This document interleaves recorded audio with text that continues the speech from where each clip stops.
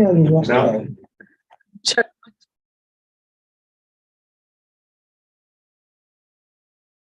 We're good. check 1, 2.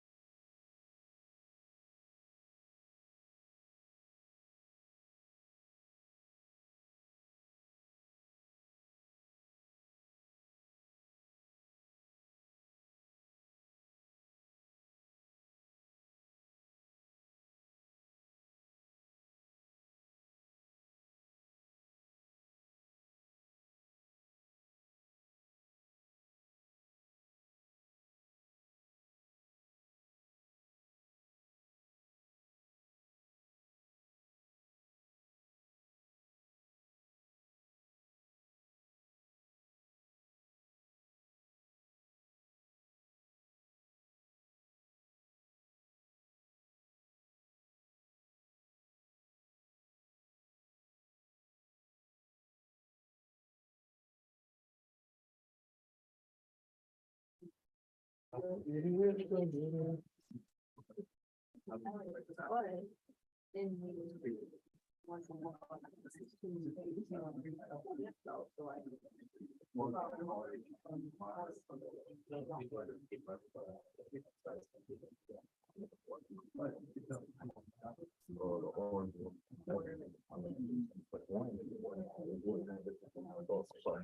one on the left. This one?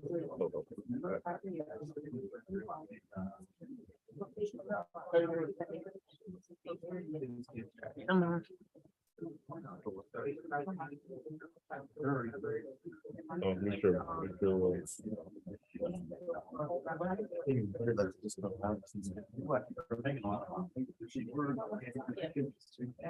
So. I went back there, I was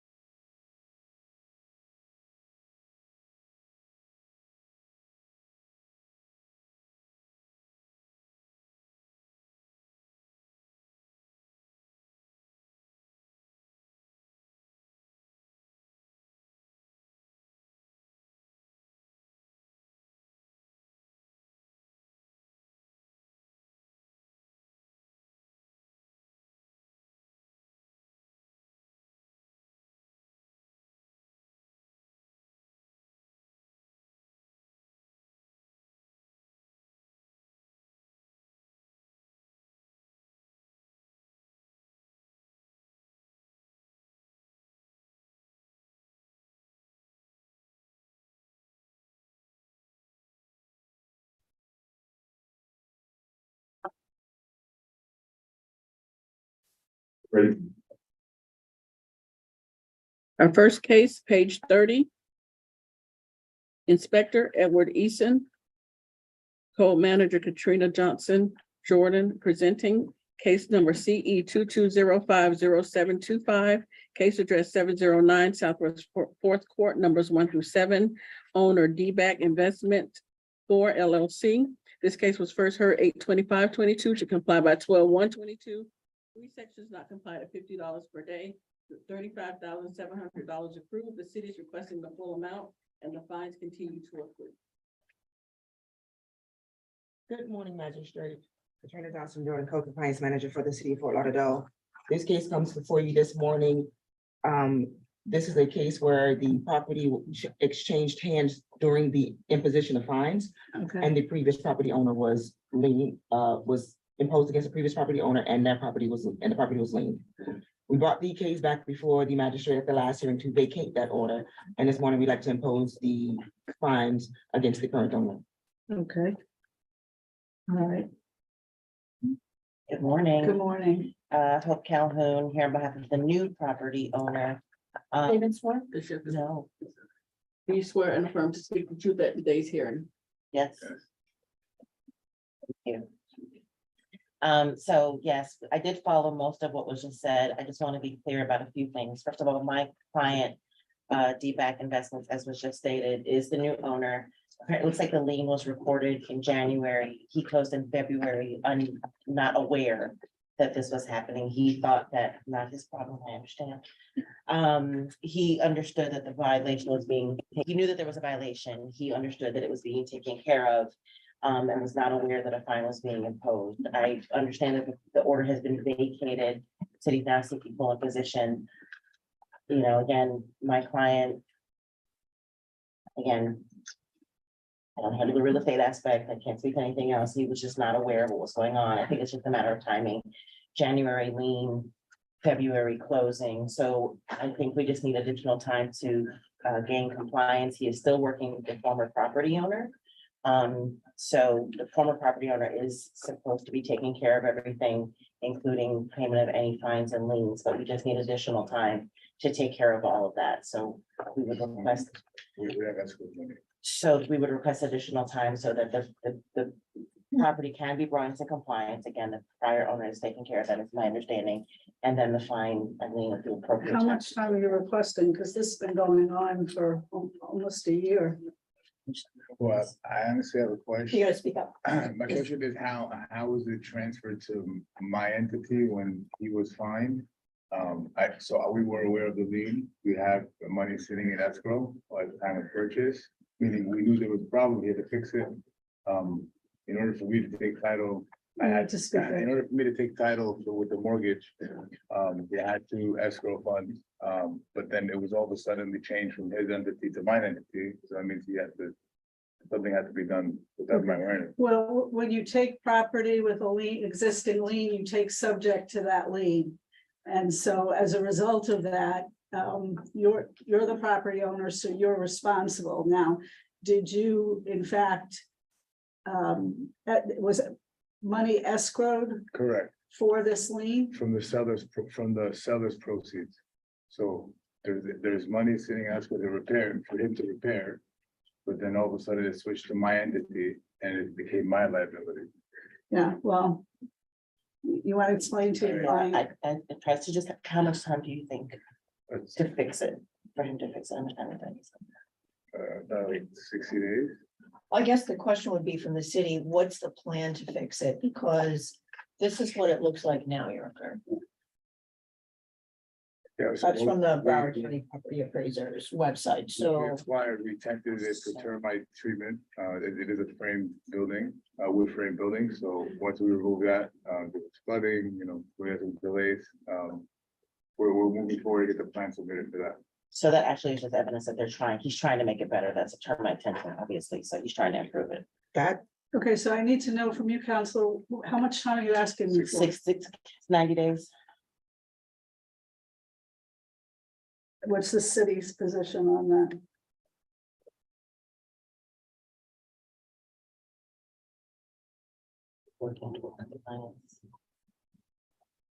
I mean, So- should it take 90 days to, the thing is, I don't know what the plan is, which is what was asked. You're saying it's going to take 90 days, but part of it is the landscape of the property, so I don't know if you're gonna rehab the building and then the entire property surrounding it.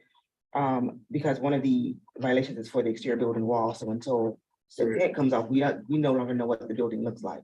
Correct, so the tent is scheduled to come off this week, I believe, it's not already off, and keep in mind, it's a historic district, so there's a certain process to go through. Absolutely, and I don't think 90 days is going to. So it's really not a termite tent, because this picture from BCPA is May 2nd, and termite tents don't stay up for over 2 months. They stay up for 24 hours. Yeah, honestly, I can't reach the guy to put the tent on.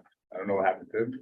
The tent is halfway off with all the winds and blows that's going on. But I we're- mean, we're- if you're willing to give us, again, we can, 120 days, we can come back and provide an update and continue forward, but again, he is clearly trying to comply in his historic And the district. imposed fines that are in place are sitting in escrow by title, so from the seller. I would need a shorter time frame for us to meet back at the table, 60 days and to meet back at the table. But we have to see something change in those 60 days. okay, I'm gonna give you 63 days and an order to reappear on my 9/28/23 docket to give me a progress report. Thank you. All right, Thank you, thank you. thank you.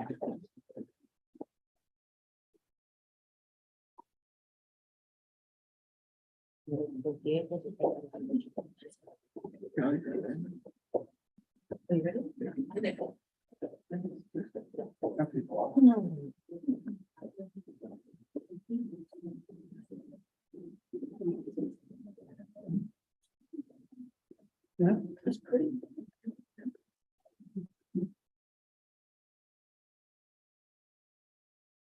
Our next case, page 18, Inspector Patrice Jolly, case number CE 221000523, case address 3065 Northwest 19th Street, owner Ashas Plaza LLC, posted at property 7/15/23, posted at City Hall 7/13/23. Ma'am, will you please raise your right hand? Do you swear or affirm to speak the truth at today's hearing? Yes.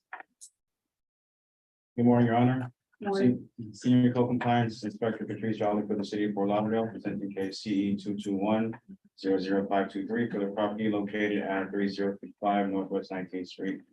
This property was first inspected on October 14, 2022, and cited for the following violation. BCZ 39-215F, the parking facility at its location are not being maintained. The surface and stripes are faded. This is a recurring violation for this property. Please see case CE 2012-1043. This violation will be presented to the Inspector Magistrate for finding of fact whether it complies after the hearing. 18-12A. There's overgrowth, trash, rubbish, and debris on this property and or swell. 9-306. The exterior building walls have not been maintained. There are areas of the exterior walls that have stains and missing and peeling paint. 18-1, there is standing water accumulating in the parking lot at this property that is creating a public nuisance. It is being maintained in such a manner that the property is or may reasonably become infested or inhabited with rodents, with furniture breeding place for mosquitoes, and threaten or endanger the public health, safety, and welfare, or may adversely affect and impair the economic welfare of adjacent properties. An inspection report was mailed to the property owner for Broward County Property Appraiser's record. The property was re-inspected a total of 12 times, including pre-hearing inspection conducted on July 20th, 2023, where the violations remain as depicted in the photos. The city is requesting 35 days to comply for violation BCZ 39-215F. 18-1 and 9-306, and 10 days for violation 18-12A, and $150 per day for a violation thereafter. Good morning, please Good state your morning. name for the record. Hyacinth Jones. Okay, are you in agreement to bring the property into compliance 35 days on the first 3 violation and 10 days on the standing water issue? Yes, that's right, because we didn't get a notice in the mail. Okay. And because what happened, I just got this notice that was posted on the I thought was the police officer, because we've been calling about the homeless that's litter the place and mess the place up. You know, we're having a hard time, you know, with the homeless. Okay, all right. And they stood at nights, and trashed the place. Okay, the first thing you need to do is to get rid of that standing water because Yes. that's a health concern, I okay? understand, yes. All right, and then you'll have 10 days to do that and 35 days to get the rest of it. If you run into a problem, you know, I understand you're agreeing to do that, but if you run into a problem, make sure you contact the inspector. Okay, because it's the first time I've Because seen you this. have quite a bit of I work haven't with seen regard it. to the parking, et cetera, that you Yes. do in 35 days. I just want to add like the one that's 10 days is for the trash and debris to clean up the property. The 18 for the public nuisance version of it is gonna require her to do something with the drainage in her parking lot, because every time it rains, the water accumulates. So I don't think 10 days would be sufficient to. No, I said Right. 35 days Okay, for that. 35. Okay, is that gonna be sufficient? She said, when she has a plan, and I think I can always give her more time. Okay, all right, so if you run into a problem before that 35 days is up, make sure you contact the inspector. Okay. Before the fines start to run, because they're running at $150 a day per violation. Okay. All right, thank you very much.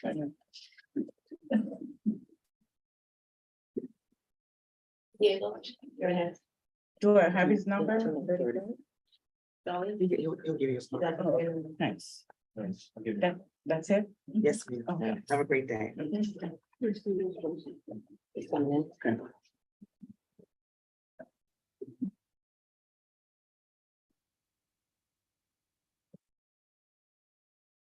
You're here.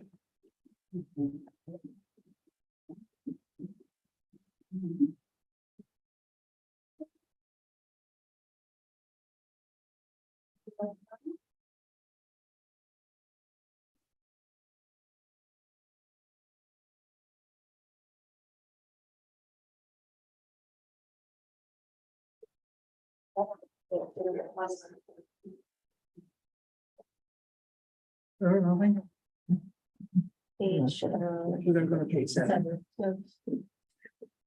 Our next case is page 7, Inspector Diego Santos, case number CE 23010799.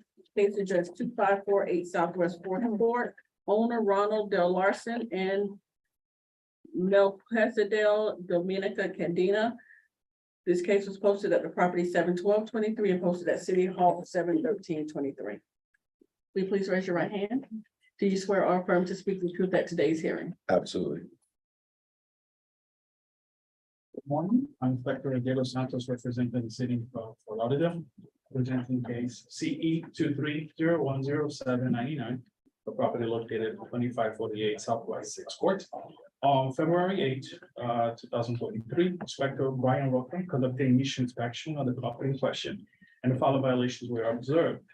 9-3043, the driveway maintenance and parking on the lot. There's an orange trailer parked on the grass lawn area, and also the gravel driveway is not being maintained. It has weeds growing through it and missing gravel. 18-12A was complied. 47-19 to 11A was complied. On April 4th, upon conducting a re-inspection, I observed a new violation, which I submitted an amended report. Violation was 9-305B, the landscape maintenance. The landscaping in this property is not being maintained in any well-kept appearance. There are areas of dead and missing ground covered. Okay, so at this time,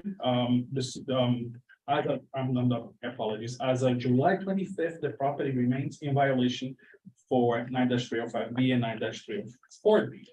So at this time, the city is requesting 35 days to come to compliance or face a fine of $50 per violation thereafter. Morning, sir. Please state your name for the record. Ronnie Larts.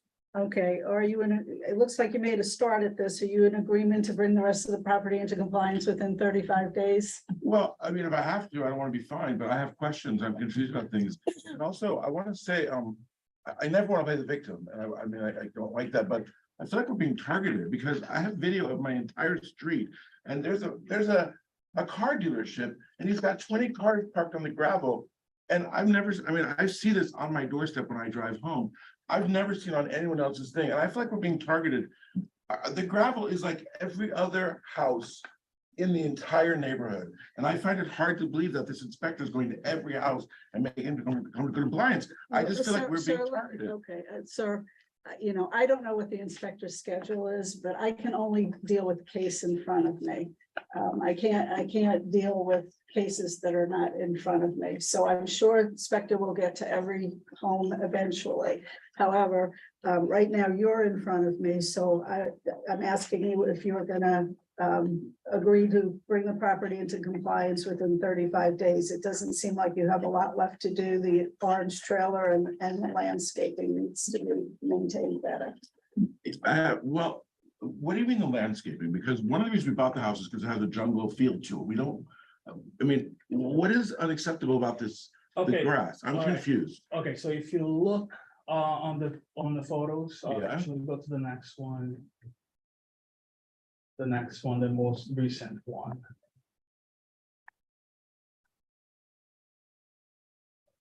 Okay, so if you see right here, that area where the driveway is, all right, needs to have gravel. This has to have gravel here. And then in the sides needs to have the grass. The way it is right now, you know, is not acceptable by code. There's missing ground cover. Yes, but if I cover that whole thing, if I go spend $500 and cover that whole thing in gravel and a weed pops up and my neighbor calls and I get another thing, I'm gonna be back here. I mean, I don't want to fight with this city, but I also do not want to be targeted for a weed coming up when there is nothing but we So had I rain have last a night. weed in front of me. That's right what he's now, saying, it's right? not What- covered. What I have in front of me is missing ground cover and a gravel driveway that's not being maintained. Okay, so that But what is am I what is in required front to of me. do? That's what I You don't are understand. required to re-gravel the driveway and to make the grass so that there is covering all, there's not these bald spots all on the grass. Okay, I understand that, but I got a note saying that grass was coming up through the gravel. If I do have to go out every day and pick a weed because somebody's targeting me, I mean, I wanna be in compliance, but I don't wanna be getting these on my door every 2 weeks. Well, I mean, does that look like every house in the neighborhood in Fort Lauderdale? sir, I've already addressed that. Those houses are not in front of me. But why aren't they when the guy's driving down the street? Okay, sir, I'm gonna give you 35 days to bring your property into compliance or face a fine of $50 a day. And you know what you have to do, you need to do it. I want to understand, I'm a new homeowner, I want to understand what I have to do exactly. What exactly do you say maintain it? Your Honor, Your name's Ronnie, right? Yes, Supervisor Brown. great. Supervisor over at District 4. So basically what the issue is we need to have a defined driveway. You see how the grass is going into the driveway and there's gravel off the side on the front by the street? The Yes, driveway needs to be defined. Once you come into compliance with that, we'll comply it. Obviously, mitigating things need to be put in there so it doesn't continue to grow through. So I don't know if it's a weed killer or whatever you feel like you need to go through to maintain it, that you need to do that. If you feel like there are other homes in the area that have violations, please feel free to make a complaint. We will I respond have to it. video, You can make a complaint and we will respond. to but I it. don't want to Let me- complain. I just Can want to be sir, targeted. nobody's targeting you, sir. If the How do you officer- know sir, that? Because I monitor my officers, okay? Now, listen, we do area projects, we do a whole entire neighborhood. Sometimes somebody complains, sometimes it's proactive, depending on the amount of violations at the property. Okay, I'm sorry that you feel targeted. That's not the issue. We just want the home to be in compliance and we want the neighborhood to be beautiful. If you would like to make any complaints, we can respond to those. I'm not gonna go up and down the street with my neighbors. I'm just saying, how do you know how do you know I don't have a neighbor that is how do you know that somebody is not like, I'm sorry that you feel that way, but at the end. of the no, day- I'm asking, how do you know? Because So he's, that's irrelevant, because once we receive a complaint, we're legally obligated to go out and investigate to see if there's a valid validity to that complaint. but what I read is that some of the ways that complaints happen is that people drive down the street. If the guy is coming to my house, wouldn't he notice the other houses and ask them to be in compliance? That's why I feel targeted. Sir, I'm gonna tell you one more time, the other houses are not in front of me today. I You can show them to feel you. Free to make a formal complaint, and it will be addressed. But for right now, you have 35 days to bring your property into compliance or face a fine of $50 a day, and your hearing is over. My hearing, I have another violation we haven't even talked about. How Okay, can my hearing be so, over? okay, so. And I have a lot of questions about how to maintain my All right, so property. if you have questions, we can talk after, and then I can visit the property and I can talk to you in person. And I can show you exactly what needs to be done to come into compliance. Okay, can I ask a question now? Right now, we have people waiting, because we have a list of cases. These are not. But complicated again, violations, so. They are complicated because I'm a new homeowner and I don't understand them. okay, So if I put a fence up there, do you look over the fence to make sure there's gravel or just the fence? How does that work? well, Those are questions, I'm sorry, hold on, Diego. My apologies, Katrina doing the code compliance manager. Those are questions you can ask him offline. He'll provide you his contact information. He's already said he'll meet with the property. The magistrate has explained that your case has been heard and is now over. So we're gonna request that you now allow the code officer to give you his phone number and you speak to him offline. Okay, but it's not over because there's a trailer issue as well. So it's not over. The trailer was heard Remove it as from the well. grass. the trailer was heard as well, so all you No, have it to- was not. If there's Yes, an orange, we just heard both cases. We heard it's one case. He read. I'm both- telling you, it's not. I have it here. There's an orange trailer that is a He already picture. read that into the record, sir. You're not listening? No, I didn't hear Apparently that. not. Okay, so, You read it. okay, just to clarify, all right, I'm gonna read one more time. No, I don't, you don't need to do You that. don't We have have a full day of, Okay. it's already been read into. No, the no, record. because he's not understanding that the driveway and the parking on the lawn is the same thing. So Case. it's the same, it's part of the same case, but he has, both of them has to be addressed. The orange trailer cannot be parking on the grass. It has to be in a hard surface. Okay, you can have in the property, but it has to be in a hard surface. Again, we can talk about this after, or we can schedule for a meeting in person in your property. I'll be more than happy to show everything that needs to be done. All right, we can talk about it. Yes, absolutely. Thank you. Thank you.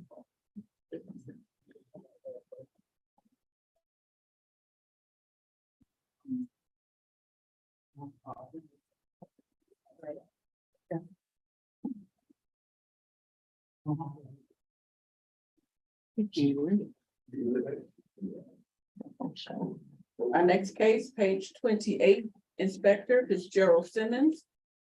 Case number CE 23040025. Case address 1345 Northwest 8th Avenue, owner Arlene Walcott and Dean P. Walcott. This case was cited 4/123 to comply by 4/123. One section complied at $500 per day, $500 approved. The city is requesting the full amount. The appeal deadline was 4/16/23 and the citation appeal was received.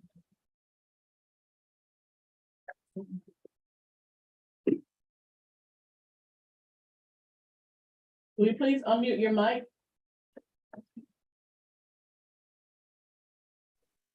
Okay, it's unmuted. Morning. Will you please raise your right hand? Do you swear or affirm to speak the truth at today's hearing? Yes,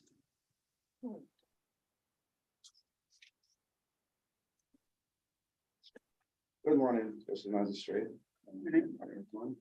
Um, I'm representing this case on behalf of Court Officer Fitzsimmons. My name is Paul Smart, nighttime code compliance inspector.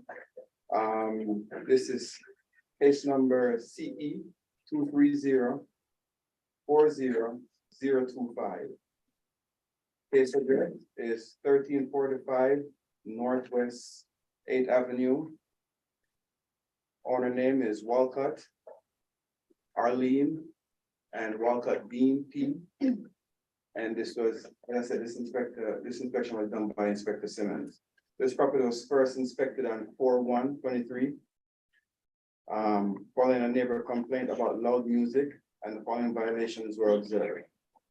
Section 17-6, which states there is noise in excess of permissible sound level limits of 50 dBA after 10 p.m. On 4/1/2023 at 9:57 p.m., decibels were measured as follows: 68.9 dBA, 67.7 dBA, and 69.9 dBA. This violation is irreparable and irreversible in nature. One-time fine of 500 was assessed.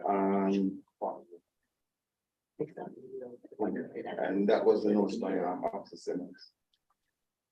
Okay, please state your name for the record.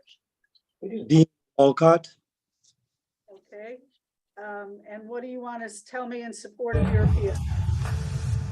So my purpose for filing,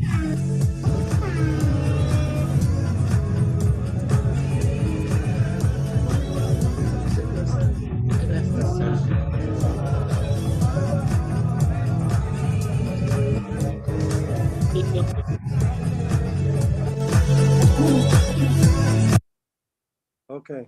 Okay, so my purpose for filing the appeal is that I am not the person responsible for this noise. It is a rental property. I have never resided at that property. As you can see by the evidence that I submitted, this person that committed the violation was a tenant that was being evicted. And you see the timeline of all the court documents and various documents that I filed to evict this person for non-payment. Yeah, unfortunately, Mr. Walcott, as the property owner, you are responsible under our code. So, you know, there's, I mean, whether you include that in your eviction as part, you know, that's between you and the tenant. But the property owner is the responsible party.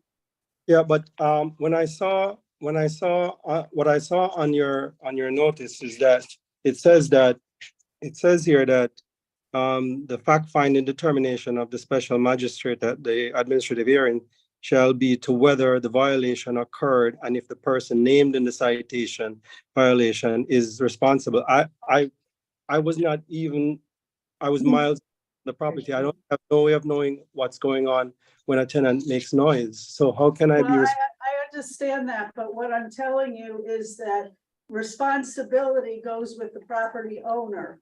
So, you know, if you are the property owner, then that is a finding of responsibility. So if you have 100 tenants and they all make noise violations, you're responsible for 100 violations? That's unfair to me. Yeah, I'm sorry, but there's nothing I can do about that. You know, I can't rewrite the code. Property owners are the responsible party, so I'm going to deny the appeal.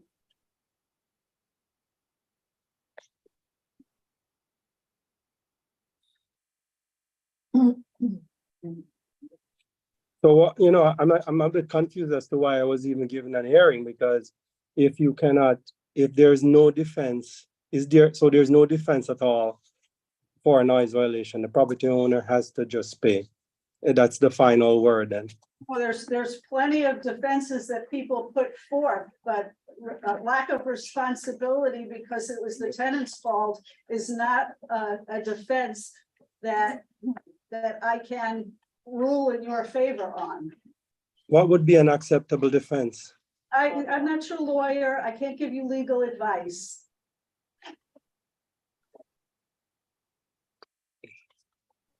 Okay, next case. Thank you, sir. All right. Thank you. Next case, page 31. Inspector Paul Smart. Case number CE 2306-0377. Case address 3641 Riverland Road. Owner Laura Celeste Beltran. This case was cited 6/11/23 to comply by 6/11/23, a one-time fine of $250. City is requesting the full amount. Appeal deadline was 6/26/23 and no appeal received. Good morning. Good morning. Will you please raise your right hand? Do you swear or affirm to speak the truth at today's hearing? I do.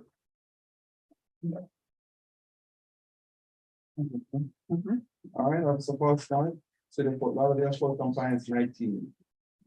This is for case number CE 2306037 for property located at 3641 Riverland Road.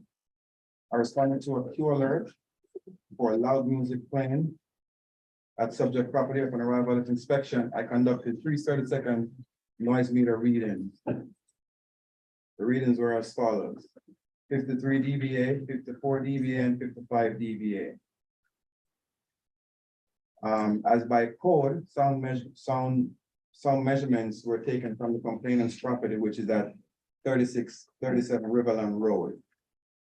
And following violation was found, which is section 17-6, which is maximum permissible dBA sound level. There is noise in excess of the permissible sound limit of 50 dBA after 10 PM. Do we have the video? I don't have anything. Yes. Sure. Okay.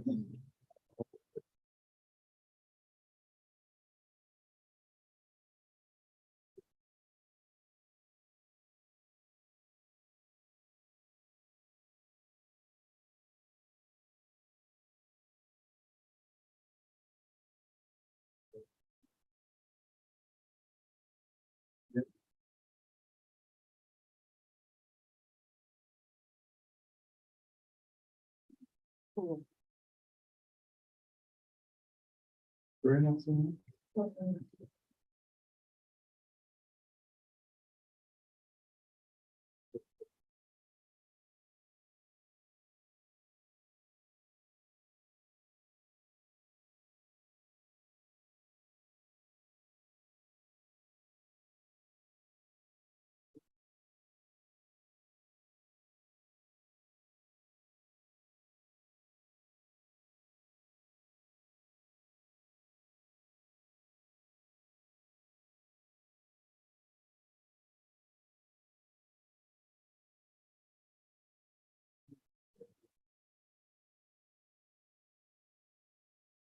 We need to recall the case. Call it. Do you have video yet? I do have it.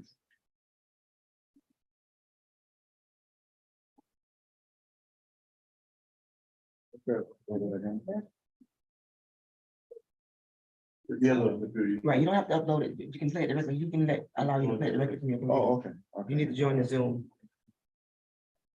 Recall the case.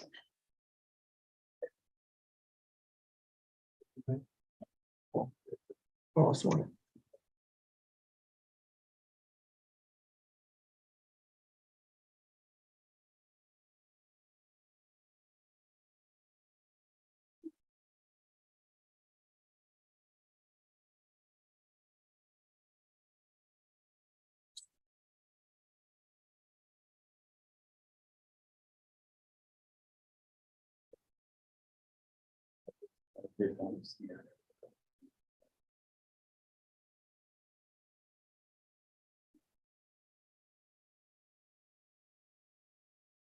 What do we call it? Recall, what do we call? 611.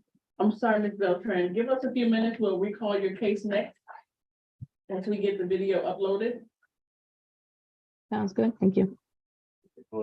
thank you. Okay, hold it right, right. We'll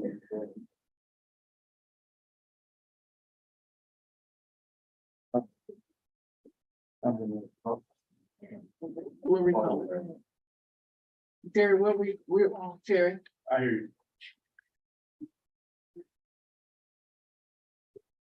our next case is on page 2. Inspector Gail Williams, Senior Inspector Dorian Cologne presenting. Case number CE 2301066, case address 1631 Northeast 54th Street, owner Scott and Lindsay Camone. This case was posted at property 7/17/23, posted at City Hall 7/13/23.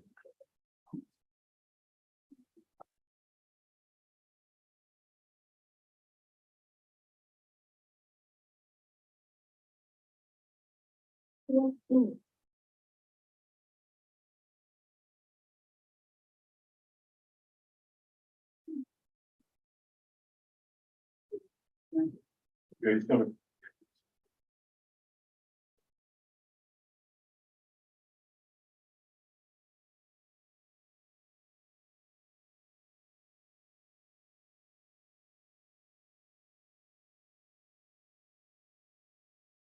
Good morning. Will you please unmute your mic? Will you please raise your right hand? Do you swear or affirm to speak the truth at today's hearing? Yes, ma'am. Good morning, Senior Inspector Floyd for the City of Fort Lauderdale. Case number CE 23010626, the address 1631 Northeast 54th Street. This property was first cited by Business Tax Officer Brian Rokuson for 1528, engaging in a business without first obtaining a business tax receipt. And then the property owner did apply and receive a business tax receipt on February 16th, 2023. And the business tax receipt was for a fitness consultant for online programming and training. The property was monitored by Senior Officer Gail Williams. And during this time that there was people observed working out in the garage and on the driveway. There was also vehicles observed parked on the street and in the front and on the swell areas of the property on different days and times. On June 8th, 2023, the property was cited for 15-42. That it shall be unlawful to make any false statements or misrepresentation of facts when applying for a business tax receipt. And allowing 7 days to cease operating a home gym. So as of the last 3 inspections, the most recent being on July 24th, 23, the property was in compliance. However, today the city is asking for a finding of fact that the violation did exist. And any new occurrences, of course, will be treated as a repeat violation. Okay, please say your name, sir. Scott, good morning, ma'am. Okay. Apparently, the property is in compliance and we're pleased about that. The city is just asking me for a finding of fact that the violation exists. Based on the pictures, it seems that that's the case. Do you have anything to tell me before I rule? Yeah, so I don't believe there's any violation. Well, I know there's no violation. I submitted evidence through the portal. I don't know if it's there. I own 2 gyms in the area, 1.5 miles from here, called Intense Fitness. It's a personal training studio. We have 13 trainers on staff, including myself. That's where I conduct my business one-on-one for training. I also have on 3101 Oakland Park Boulevard in Federal, a worldwide franchise called F45. I have both paperworks submitted for those. I pay taxes on those. They're registered with the county and state. That is where my money for business is conducted when I'm one-on-one. I applied for the business tax. I was told by the original guy, Brian, to apply for the business tax. And I told him, I do have my friends. I've been in business for 20 years. I know a lot of people in Fort Lauderdale, a lot of business owners. And I have a lot of my friends over to hang out at my house. We work out together. We are working out in those pictures. My wife, she has girlfriends that come over and work out. We have people it's like my man cave in there. But I do not conduct one-on-one training or group training in my 200 square foot garage that has no air conditioner with paying clients.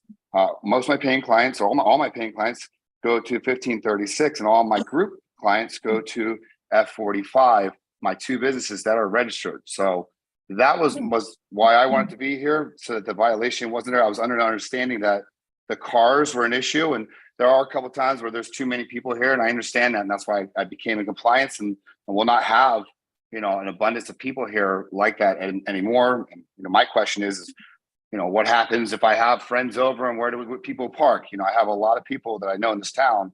I've been here for a while that come over to my house. But business-wise, paying clients face-to-face, those 2 businesses is where they go. I do online training. I have clients that are on the West Coast, in California, Pennsylvania, London, all over the place. And I do shoot video for my online business. So sometimes people do come here, and I will use clients from those businesses that I pay to shoot a video. That's how I acquire online clientele.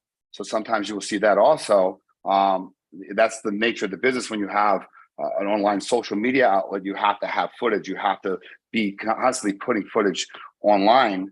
So sometimes some of those cars, as I'm looking at some of the cars, that's who was in the gym with me. And so that was my definition of what's going on. Your Honor, Supervisor Bass for the city of Fort Lauderdale.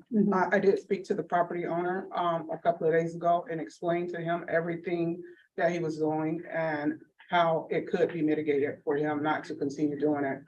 We understand he does have 2 other gyms. However, they are still coming to this location to work out in the gym. The inspectors have been monitoring this case for months. So it's been more than one occasion where they went there, saw people working out in the gym, saw people going around the neighborhood as a workout as well. This has been an ongoing problem that has been called in several times to our city commission. So we did move forward with enforcement on it. As far as his application with the business tax inspector, on that application, it didn't state anything about having clients coming over to the house. That application stated only that he would be doing online consultation for his clients only. And that's what I just said. I don't have paying clients that come to the house. I have friends that come to the house. Am I not allowed to have my neighbor, Chrissy, who comes down here and hangs out with my wife and they work out, and Amy, come out and work out at my house because the girlfriends in the neighborhood are working out, and that's who's running around the street, who are also, own properties in this neighborhood. That was my question is there a statute on having people in your house hanging out in your garage, no matter what they're doing?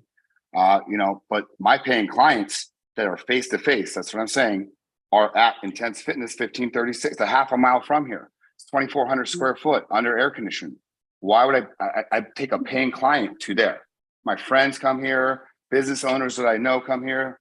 That's what's going on. I get the point, I understand. If you want to say something else. As depicted in the photos, these are all different times that we conducted these inspections, and they were all different vehicles. And I would just like to read, part of the home-based business statutes does say parking related to the business activities of the home-based business has to comply with the local zoning requirements, and the need for parking generated by the business may not be greater in volume than would normally be expected at a similar residence where no business is conducted. And also, just like Supervisor did state, the complaints kept coming in, and one of the biggest problems with that was all this off-street parking that was happening. Okay, yeah, I understand that, but that's not, the parking issue isn't in front of me today, is it? No, the parking issue is in front of you, but all of it correlates together as far as what he put on his application for a home-based business, which was only online consultation, and it's spilling over into the property, into the residential neighborhood. So all of it correlates together. I also spoke with him and he asked the question, what if I'm having a party every day? It was like, if you're having a party every day, then you need to apply for a business tax license for party rentals or something of that sort to see if it meets the requirements and the zoning requirements for your residential zone area. So May I ask a question, ma'am? So I was listening to the gentleman before who's like the guy down the street, and I know I'm not going to show you pictures of the guy down the street. I mean, I did the same thing over the last couple of days. Well, there's 2 houses over on the other side. I know it doesn't matter, but that was my question to her. It's not about a party. It's like people can come to your house and park on the street every day in every single neighborhood. So at what point in time am I always going to be in violation? Sir, it's not before me today, and I'm not going to rule against you on the parking issue. But I have a question for the city attorney. If he's having friends over to work out and he's not charging them and it's not part of his online business, is that permitted? I mean, it's a little bit of a gray area, Your Honor. I mean, again, the business tax receipt was for online consultations for a gym. The neighborhood has complained multiple times that people are working out regularly. The inspector has testified that they're all different days, times, different cars. Not the same cars over and over, but different cars, different times. Again, whether it's free or not, I mean, That's not the issue. yeah. I would suggest that it's not, because the. And it's not, addition- there's not always a workout going on in this cars. There's a tutors that come here for my daughter. My wife has a home-based business that's also registered with you guys. So it's not always people sitting here working out when you see cars out front. And if it's different times, I understand that. Do I have to know one person that comes to my house? Your assumption is that because there's different times, different people that I'm charging. And again, I say, I have two businesses that I charge people at. I bring my friends here. I don't bring clients here. And my online training is all over the country. So that's what I applied for. And that's when I talked to Brian originally. I told him this, and he was the one that advised me to apply for it this way. I also consult gyms around the country on their sales tactics. I'm wearing the shirt right now. We have over 3,000 units for this gym. So sometimes I have some of the managers that are here from Pompano and other places, and this is where we meet and talk. Is that not allowed also? So whether you see cars here at different times, I don't have a set schedule. So there's going to be different times and different people that I know. So, your magistrate, so it wasn't just the cars that were observed, it was also the persons, the people working out in the garage and also running up and down the street. So, I don't know if you're familiar with CrossFit training. That's what you do when you train in CrossFit. So, so this wasn't just the cars, it was also observed with those activities. All right. Is there a rule against running it down the street also? There's people running through my street all day long and bike all day long. If you're conducting a business that's outside of what you put on your application, it is. I've already described that it's not. That's what I'm saying. Your assumption and your overview is what it is. I mean, additionally, Your Honor, there, and you may want to hear from the manager. There's Instagram posts that show multiple individuals working out at all days and times in the garage. So I don't know if you want to hear from Ms. Jordan with regard to that, but. And as I described earlier also, sorry, I don't mean to cut you off. I have to put footage. It's how I acquire clients around the country. You know, you do an Instagram post. How am I going to, if you go to anybody who runs an online business? He's recordings outside his business tax receipt.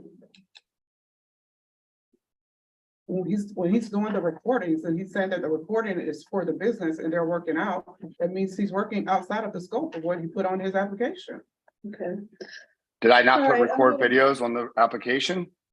all right.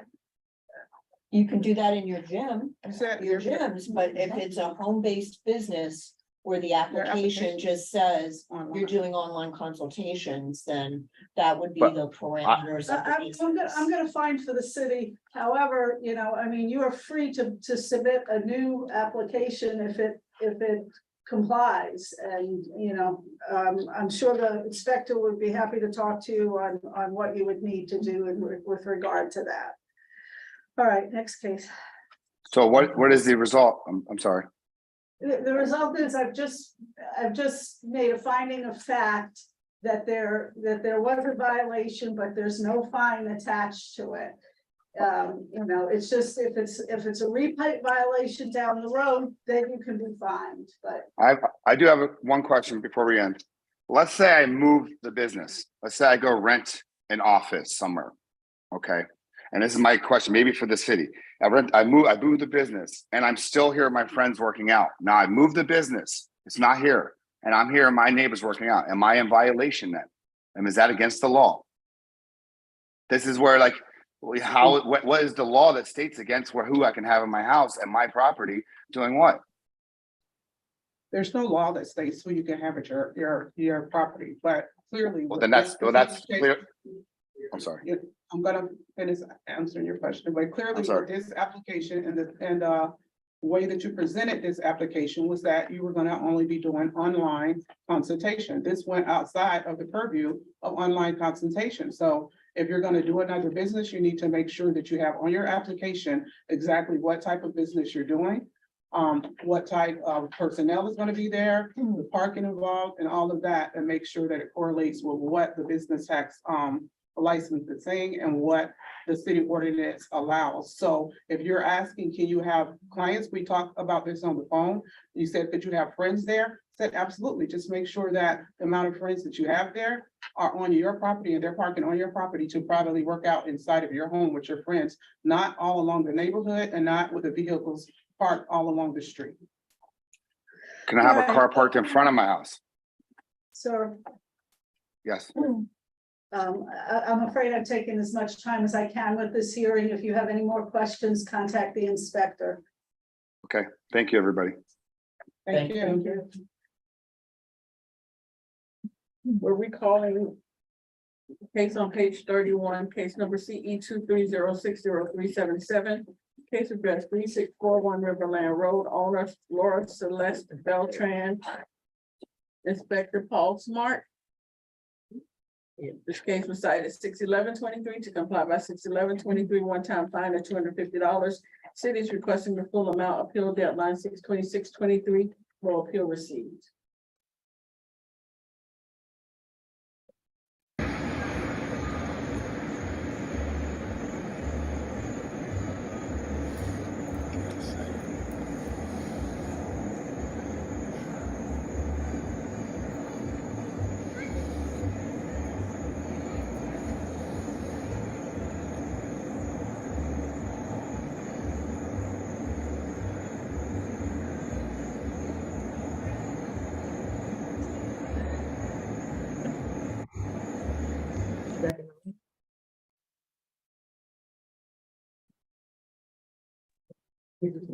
Yep, which one in again?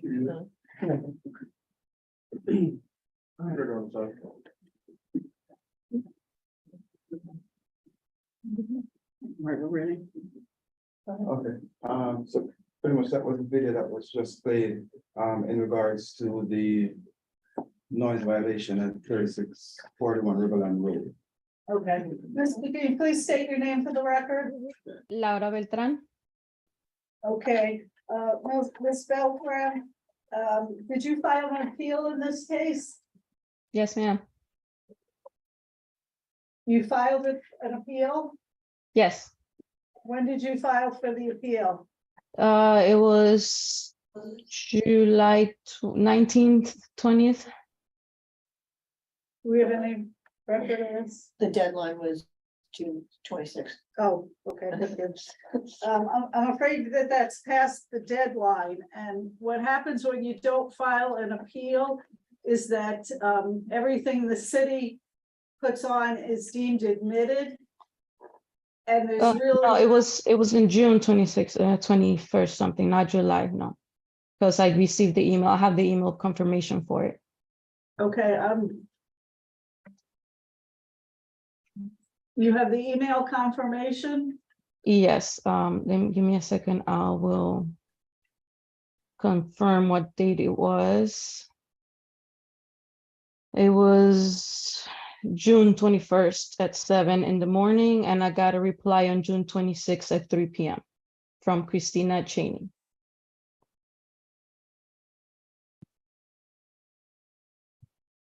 Okay, we're gonna check that out.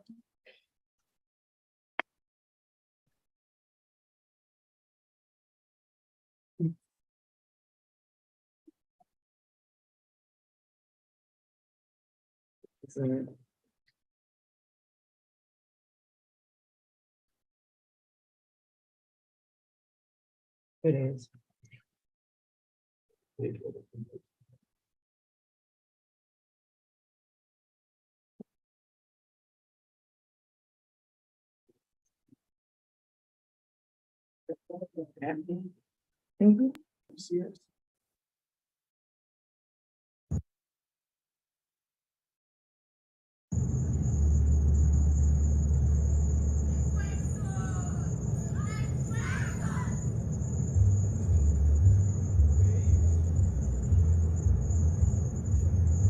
We can't confirm.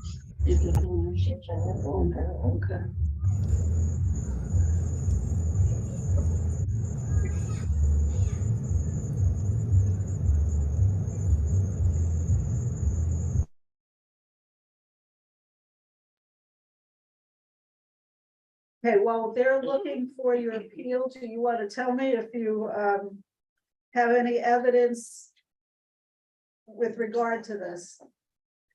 I just wanted to say, you know, there was no warning or anything, and my new homeowner wasn't sure what the code was, but nobody ever came and said, you know, that it's too loud, you could lower it.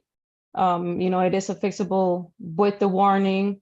There hasn't been any complaints before or after, and we obviously won't do it again. Also, you know, the violation wasn't too much over the decibels. A whisper is 30 decibels, so any little, you know, the rustling of the leaves could have make the meter go over. You can hear the crickets louder than you can hear the music. Okay, do you want to address that? Sure. So pretty much we have had, quite a few complaints from our neighbor on this particular property. We've gone out there before and the readings have never, they've been like, pretty much on the point at the maximum. So we've gotten like 52 and 51, which is pretty much in range of the permissible decibels. But on this night, it did go over that decibel limit. I have spoken to them each time that I go out there to do an inspection. I reminded them, hey, your neighbor next door made a complaint. You're not in violation at this point, but please, if you could just, be mindful and try not to get. You personally have come to my property and said this? Yes. I never spoken to you, and I have cameras all over my property that prove that you've never been there. It might not have been you, but I've spoken to maybe your niece or, at the time, I've been there one night in particular. If you've spoken to my niece, she's 12 years old and she's not allowed to go outside, especially at night. Anybody else there doesn't speak English. So the only one, every time that anybody comes to the door, it's always me. So, and I've never seen you before. Again, I got video, I got cameras in my property that I can show you that I've never seen you before. Okay, all right. The issue here is not whether you got a proper warning. The issue is whether or not at the time he took these readings, you were over the legal limit as far as noise goes.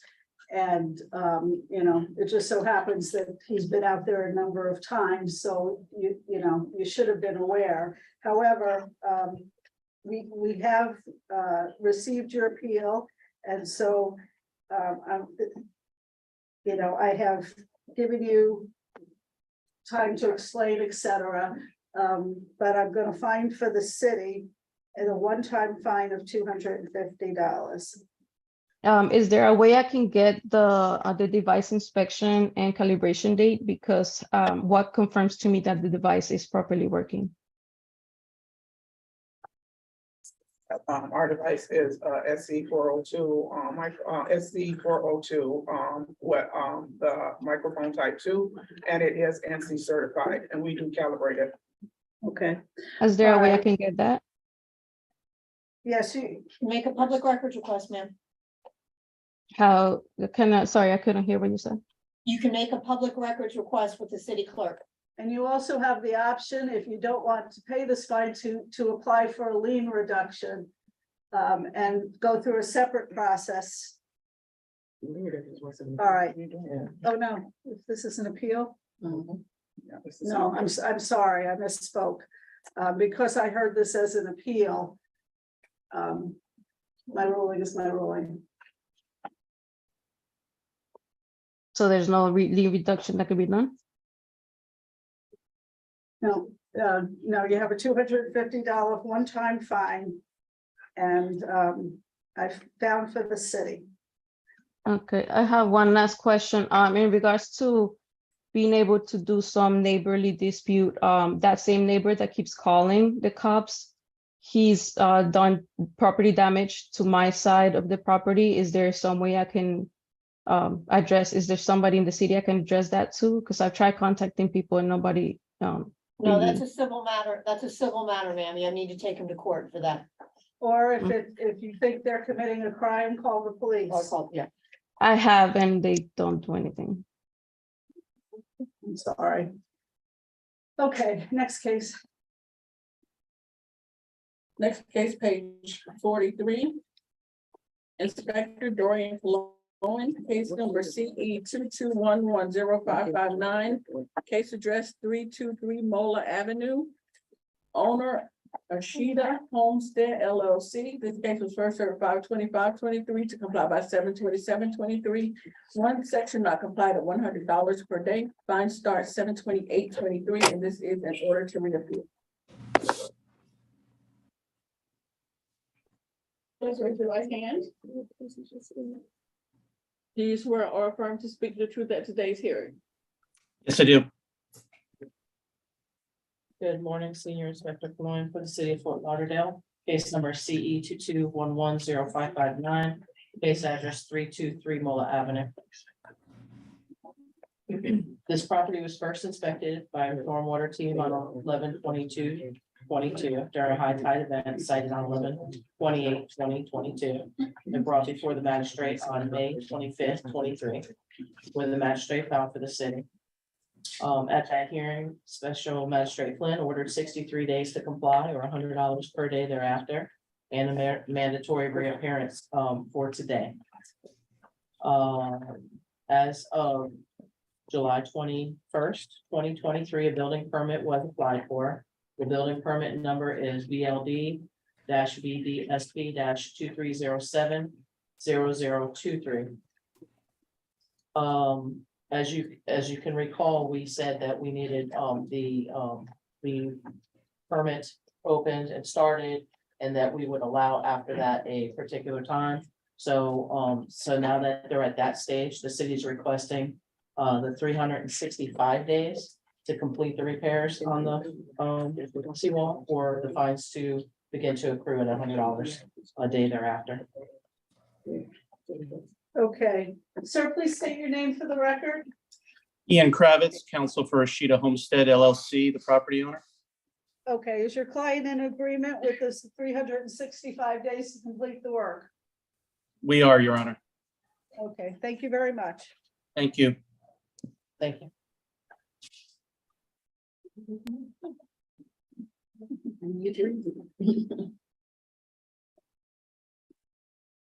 The next case, page 13, Inspector Rachel Moore, case number CE 23040016, case address 231 Southwest 31st Avenue. Owner Louis Ledee and Stephanie Pateau. This case was posted at property 7/12/23, posted at City Hall 7/13/23.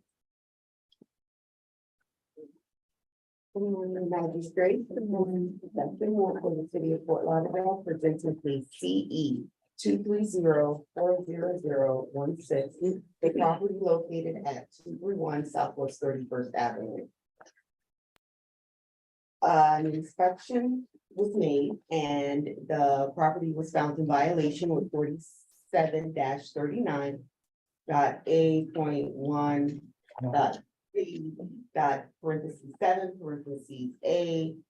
(7) which was complied on 4/7/23. There is a navy blue tow truck on the swell of this RS8 residential, single-family, low, medium density zone property. The tow truck appeared to be abandoned on the swell. The tow truck had no license plate on the vehicle, and the license plate displayed in the front window had no valid expiration date on it.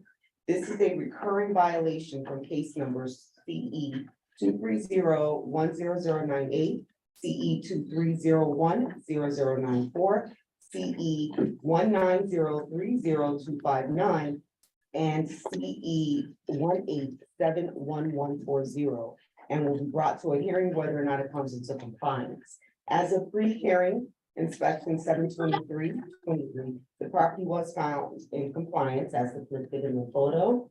At this time, the city is requesting that the recurring violation be read in as a finding of fact. Sir, please state your name for the record. Louis Leddy. Okay. Let me, we also, please raise your right hand, sir. Do you swear?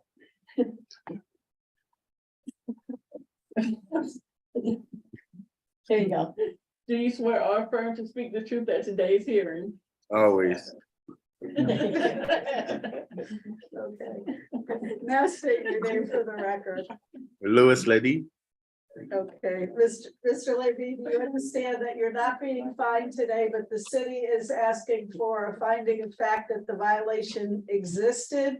So that if it happens again, you could be fined in the future. No problem. I appreciate that. I'll be moving next year, so I won't be able to see you no more. Okay, all right, He has another case. Yes. okay, page 19. Page 19. Don't log off. Don't Yeah, log another- off, You have sir. another case, sir. You have one more case. There you go. Next case, page 19, Inspector Patrice Jolly, case number CE 230100094, case address 231 Southwest 31st Avenue. Owner Louis Ledee and Stephanie Pateau. This case was posted at property 71523, posted at City Hall 71323. Good morning, Your Honor, Senior Inspector Patrice Jolly for the city of Fort Lauderdale, presenting case CE 23010094 for the property located at 231 Southwest 31st Avenue. This property was first inspected on January 4th, 2023, and cited for the following violation. 47-39.8.1.B 7A1 is in compliance. 9-304B was complied. 9-305B, the landscape of this property is not being maintained, the neat and well kept appearance. There are areas of dead and missing ground cover. This is a recurrent violation. Please see case CE 2104-0298. This violation will go before the special magistrate as a finding of fact, whether complied prior to the hearing. Inspection reports were first posted at the property and mailed to the property owner for Broward County Property Appraiser's record. Contact was made with, I guess the gentleman is a tenant on February 22nd, 2023, where he requested an extension and it was granted. This property was re-inspected a total of 6 times, including the pre-hearing inspection conducted on July 22nd, 2023, where the violation depicted as remains as depicted in the photos. The city requested 35 days to comply with violation 9-305 and $150 per day thereafter.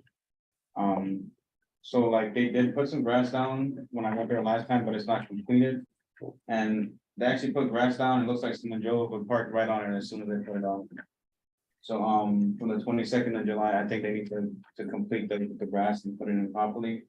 As you can see, it's all kind of thing. So this is a picture from most recent. So they would comply already parking on the grass, and since I've brought back other vehicles to be parking on the grass again. So this is a continuous problem with this property. Okay, So this is it. all right, Mr. Letty, are you in agreement to bring this property into compliance by fixing the landscaping within the next 35 days or face a fine of $50 a day? Yes, ma'am, but the swell where you see the grass at, it's like every time it rains, it could rain for 30 seconds and it's loaded with water. So there's basically a city issue, but I guess they gotta elevate the road or some, because they was working on it the other day, so I'm not sure the reason why it's doing that, because it get flooded here every 30 seconds. So it's like the grass there is always gonna be like gooey, and I don't understand what to do with it anymore. You just don't park on it. It'll dry out and grow. Yeah, but the same city people park on it, the post office when they come deliver mail, the USPS, and everybody park on it when they come do something. So All it's, right, well, don't let the people park on it that are within your control. no And, problem. Okay. all right, No thank you very much. You are. 35 days or 150 a day thereafter. Okay, no problem. All right, thank you, sir. Okay.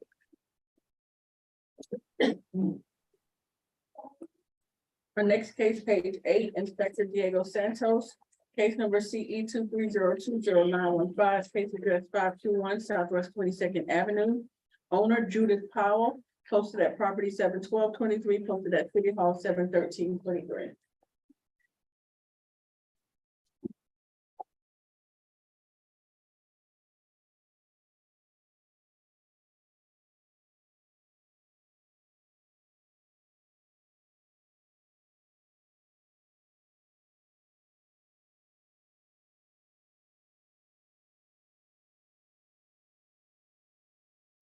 Good morning, Ms. Powell. Will you please unmute your mic?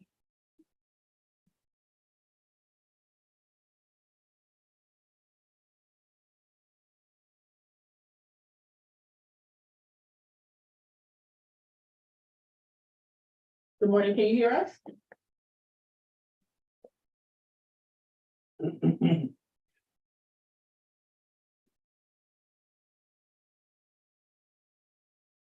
We can't hear you, ma'am.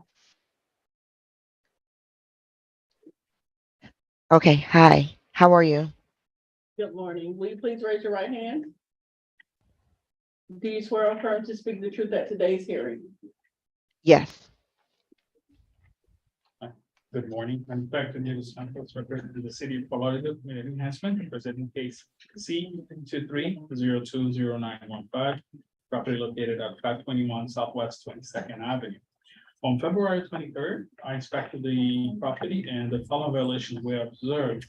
A 9-305B landscape maintenance. The landscape of this property is not being maintained in a neat and well-kept appearance. There are areas of dead and missing ground cover throughout the property and in the swell area. 9-304B complied, 18-12A complied, 18-1 complied, and 18-4C also complied. At this moment, the city is just requesting that property owner to repair the grass in 35 days or face a fine of $50 thereafter. Okay, please Okay. state your name for the record. My name is Judith Powell Dell. Okay, are you in agreement to fix the landscaping within the next 35 days or a fine of $50 a day? Yes, but which area would you like me to correct so I don't overbuy grass or sod? It looks like the swale area is missing ground cover. See the side of the property right there where the On the side of the property? Okay, So the side of the And- property and the swale area. right there. Okay, Yeah. Can you see that? yes. Okay. All right, thank you very So much. I don't have to do the front to be up because that's where when it rains, it floods real bad. And I have soiled it, put sod there on several occasions, and when it flood, it washes away. So I just wanted to be sure as to where you wanted me to put the sod. So I have a good understanding. So you want me to put it in the swell area, and that's pretty much about it? Can I see the front of the house, please?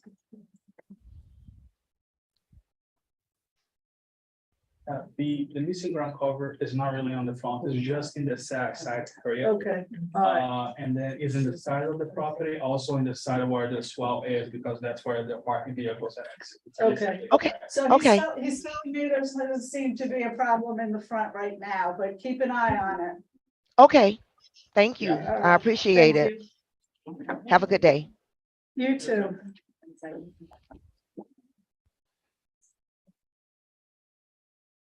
Next case, page 9, also Inspector Diego Santos. Case number CE 23050205. Case address 1251 Southwest 28th Avenue. Owner Reef Properties LLC. Posted at property 71223, posted at City Hall 71323.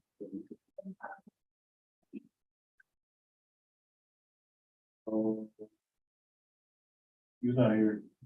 He's not? No. No, okay. He's not here. Okay. The next case is page 2.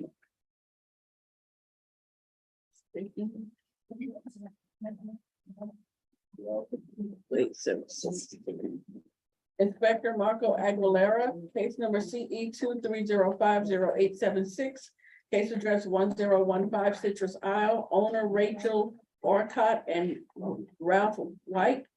Posted at property 71323, posted at City Hall 71323.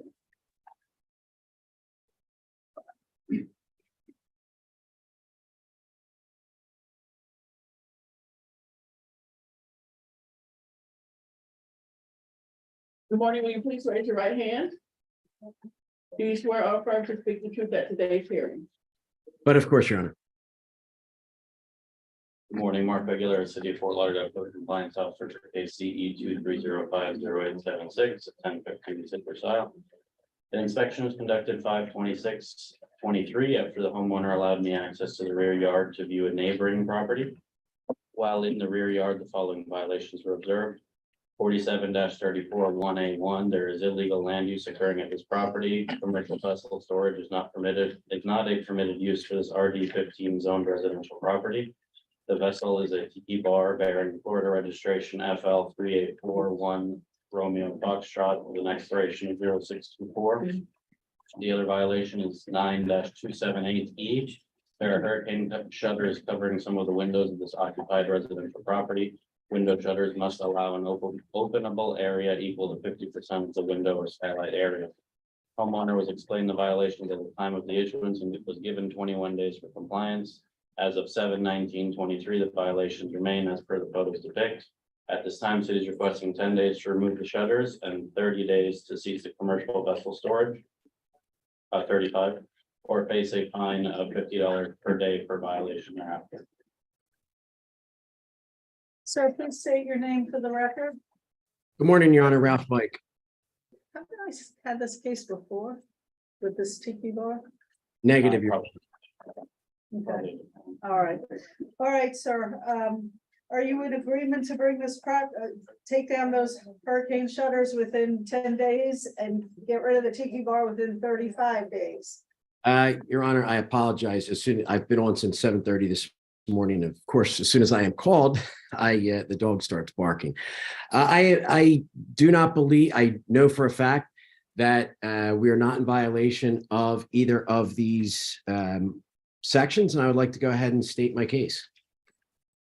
Go ahead. Your Honor, there has never been any commercial use of my property.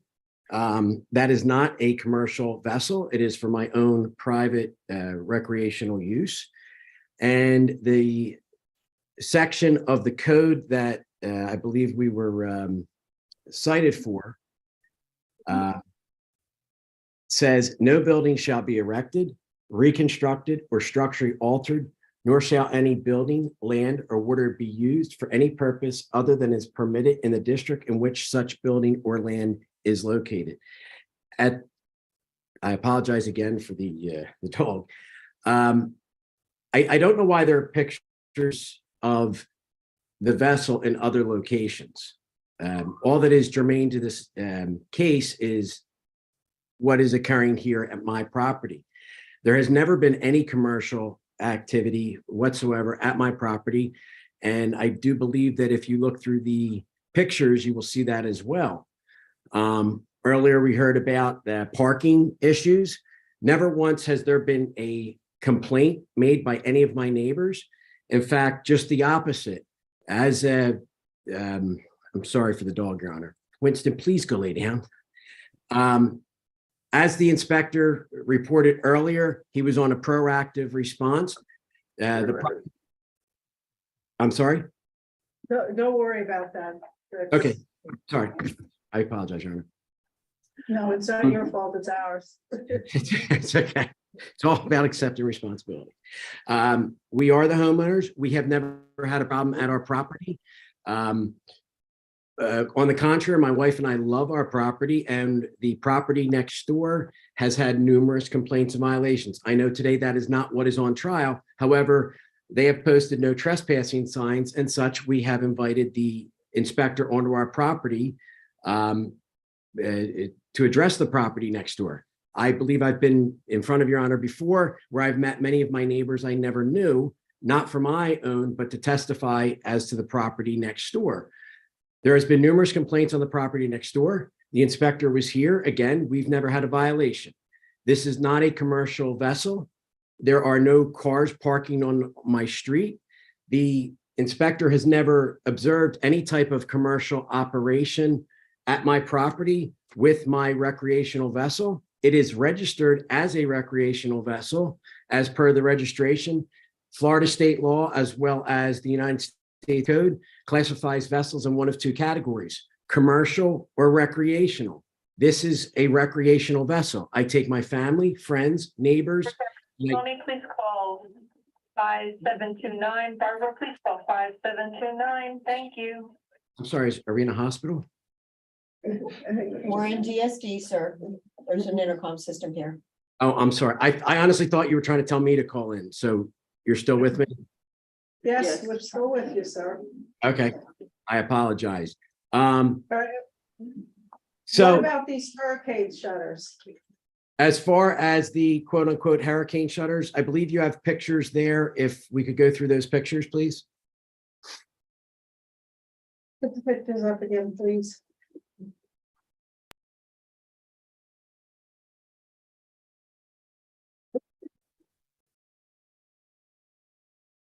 Could we pause on just that one of the side of the house?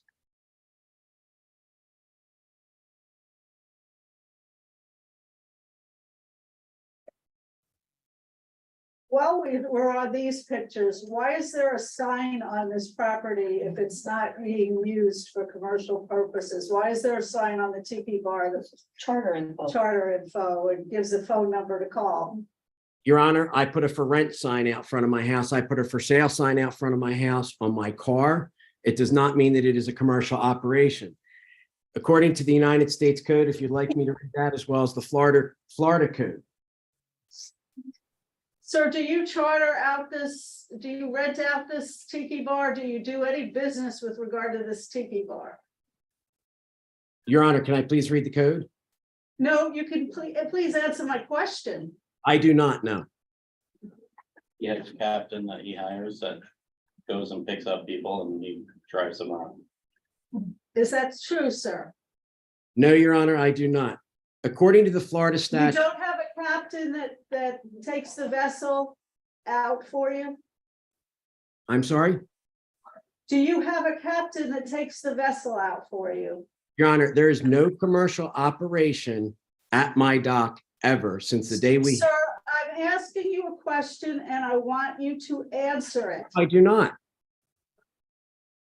I was standing 3 feet away from the vessel when the captain got there and untied the vessel and took off to go pick up passengers, as well as obviously the pictures of the vessel picking up and operating with passengers on it. So I Googled the number, Supervisor Brown. I Googled the number that's on there and it comes up on Google, Fort Lauderdale Tiki. You have 5 stars and 141 reviews. That's the number that's affiliated with that. Sir, do you realize you're under oath? Your Honor, I do, and I would like to address the Florida statute in my defense Now, here. I would like you to address my questions. I run this hearing, you do not. I'm sorry, I said, I run this hearing, you do not, and I want you to answer my questions and answer them honestly. Do you conduct business with this tiki bar? I do not conduct business with this tiki bar at my property. I get that part. That's not what I'm asking you.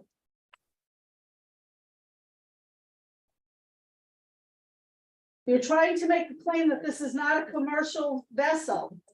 And Your Honor, I have the It's definition of commercial. recreational, Your Honor, and the evidence points otherwise. Your Honor, I have the definitions from both the United States Code as well as the Florida Code in front of me. May I read it, Your So Honor? So you're not going to answer my questions. Your Honor, may I read the code? After you answer my questions, I'll listen to any legal argument you want to make. What was the question, Your Honor? Is this tiki bar used for any commercial purpose? Do you rent it out? Do you It have a is- captain that goes out? Your Honor, it is not used for any commercial purpose. Now, may I read the statute?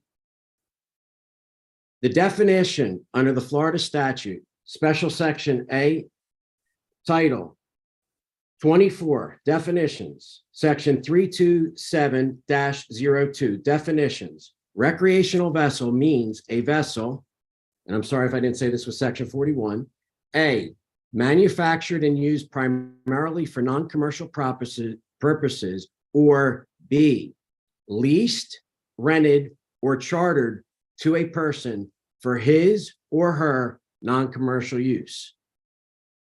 Just because it is chartered does not make it a commercial operation. If I rent my house would then, under what we're talking about here, if you then you are saying because you people rent house sell cars. They do all of that. However, this is not a commercial operation under the Florida statute. I will cite the federal government statute. Federal government, Title 46, shipping. There we go. Title 4. Sir, I'm done with this hearing. You have 35 days to remove it or face a fine of $50 a day. And you have 10 days to remove those hurricane Your Honor, shutters I've or picked- face a fine of $50 a day. And that is my ruling. Your Honor, respectfully, may I continue? No, your hearing's over. I'm done. I'm citing fact of law, though. Sir, And the shutters, can I just say one thing on the law case with, as far as what he's sir, I addressing? have already ruled. Next hearing, please. Next case, page 21, also Inspector Marco Aguilera, case number CP 230501188. Case address 2070 Southwest 31st Avenue, owner ECBD Investments LLC. This case was cited 5/5/23 to comply by 5/5/23. 28. Page 28. I'm sorry, page 28, I'm sorry. Okay, that name. No, It's 28 one? Frank Anzalone, Oh, I got it, hold on. it's page 28. Which case? This case was cited 5/5/23 to comply by 5/5/23, one-time fine of $500. The city is requesting the full amount. Appeal deadline was 5/20/23, citation appeal received, and this is in order to reappear. I'm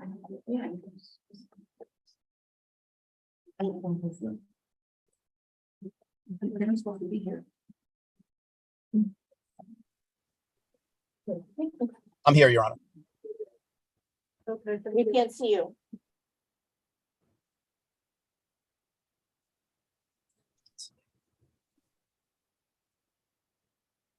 Good morning, will you please raise your right hand?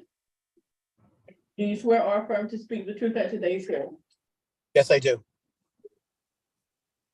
Mark Aguilera, City of Fort Lauderdale Code Compliance Officer, your case and address as read. An inspection was proactively conducted at the property on 5/5/23, and the following violation was observed. 47-21.15A, multiple trees were removed from the vacant lot without first obtaining a tree removal permit from the City of Fort Lauderdale. Subsequently, a citation in the amount of $500 was issued to the property for the irreversible violation of the tree removal, as well as an inspection report requiring the property owner to obtain an after-the-fact tree removal permit. As of this morning, a check of city records reveals no permit application has been filed for tree removal.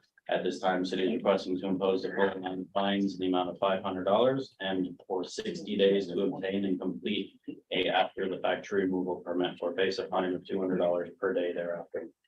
The city also does have the city arborist is here to testify on behalf of the city. Okay. Good morning. Good morning. You have to be sworn in. Raise your right hand. Do you swear or affirm to speak the truth at today's hearing? I do.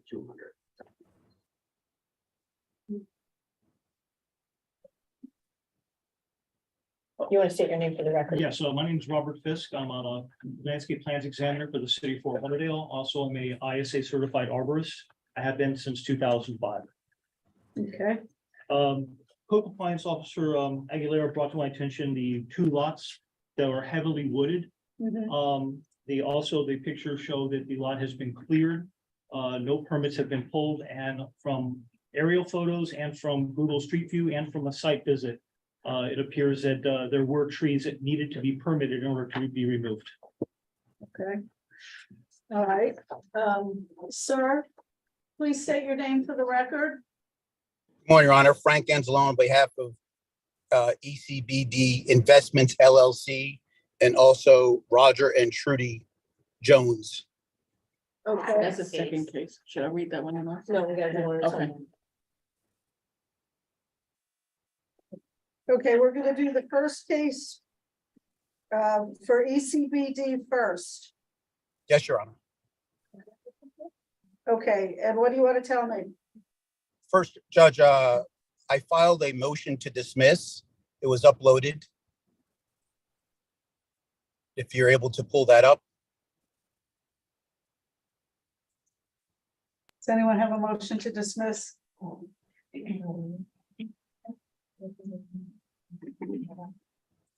I believe I can, it was uploaded, but I can also just ask Mr. Aguirre, the officer Aguirre, some questions if that's possible. Yes, you're welcome to ask him some questions. Good morning, Mr. Aguirre. Good morning. On the time, the date you wrote the ticket, which was May 5th, is that correct? Yes, Did you put on your violation which trees needed a permit? no, I did not. I'm not a certified arborist. I did not make any determination as far as the species of the tree. Are you aware of the ordinances for Fort Lauderdale for tree removal? I'm aware they exist. Are you aware that there are many trees that are listed with the city of Fort Lauderdale that do not require a tree permit removal? Yes, And I'm sorry. Go ahead, sir. So in the ordinance, in your ordinance of Fort Lauderdale, there's a list of trees that need permits and there's a list of trees that do not need permits. Is that correct? yes, On the date you wrote the violation on May 5th, were you aware of any specific trees that needed a permit on that date? tree species. Your violation is that a tree was removed without a permit. Is that correct? Yes. Can you please tell the court Multiple. the multiple trees without a permit? Can you please tell the court which trees were removed that needed a permit? When I forward that to the Yes. city's landscape. No, plan. I apologize, Your Honor. When the violation was issued on May 5th, did you know on May 5th, when you wrote the violation, of which trees needed a permit and which trees didn't at that time you wrote the permit? I verified with the, actually, I met with the city's landscape inspector, James Fetter, at the property, who did also agree that the trees needed a permit to be removed. But my question is, if you can answer my question, please. When you wrote the violation on May 5th, did you specifically know which trees needed a permit and which trees didn't that were removed from the property? On May 5th. Relevance. It's the date he wrote if I may respond, it's the date he wrote the violation. At the time he wrote the violation. And counsel, he just testified that he went out with the arborist who identified the trees that required a permit. May I talk? You May I respond? Yes, that's not my question was to Mr. Aguirre on May It's 5th. Aguilera, it's Aguilera. Aguilera, sorry, I'm not Spanish. I apologize if I said his name incorrectly. Mr. Aguilera, on May 5th, when you actually wrote the violation, did you, prior to writing the violation, meet with the landscape arborist for the city of Fort Lauderdale before you wrote the violation? Yes, James, with Inspector James Fetter, the landscape inspector for the city of Fort Lauderdale, yeah. And when you wrote the violation, did you put on the violation which trees needed a permit and which trees didn't on the violation? No, I did not list the species of the trees.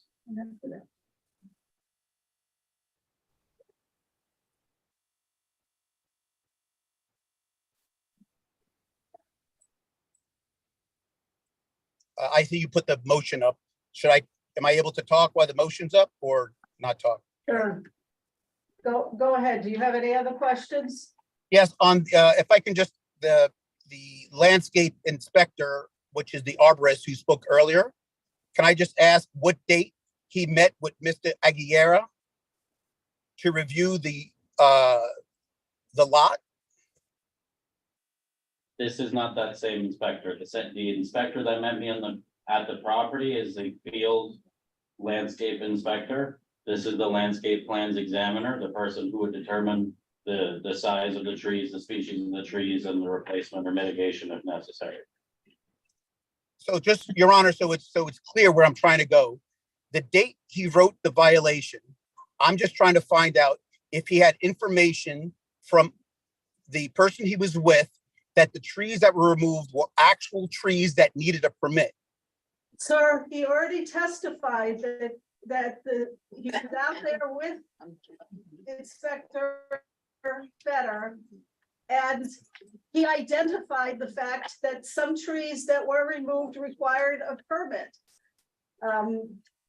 Okay, and so my, Special magistrate, if I may, Supervisor Brown, I'm just trying to figure out the argument that he's trying to make. You're saying that he didn't list the specific trees that were removed when he did the inspection, but when this inspection report was issued, the citation was issued, the trees were removed already. So whether we specifically listed which trees needed a permit, the damage was already done. So I don't understand the difference that would have made in this scenario. I will gladly explain that. Under your ordinance 472115, it lists the trees that you must apply and retrieve a removal permit first before the tree is removed. Then also on that same ordinance, number 2, I have it listed there. There's a list of trees that you do not need a permit for that you can remove without permits. And we have the When- subject matter expert here today who can testify to the trees that were at that lot that needed a permit. He is here, and if you would like to address him and ask him, he can explain on that. So if I could, just a little history here. When we had this original hearing last month, Your Honor, we talked about this in front of the other magistrate judge. There was no one present for the from the Fort Lauderdale that testified to that. There was only the officer only, and there was no mention of any trees that needed a permit that he was able to identify. At the end of the court hearing, they asked myself to come up with a letter listing the trees. So this hearing was continued just so I can submit a letter for the trees. Well, I was the magistrate that day. Yes. Did you bring me anything that says what trees were removed? Yes, I did, and they were uploaded. With that motion to dismiss, the letter from the licensed insured tree removal company identified the trees that were removed, and those trees are on the list that do not need a permit. And I have a letter from a landscape architect that's there. As I recall, sir, that letter did not list the trees that were removed. And you asked to continue this so we can list them. Yes, They I were, gave you the benefit of the doubt, and you came back. and they were with no- uploaded. I uploaded them, Your Honor, new letters that list the trees and the letter from a landscape architect listing the trees, just as you requested. Do we have such a letter? There's 2. Is that on his motion to? I would also like to give him the chance to testify. Well, I will get to that. I will get to that. He said you uploaded to council with the, oh, here you go. Okay.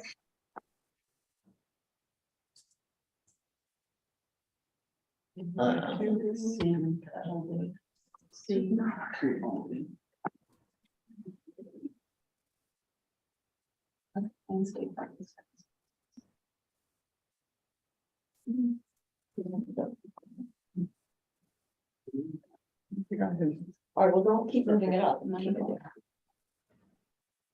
This is the letter, council, right? That's one of 2. If you can pull the other one up too. Yes, Your Honor. Yes. Okay.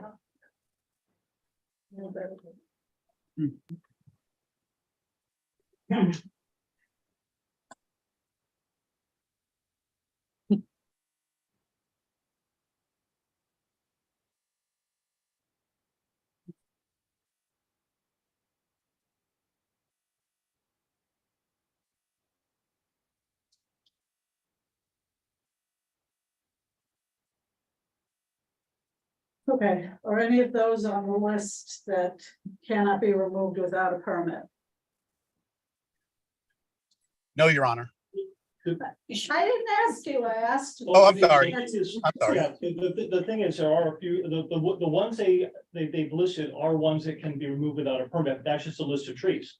If you go to Google Street View from June of 22, you can clearly see oak trees that were removed, large pine trees that were removed, large coconut palms, very tall, that were removed. All of these would need permits. The aerial photos from Broward County property appraisers show a uplands of large hardwoods that has been basically completely clear cut. So there's, I mean, there may be a few of those trees intermixed within that, because they are very aggressive trees that come up from seed. However, there are very evident trees that needed permits, and they didn't permits. Okay, all right. I may I'm respond to gonna- that, Your Honor, if I may respond Go to that. ahead briefly, sir. Yes, if that gentleman, the landscape arborist there, was he able to look at the trees that are still standing on those lots, which are the oak trees and all the trees he described that needed permits removed, they're still standing. And I uploaded the pictures on the last hearing, Judge. They're all still there. The pine trees he just mentioned are still standing. The oak trees are all still standing. They have not been removed. But the trees I observed are based on Google Street View. They're in the very front of the property. I went by the property this morning. I got my own pictures. There are some trees in the back that are still remaining. You'd be wise enough to have your arborist generate a existing tree list of what's still there, and we can use our aerial photographs and our Google Street View to try to put together what is missing. And there's a lot of things that did need permits, and they're gone now. Okay. All right. I'm going to rule in favor of the city, and the fine is $500 with 60 days to pull an after the fact permit. Judge, but I just, thank you, Judge, but the only problem is, Judge, they're requiring me to pull an after the fact permit, and the trees from my arborist, the landscape architect, and the tree removal company, those trees that were removed do not require a permit. So how can I get a permit for trees that don't require a permit? Well, I'm making a finding of fact that there are trees that were observed on Google at the front of the property that were oak trees and pine trees that are no longer there. And therefore, even though the list you provided did not require a permit, these did. So that's what you have to do, is to get an after the fact permit. All right, next case. Per day. Or, yes, 60 days to pull the permit, or $200 a day thereafter. Yes, Okay, sir. the next one. Next case is also on page 28, Inspector Marco Aguilera, case number CE 230500186, case address 2080 Southwest 31st Avenue. Owner Roger and Trudy Jones. This case was cited 5/5/23 to comply by 5/5/23. One-time fine of $500. The city is requesting the full amount. Appeal deadline was 5/20/23. Citation appeal received, and this is also in order to reappear. Okay, all right, I guess this is a neighboring property This is or the neighbor. a double, okay, all right. Go ahead. Mark Aguilera, City of Florida, Code Compliance Officer for CE 230500188 for 2070 Southwest 31st Avenue. An inspection is proactively conducted at the property on 5/5/23, and the following violation was observed: 47-2115A. Multiple trees were removed from this vacant lot without first obtaining a tree removal permit from the city of Fort Lauderdale. Subsequently, a state citation in the amount of $500 was issued to the property for irreparable, irreversible violation of the tree removal, as well as an inspection report requiring the property owner to obtain an after the fact tree removal permit. As of this morning, as a check of city records reveals no permit applications on file for tree removal. At this time, city is requesting to impose a fine in the amount of $500 and $60 or 60 days to obtain and complete an after the fact tree removal permit, or face a fine of $200 per day thereafter. Okay, Mr. Edzaloni. Yes, Your Honor. Do you have anything to add for this property? No, just that he's using the same photographs for each lot, and I would just ask that they identify when they're saying trees are being removed, if it's the first case that we had, or specifically for the one lot, and now what they're saying now, if they can make sure the trees they're claiming, if they're still claiming that, I don't know what they're claiming on this one, that they're claiming it for this property and not commingle the two. Are the trees on this address It's the that same were- situation. same for both. Yeah, situation they're both for side by both. side. Okay, so both contained pine and oak and other trees that were removed without a permit. Some very similar species on both lots. Okay. All right, same ruling. Yes, Your Honor. Okay, thank you very much, sir. Thank you. Next case, page 26. Thank you. Thank you. Inspector Leonard Champagne, case number CE 23060655. Case address 1950 Northeast 60th Street, owner Milestone Realty Investments LLC, posted at property 71223, posted at City Hall 71323.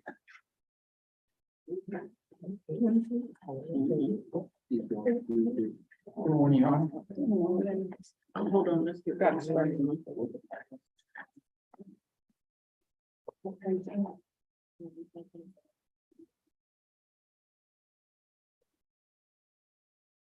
Six.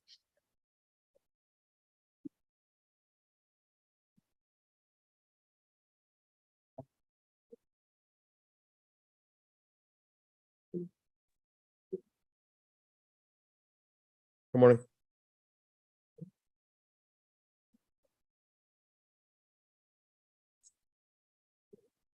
Good morning, will you please raise your right hand? Do you swear or affirm to speak the truth at today's hearing? Yes. Leonard Champagne for the city of Fort Lauderdale for case CE 23060655. Location is 1950 Northeast 60th Street. For violation 15282 D1A. There's a qualified number of violations at this vacation rental property to request a certificate suspension for 180 days before the special magistrate. The case numbers involved with the violations were CE 23060416 for a trash violation, CE 23050666 for a noise violation, and CE 23040588 for trash cars. And the CE 23030354 for again another repeat for trash cars. Okay, sir, please state your name for the record. My name is Ahmad Iqbal. Okay, and what do you want to tell me?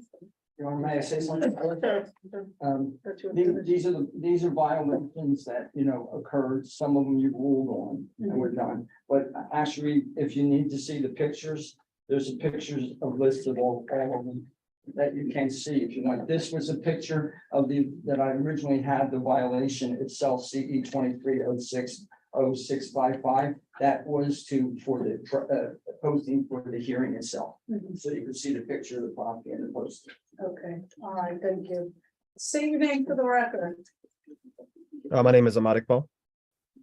Okay, it appears that you have multiple violations and qualify for a suspension at this time. What do you want to tell me?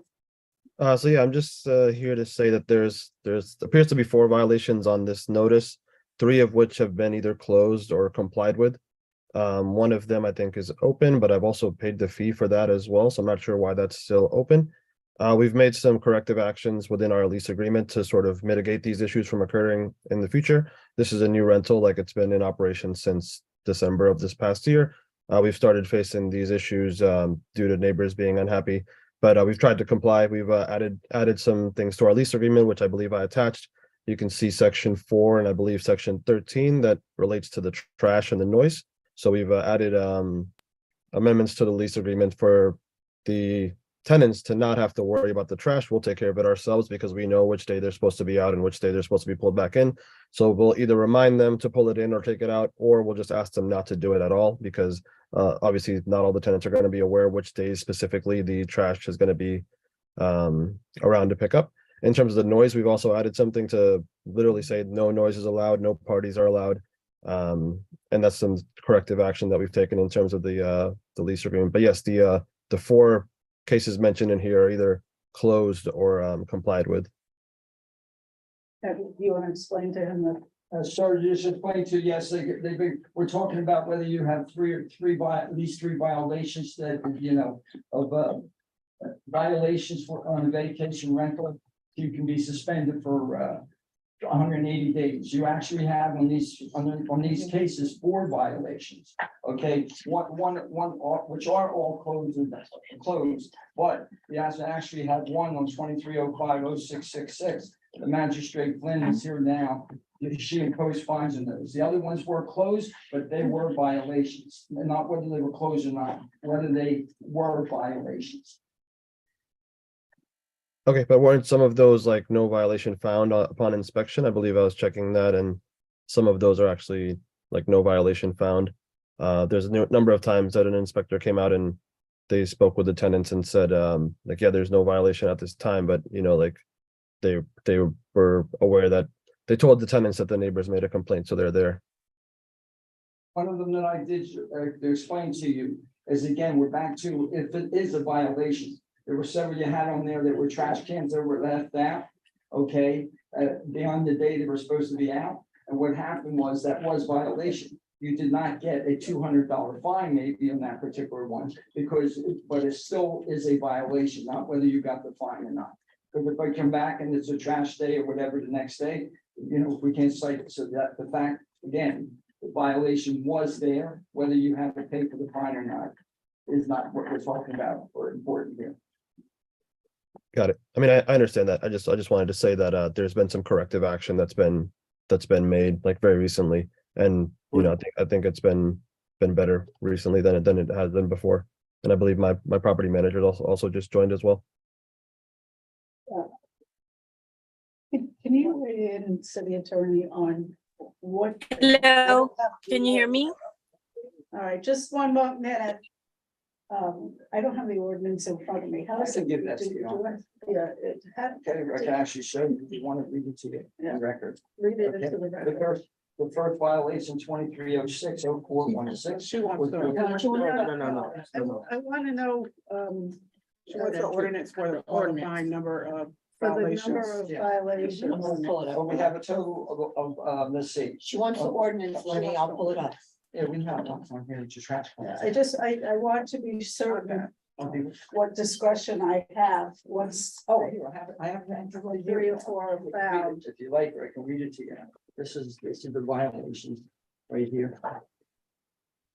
What's the section of chapter 15? Okay, chapter 15.282, D, suspension timeframes. Upon the 3rd violation of this article, the vacation rental certificate shall be suspended for a period of 180 days. That tells me I have no discretion. But because these other violations were found to exist and you exceeded the violation, I don't have any discretion but to order the certificate suspended for 180 days. That's the way the code is written. Okay, when will that start, the suspension? What was it, listen? No, it doesn't. No, it depends on what's the last one that they have. It's when will it start? Here, I can give you that, Your Honor, too. Usually, once you do and you mail the information, it starts immediately. Okay. Please. Think back that they have something to do that, figure out the current.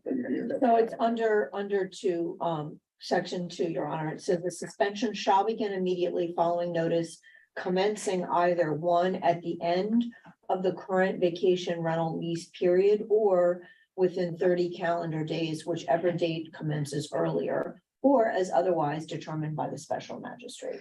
Okay, do you have it rented right now? I do. Can I request some time at least for the suspension to start? Okay, Special Magistrate Supervisor Bass for the City of Fort Lauderdale Vacation Rental Supervisor. When does your current lease that you have currently written out in? Because that's what we're going to be requiring for the suspension to begin after the current listing that you currently have booked now. The current tenant is supposed to be checking out on the 1st. Yeah, no, that's one. She needs to be sworn in. She's gonna speak. On August first. So we're gonna ask for the suspension to begin on August the second. Correct. Is there any way I can request any more time on that? We're gonna ask for August the second, because at that time, you shouldn't be having any more bookings because you're currently under suspension at that time. Okay, 180 days. Beginning August 2nd. In the meantime, do I have to remain like licensed or do I have to reapply once the suspension is over? No, you can remain licensed, even when your renewal is up, you can apply for renewal, because what we don't want to happen is for you to go in a suspension period and get for being, operating without renewing and then have to pay additional fees, so you can still continue to apply for your renewal. Okay, thank you. Also, sir, just make you aware of, if you get a fourth violation, which you already had 4, but you're getting suspended for 3, if you get another one, we can extend that to 365 days, including possible fines. Sorry, can you repeat And that? make- please? If you get a 5th violation, a code violation, we can extend this to 365 days, and also could get fines on it also. Got it. And then just to confirm the violations there, in total, there are 4. Noise was only one of them, correct? We've already read them into the record, sir. It's on the agenda. Yeah, if you have any questions, I have to move on, but if you have any questions, you can contact the inspector and I'm sure he'd be happy to help you further. Okay. Special magistrate, I just want to make sure that he's also aware that that includes no advertisement. Even though you have no liquors, you should not be advertising at all during that 180-day suspension period. Yep, I understand. Okay, Thank you. all right, next case, thank you. Next case, also page 26. Inspector Leonard Champagne, case number CE 2306065 case address 5230 Northeast 20th Avenue. Owner Aaron Abramov and Nutella Abramov, posted at property 71223, posted at City Hall 71323.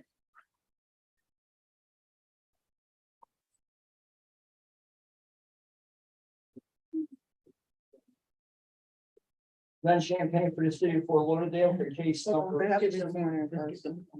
Oh, they're not sworn in. Good morning, will you please raise your right hand? Do you swear and affirm to speak the truth at today's hearing? Yes. All right, go ahead, Lynn. Leonard Champagne for the city of Fort Lauderdale for case number CE 2306065, address 5230 Northeast 20th Avenue for violation 15282 D1A. There is a qualifying number of violations that says vacation rental property to request a certificate of suspension for 180 days or before the special magistrate. So for the following violations: CE 23060584 with bulk trash, CE 23010362 for advertising occupancy, and CE 23030488 for advertising occupancy on a repeat violation. Okay, sir, please state your name. Good morning. My name is Vladislav Sumin. Okay, what is it you want to tell me about this suspension? So I'm the property manager and responsible person. I would like to say that, we don't produce any disturbances for neighborhood in the city. We have a good relationship with neighbors. We met with them. We gave them our phone numbers at the beginning when we started doing our business. They can reach us anytime. We didn't produce any noise complaints. One neighbor actually specifically targeted us. He threatened us at the beginning that he's gonna put us out of business. He's gonna complain every time. I believe there's, a lot of complaints coming to the city by this neighbor, and they never found us in violation of like noise or trash. The only thing was Yeah, that. but I can only go by the violations that were found to exist. Right. And with 3 violations, the ordinance doesn't give me any discretion but to suspend the certificate for 180 days. But okay, can I say about the bulk trash violation? That's, I spoke. I think that's probably already been heard. Yes. Some of them were closed out. They did come into compliance with things like that. And like I said, if they're questioning, if you want, we have the cases here, they can bring up some pictures. We're not reviewing cases.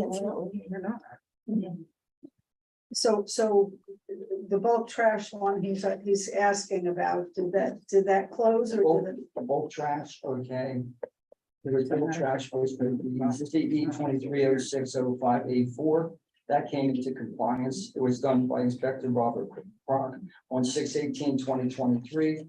And under code 24.7B. And like I said, it was there, and we do have the pictures on the case to bring it up to show. Okay, what did you want to tell me about that?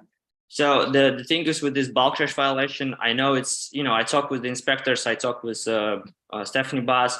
It's violation, I understand, but it was our landscaper put out palm leaves on the curbside, and he picked it up the next morning. It was done on Sunday. He didn't know that the city, doesn't pick up the palm leaves on the yard pickup day, which is Monday. They need to be put in the container. He thought if he leaves them on the side, they also pick it up. This is not the case. I explained, I talked with him. It's not going to happen again. He came in the morning, early in the morning at 9. I sent the footage from the cameras. It was picked up.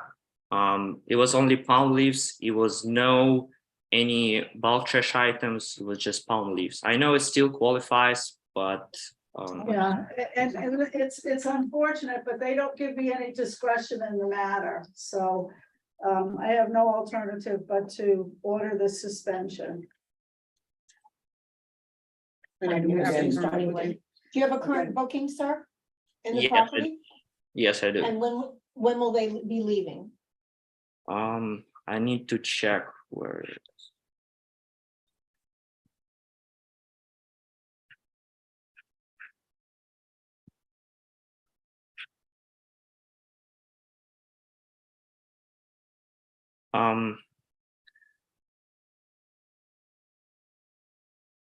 They will leave on August 15. I can send you the lease confirmation or something, so to confirm that. Okay, so I'll make it effective August 16. Okay. All right, thank you. Okay, Your Honor, again, I just want to advise you that if you get another violation, you could be suspended for up to 365 days. Okay, and then you can't be advertising. Okay, and it could also lead to fines also. Okay, So just govern yourself accordingly. Okay. understood. Okay, thank you. Thank you. Next case. Next case is also page 26, Inspector Leonard Champagne, case number CE 2306. Oh, he may not be here. I passed maybe I'm this not- one. Yeah, he had to Okay. leave and he'll come back. Okay. Well, I guess check. Is Jack's out? No. Okay. Yeah, he'll come back at 11:30. Okay. Thank you, Ron. Our next case is page 29. Inspector Paul Smart, case number CE 23060555. Case address 2642 Flamingo Lane, owner Gregory Suvarov and Victoria Suvarov. This case was cited 6/16/23 to comply by 6/16/23. 4 sections complied at $200 per day, $800 approved. City is requesting the full amount. Appeal deadline 7/1/23. Citation appeal received.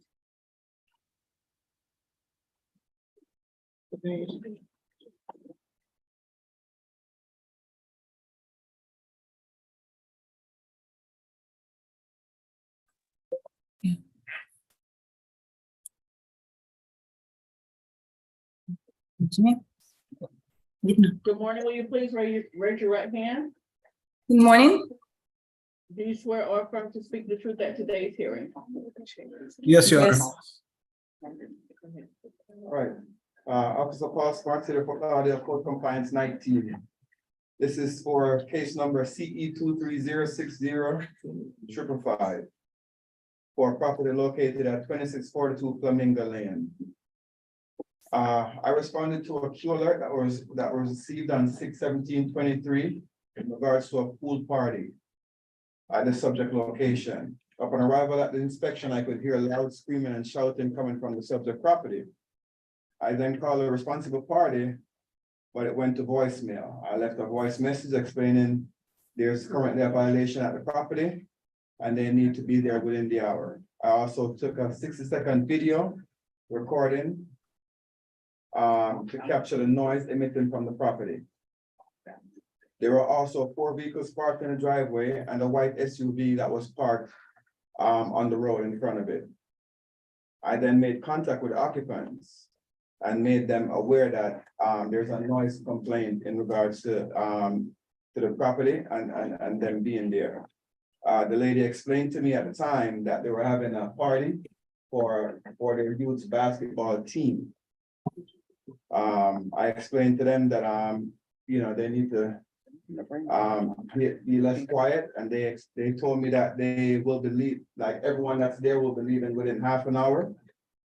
And at this time also, a party, a basketball team, I advised them because of the vacation rental, they cannot exceed the maximum limit of 12 occupants for a 3-bedroom property. And the noise was actually heard from 25 feet from the property as well after 10 p.m. They advised me that everyone should be leaving within half an hour, and they asked me for time for their guests to leave. After the half an hour, I did see occupants leaving the property, vehicles, kids going into the vehicles and stuff like that, and they did leave within the half an hour. After the hour has passed, I still never received a call back from the property owner or any contact within the hour. So the citations that were issued, this was section 15-278, 5A for noise, statement and standards. Next citation was 15-782B, maximum occupancy of the property is being exceeded. And also section 15-2781E for vacation rental parking violation. And also section 15-275 responsible party not responding.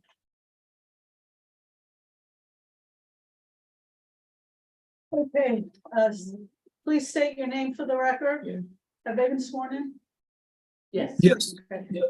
Go, please state your name for the record. Gregory and Victoria Suvaroff. Okay, what do you want to tell me in support of your appeal? Yes, so let's see, there's a couple things here. Sorry, Your Honor, I've got a toddler here. They called us about these complaints at 11:30. We have a toddler right now in the house, a newborn, and we have bedtimes. We couldn't pick up the phone because we were on silent mode at this time. So we couldn't attend to that. I do apologize, for whatever inconvenience they may have caused. The people that were in the property, there was only 5 people staying at the property. And we have a 3-bedroom house, but they did invite guests. They did tell us that they were going to invite guests, that they had, a few kids coming over. Visitors. Just visitors, not occupants though. They were just visitors and they left the property. It's 10,000 square foot property. They had some visitors over. And they stayed a little later. We even have a message confirming it. We told them about the noise ordinance and we do apologize that they broke that. Let's see. This is our first encounter with this. We've put multiple sound devices now to get notifications to our phones. If there's any, increase in sound, so this will not happen again. And they did leave the property. We have a huge driveway. And I guess one of the cars was on the side of the road. That was out of our control too. I do apologize for that. Normally, the police should have been called and cited, the tenants on site. That's how a lot of the areas, around here do it. They just call the police. I don't know why the code enforcement agent was called for this. That was kind of a shocker too for us. There is one neighbor there that is not very nice to us. Her name is Penny Shia. And as soon as we bought this property, she told us that she's going to shut us down. She was very unfriendly. And I believe she's the one that's calling in on these complaints. Okay, is there a distinction between when we talk about maximum occupancy, is there a distinction between people staying there and visitors? No. So the Yes, thing is, I apologize, Magistrate. Code Compliance Manager Katrina Jordan for the City of Fort Lauderdale. There is a distinguish between occupant type. However, there is still maximum occupancy for both. So sleeping occupancy for a 3-bedroom house is sleeping occupancy is 6. Occupancy total can only be 1.5 times that. So the maximum occupancy of people allowed at this property is 9. Okay, all right. Okay, I'm gonna But deny occupancy, the, again, that's, people that are staying at the property, correct? Staying, No. they're People staying- occupants. If they're out in the yard, are they occupying? Occasion. They're occupying the space that the property is in. So the ordinance is clear. But shouldn't that be Sleeping for the lot size? I'm sorry, go ahead. It's No, not it's about, not it's lot not about size. the lot size. Sleeping, it's 1.5 times the sleeping occupancy. Your sleeping occupancy is 6, meaning that the total people allowed at the property at any given time is 9. I see. Okay, this That's one how we're the not, we're kind of a confusing one. I do apologize for this. This being our first violation, can you guys give us a break on this? 4 violations with a toddler, it's hard to shuffle this all around. call that can respond to this property within an hour if there's a problem. You can't just turn off your phone and let it be someone else's problem. I know, we didn't expect this problem. It was a surprise to us, It's the first time we've never encountered this before. Okay, all right, appeal denied. Thank you. And Magistrate Supervisor Bass from the City of Fort Lauderdale, I'm just going to also make it note that because he has the qualifying number of violations, that this will be brought back. I just want him to be aware that it's going to be brought back for suspension as well. Okay. All right, One-time complaint and we're already being suspended? So it's gonna be on a, you're not being suspended today because we don't have a suspension on the agenda for today. But we- It's hard to hear you. Can you speak louder? Sorry, no, that's not on the agenda for today. The suspension was not on the agenda for today. We to have a finding of fact with these violations, so we will be up on a upcoming agenda for a suspension. So if we get one more violation, basically, you guys will try to suspend us? Already have the number of qualifying violations now. Well, we have already in one time 4 violations, yes. Now, sorry, sir. the one thing that really bugs me is the original citations had wrong dates on them. Yeah, here's my wife. She wants to talk a little bit. May I tell you something? Briefly, I've already ruled, ma'am, so there's. Hold unless you on, have- before the ruling, there's a mistake here being Can I made. tell you something? Do I have a voice or no? This is more like dictatorship to me. Go Tell ahead. me something briefly, go ahead. So first we got violation. I will tell you. First violation was made date of violation. Violation was made date June 16 and 23:47.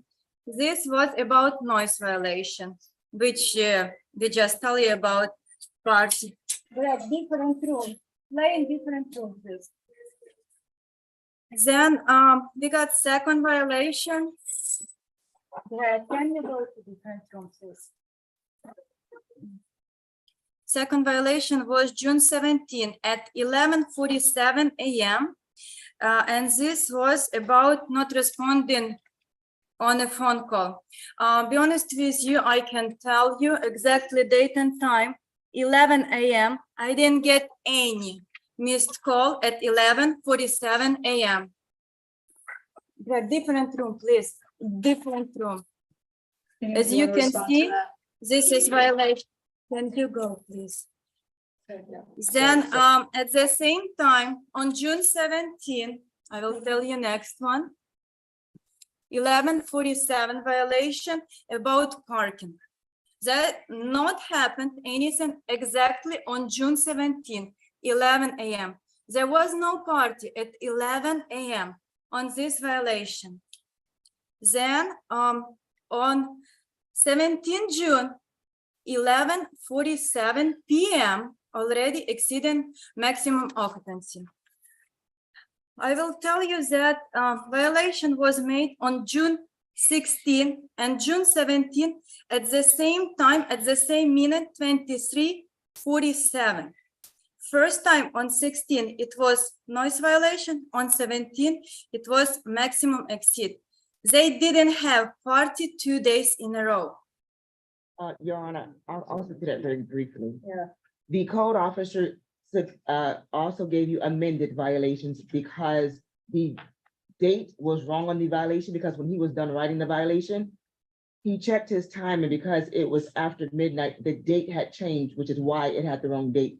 He also sent and submitted amended violations with the correct date and the corrected time. And you do have those as well. So it was corrected. Okay. Yeah, All I right. hear you. I hear about this, but in this case, you wanna tell me that officer made a mistake to doing this violation, correct? No. No, hold on. If this violation was amended, I have this violation right now in front of me. It says amended. In this amended violation, date and time was changed. Why it was changed? Because officer did a mistake in this violation, correct? Please let me know. Why no? Why then this violation was changed? If officer made a mistake, that's okay. We all people, and it's okay to make a mistake, but let me show you something else. Then on my phone, he is our renter who did all of this, like you said, party, and I will show you on my phone. Hi, Victoria, on Friday.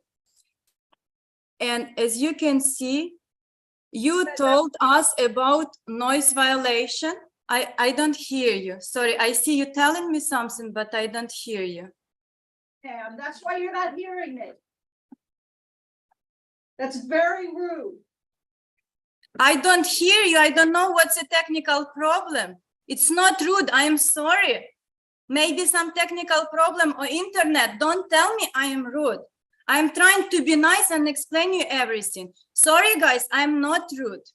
And please don't discriminate me. I know I am from different country, but it's not how it's supposed to be, all of this discrimination. I'm trying to show you, and you just telling me instead I am rude. I apologize, but can you finish? Can you allow me to finish telling you, please? Can you hear me now? Can you hear me now? Now I can hear you, yes. Yeah, because you're talking over me is the reason you cannot hear me before. Okay? Because you know, when I'm talking, you need to not be talking, okay? But I ask you. I will explain this to you one more time, and then I'm gonna end this hearing. The inspector testified that while he was writing out these infractions, the date changed because it was 11:47 at night, and then it went to midnight. That's why he amended the report, okay? And so your hearing is over and the appeal is denied. Can I continue, please? No, you cannot. I didn't finish. You are not allowing me to. Next case. Next case, page 42, Inspector Dorian Lowen. Case number CE 23010786, case address 31. Is this Andrew? I hope so, but don't do it.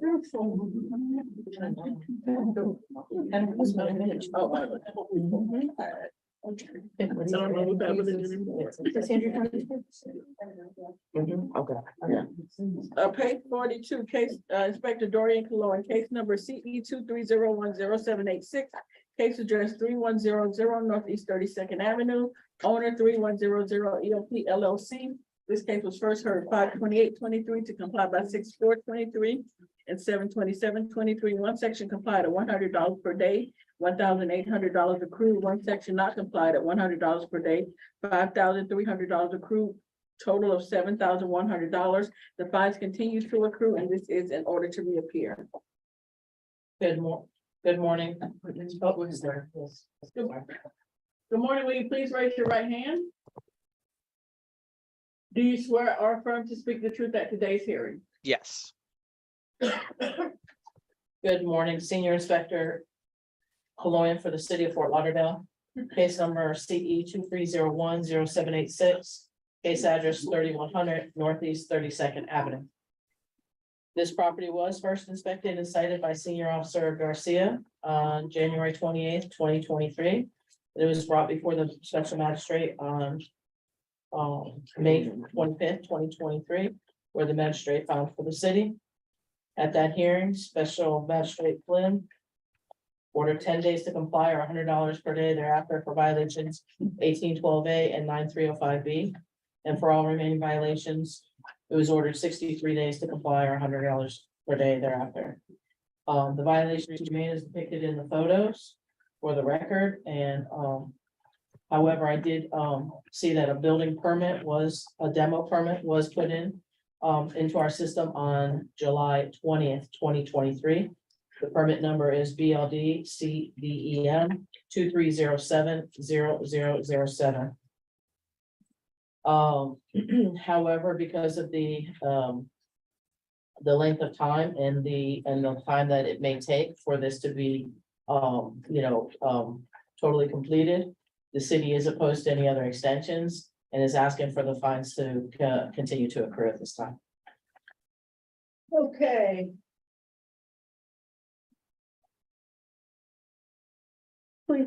Please state your name for the record. Good morning, Andrew Shine with Lockery and Chakas, representing the property owner. It did take us a bit of time to figure out whether it would be viable to actually make the repairs or not.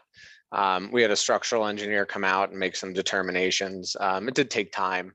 Found out that it's really not viable to repair the building. So there is a demolition permit in. We're just waiting for the city to issue it at this point.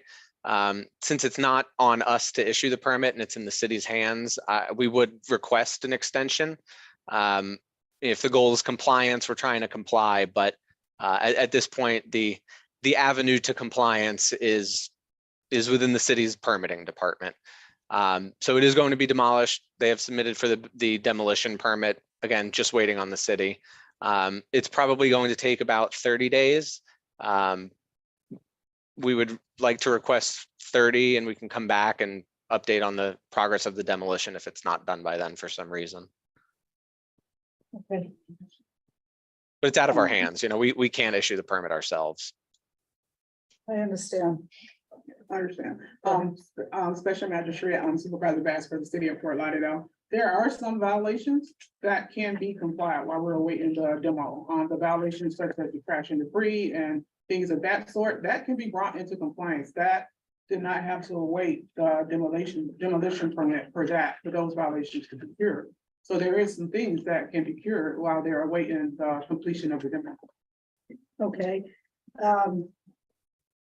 Yes, this is true, Magistrate. I mean, there's the, as you can see in the pictures, there's still overgrowth, trash and debris. Even though the fence was erected and we appreciate that, there are homeless people that frequent that area and, throw trash and I don't think they're going inside, but there's still overgrowth. As you can see, there's still trash bags that were there. So those things can be done, now they don't need that permit for that. There's, I think, a missing grounds, violation on here. The landscape, the landscape's missing some landscaping in the swale areas. There's a fence that's in disrepair in the back that's of concern because, there's the waters and the waterway is behind that building. So there's some signage that could be removed. So the ground cover. That's all going to be, that's all going to be demolished. So there's no way we're landscaping prior to a demolition. That's a little silly. We understand that. We're not asking for ground cover to be laid. I understand those things, but the other aesthetics that is on the exterior while we're waiting still can be addressed. You can still have someone out to cut the overgrowth and to remove the trash and debris. That's not something that's costly. That's extremely costly. That would negate you from doing that while you're waiting on the demolition permit. Understood. I think the trash can be removed. Yes, it has become a homeless camp over there. So The owners are out of state and it's a continuing thing, and hopefully when the property is fully secured after demolition, it won't be a problem anymore.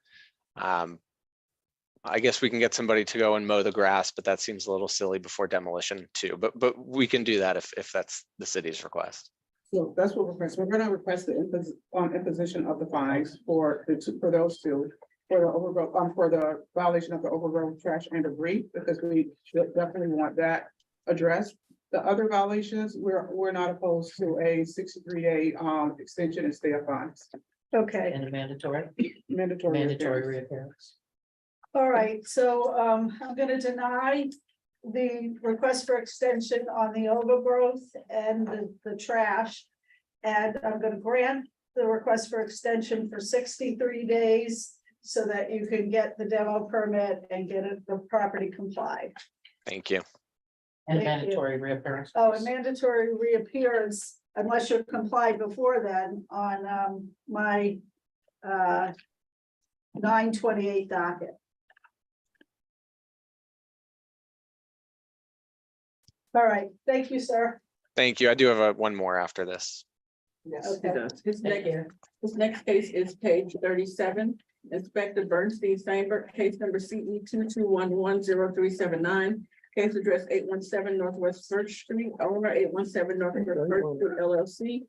This case was first heard 3/30/23 to comply by 6/29/23. One section not complied at $50 per day, $1,400 approved. The city is requesting the full amount and the fines continue to accrue. Good morning, Inspector Bernstein, Senior Inspector Bernstein Sandberg, City of Fort Lauderdale Community Enhancement, case number CE 22110379, property address 817 Northwest First Street.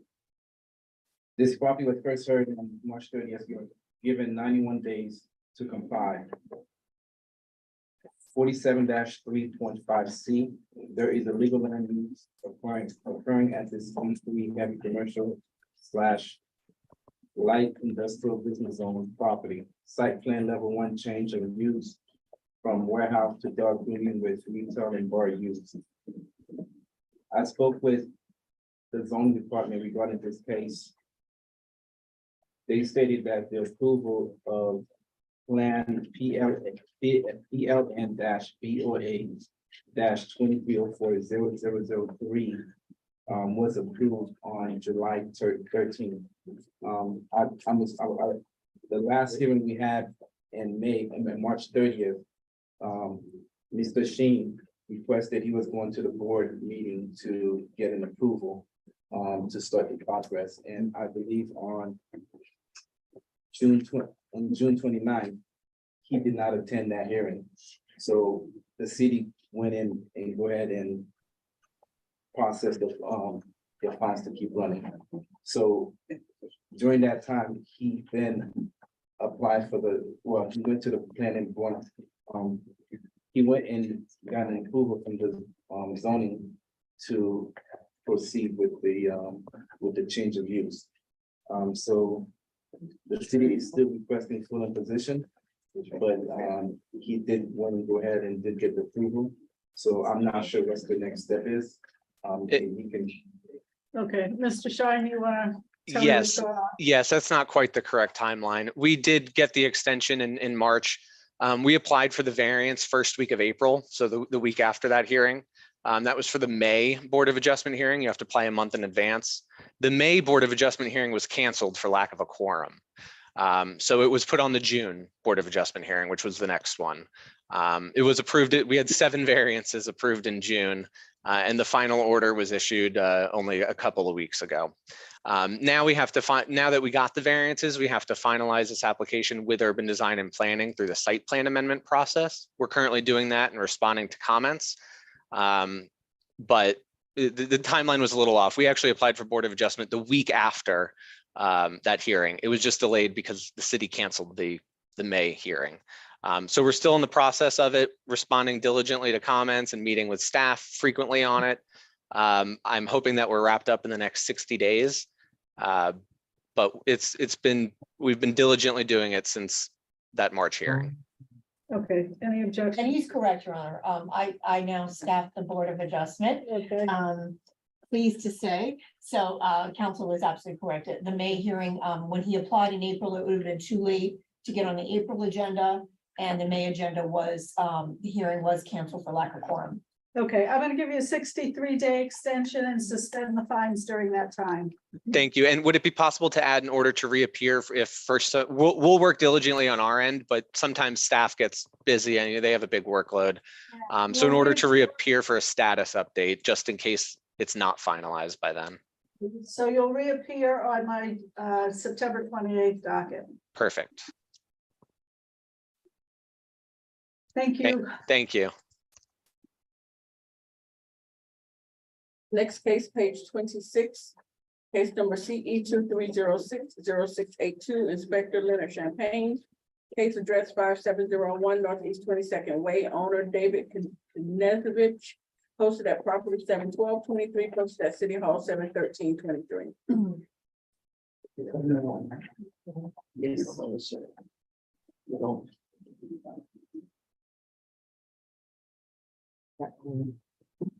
Good morning, will you please raise your right hand? Do you swear or affirm to speak the truth at today's hearing? Yes. Leonard Champagne for KCE 23060682, 5701 Northeast 22nd Way.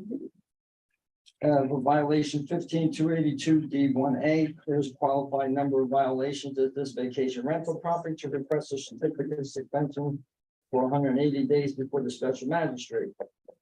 The following cases are CE 22080601. Okay, for defense repair and B infestation. Okay, then we had SE 22100136 for bulk trash. And then we also had CE 23030349 for overgrowth and vehicles blocking the sidewalk. And the last one. No, that's, no, no, that's, we're not hearing that one. Yes, we are. It's on there. It's on there. It's on there. Sorry, I can't hear what's being discussed. There was one other violation on our docket and he did not read it into the record. So we're just trying to straighten that out a second.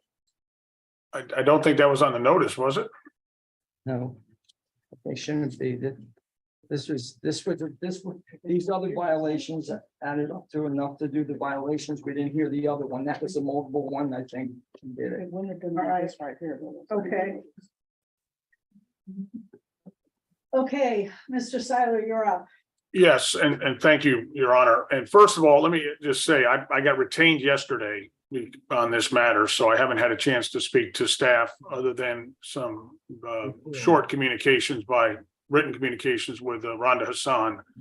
But I think, as you all know, when I served as mayor, I was pretty hard on these vacation rentals. And the purpose in doing this was that if these vacation rentals created issues, they needed to be shut down. But the problem with this is, and I think it's important that you're aware of this, the first violation, the fence disrepair, bee infestation, they're tied together. They found bees in the fence. They got cited for the bees.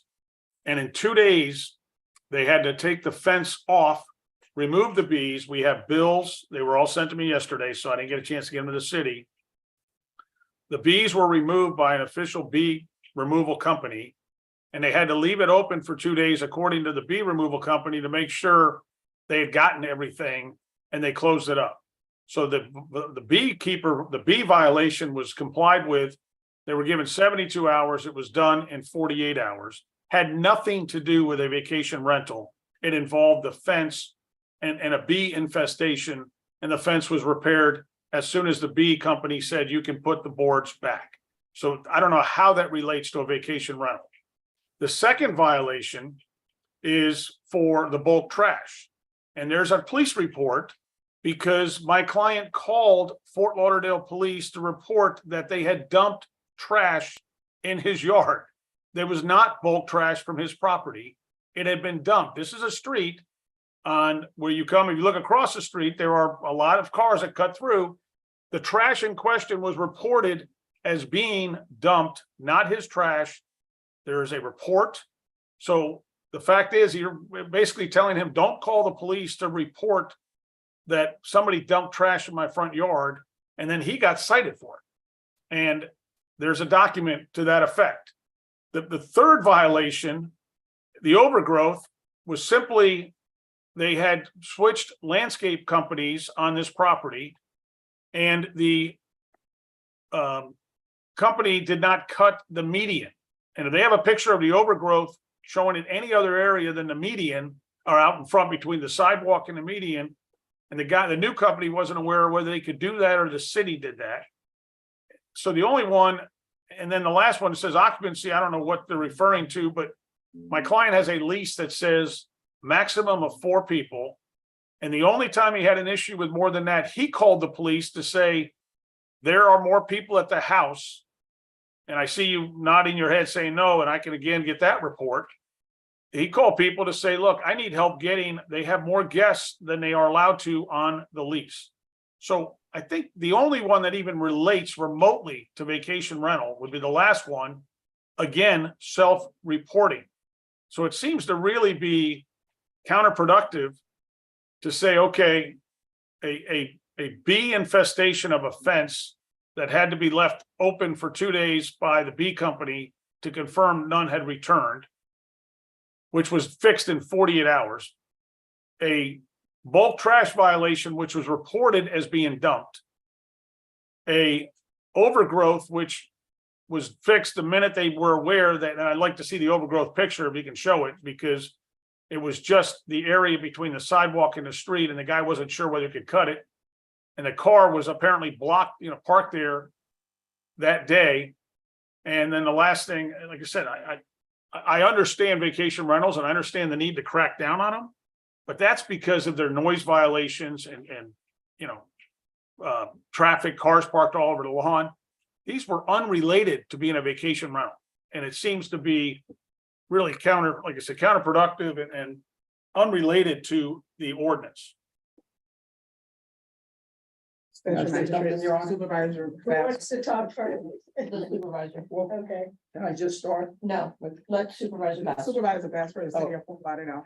And again, I can't hear. That's the one I can't. Supervisor Bass, I'm sorry, can you hear me now? No, Can let you me hear try to me? turn my volume up. I can't seem to, I can hear her honor very well, and I could hear the gentleman. Stephanie Bass with the city of Fort, for supervisor for vacation rentals. Can you hear me now? Mrs. I Seiler, can, you hear me now? yes, if you keep your voice up. All right, thank you. So with the violations that they were cited for, it doesn't have to be a violation that's directly related to a vacation rental, which means that it doesn't just have to be the violations in section 15 of our ordinance.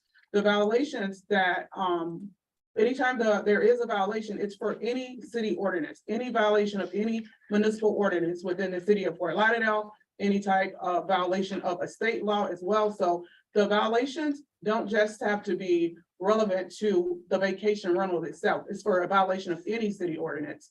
So you can't have more than 3 qualifying violations for us to bring it before a magistrate for suspension. So these violations, once we found that the violations do exist, whether or not they come into compliance or not, the fact is that the violation actually existed, and that's what makes it a qualifying for suspension. Your Honor, just to be clear, one of the violations 22080601, okay?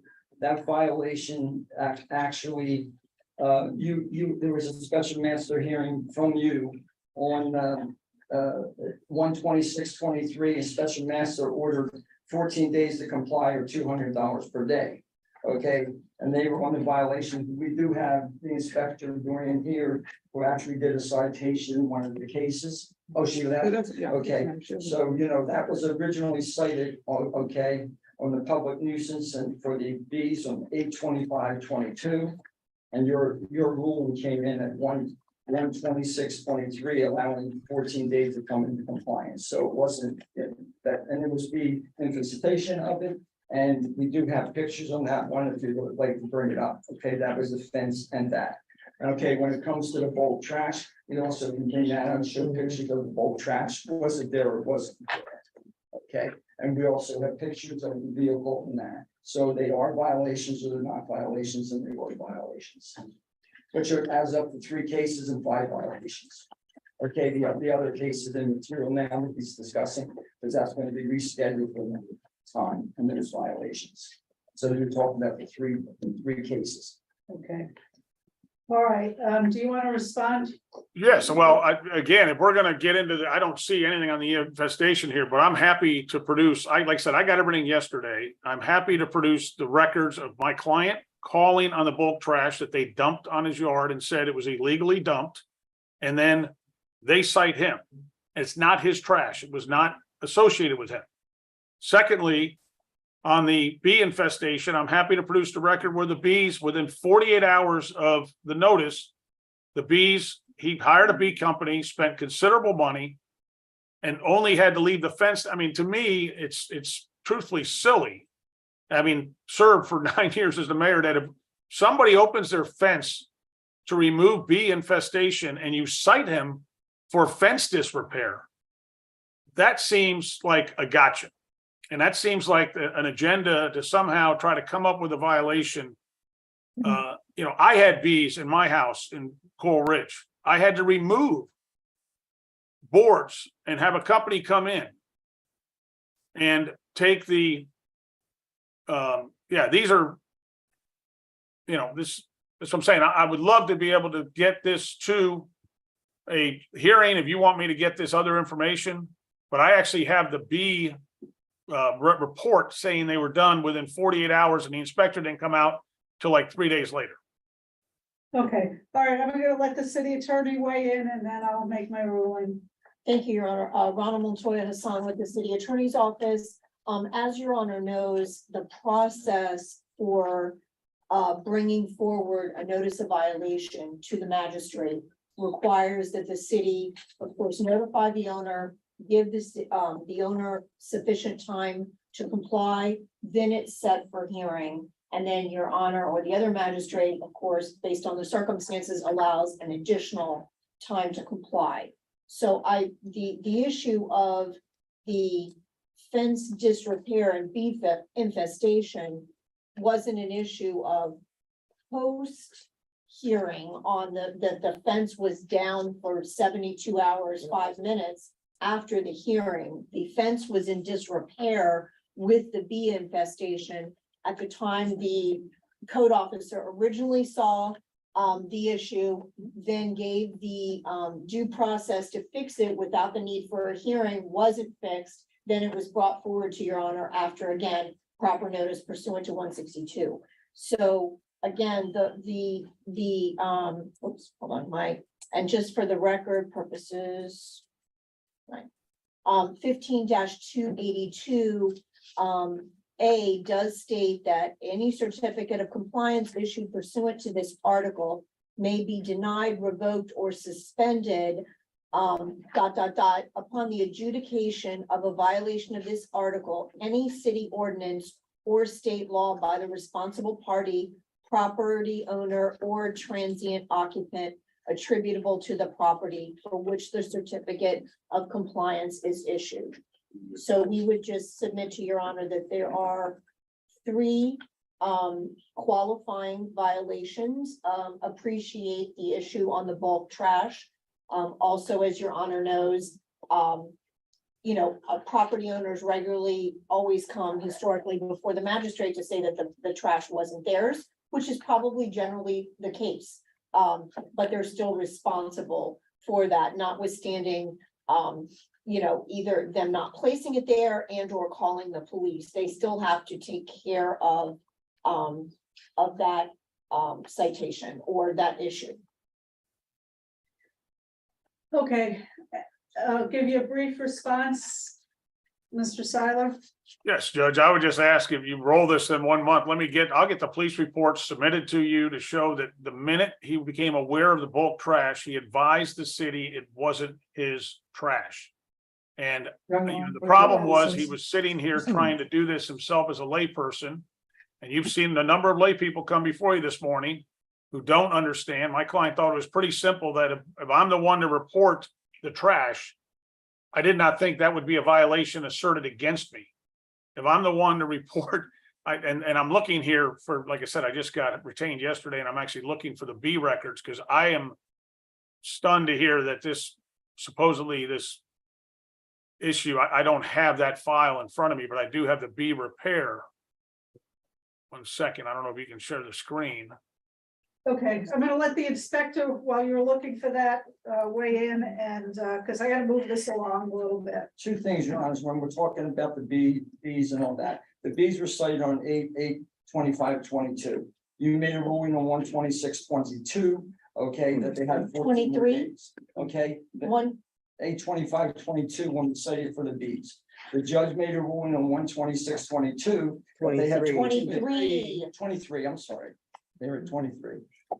Correct, 23, and then the bulk trash was on in 10/23. Okay, that's number one. The number two is, if you noticed, though, when talking about the police report and all, all those things we're talking about, on those is CE 2306/0632, which my understanding is going to be heard on 8/8/2023. Okay, so then calling the police report and all that, yes, but that is a complete different case. No, we called the Okay. police on 2 cases. Okay, well, like I said, that's the cases we had were the Bs and that was one. Okay, the bulk trash was the second one. Okay, and the third one was the vehicles blocking the sidewalk and the overgrowth, especially on the sidewalk. That's all we're addressing today. Okay, and the violations were found to exist, so that is the issue. It's not how quickly they complied or whether it was not, someone dumped there. The violations were found to exist. And the 15-282D says upon the third violation of this article, the vacation rental certificate shall be suspended for a period of 180 days. It doesn't give me any discretion because they were diligent or because if the violation was found to exist, then the way I'm reading it, I shall, the certificate shall be suspended. They don't give me any discretion in the matter. Judge, when was the violation found on this bulk trash? I mean, did he attend the hearing? Because he's the one that, I'm trying to find these records and I obviously, well, I was asking to roll it since I just got hired last night or yesterday afternoon, but I'd like to see whether he even had opportunity to be heard at the one on the trash because I can't find the file. It was heard on 10. The violation was 10/20/20. Katrina wants to. 2022. Katrina wants to. 2022. Was he present? The special magistrate is the supervisor master for the city of Fort Lauderdale. So I can't hear. Special magistrate, this is Supervisor Bass for the city of Fort Lauderdale. The SE case that Mr. Siler is referring to was a notice issued by our bulk trash team. That was not issued by our inspectors. It was issued by the sanitation team. And they found that a violation existed. So that's where our stand is at. Every one of these violations, the violation existed, whether it came into compliance or not, the violation actually existed, which gives the qualifying amount of violations for suspension. And as I said, if there are 3 qualifying, it says I shall suspend the rental certificate. So it is very clear that I don't have any discretion in the matter. Well, except can you clarify under this SE case, was there even a hearing? I mean, my client reported the dumping. For the purposes of the record, Code Compliance Manager Katrina Jordan for the city of Fort Lauderdale. Sanitation cases are handled differently. If there is to be a hearing, it has to be an administrative hearing on appeal by the property owner to state that the bulk trash violation was not theirs. There was no appeal, thus there was no hearing. It was complied. What notice did he get? Notice was provided. I understand what you're saying. If you come before her honor here and then you have a hearing, but what notice did he get when he called to report dumping? I'm not certain who he called to report the dumping, but the notice provided by the bulk trash team is the notice that's blue, posted on the property that you may be able to see on the screen. That's from the sanitation team. The bulk trash team posts the property, giving 48 hours to remove the bulk trash. And if it's not removed, you're saying that's found to be a violation if he reports it and the police came out to the house and have the report? Regardless of who put it there, he had 48 hours to remove it, and that created the violation. It wasn't removed. No, But it who was finds removed. the violation? This is a judge, with respect, who finds that that's a violation if it doesn't come to a public hearing before you? That's not how the sanitation code works. Right, so you're telling me that if I called on every homeowner in the city that owns a vacation rental and reports, I dump and report it 3 times with no hearing, they lose their license, it's suspended. That doesn't make sense if that is considered what they find to be a violation. They found this on their own. They didn't respond to the call. This is a bulk trash case, Your Honor. It's just- Yeah, it's still a violation. We have Special magistrate, we're still saying that it's a violation. If they call in a bulk trash violation and they call it in ahead of time, they say it's environmental. The way that works for violations like that they're saying it's not theirs, that would be handled through environmental, where they will actually do some type of investigation to determine whether or not it was illegal dumping or something of that sort. This case was not posted as an illegal dump. It was posted as a violation for that being on the right of way. That allegedly was put. Your Honor, I would ask for 30 days. I'm gonna get the file on this dumping because to me, it is absolutely beyond belief that the ordinance we created would allow somebody to dump on any vacation rental in the city, call it in, and without a hearing, 3 of those violations getting called in, you gotta be suspended for 3 months or 6 months, whatever it is. Regardless of the sanitation one, special magistrate, it was still 3 qualifying violations that would With a total of 5. determine the. It's 2. would determine Set for the- today. It's 3. And that would be It's 4. 3. It would be 4. It's 2 set for today. It's for the violation, not the case number. So you can't look at the 2 case numbers and say there were 2 violations. One case number had 2 violations, the other case number had 2 violations. That's a total of 4 violations. And the bulk The trash. code number is not the violation. The violation is what was found at the property.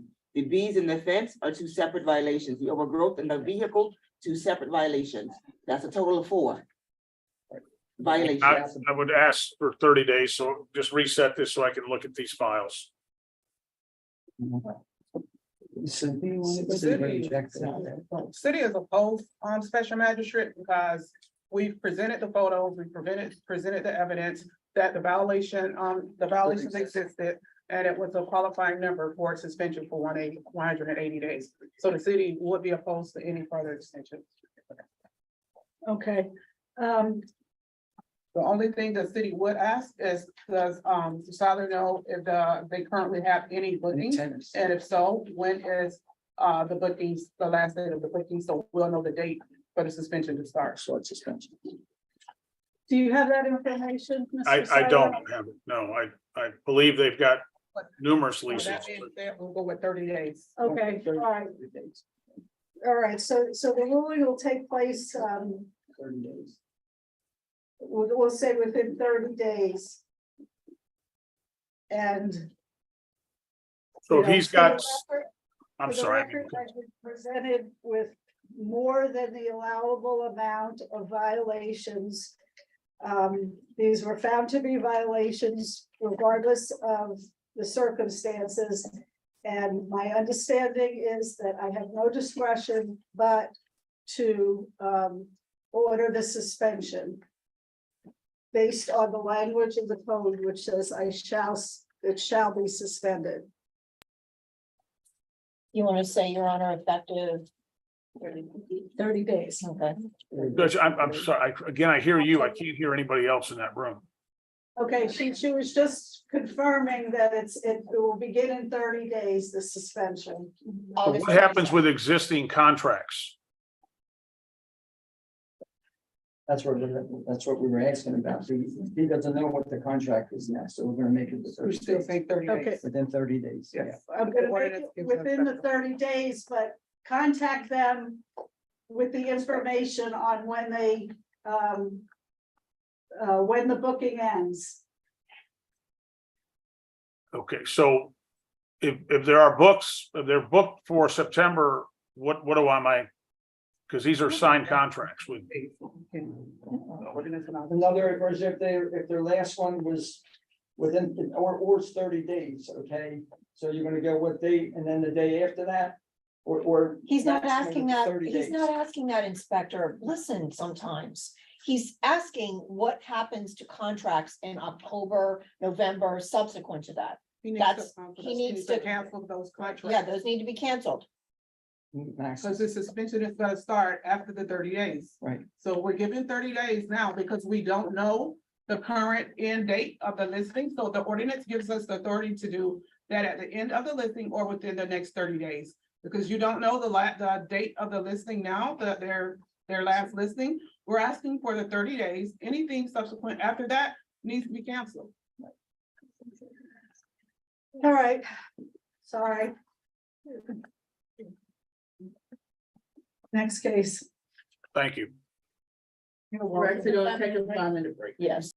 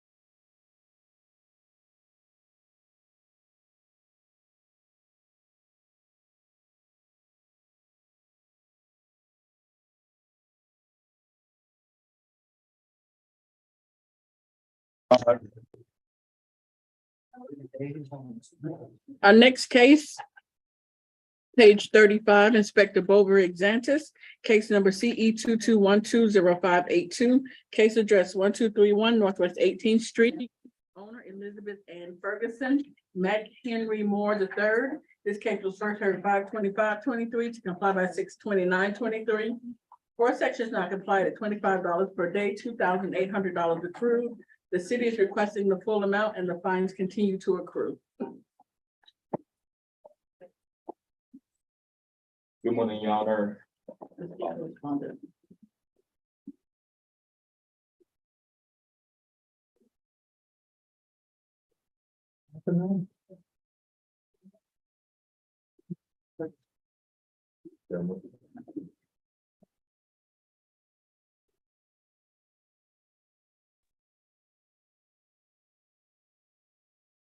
Good afternoon, Mr. Moore. Will you please raise your right hand?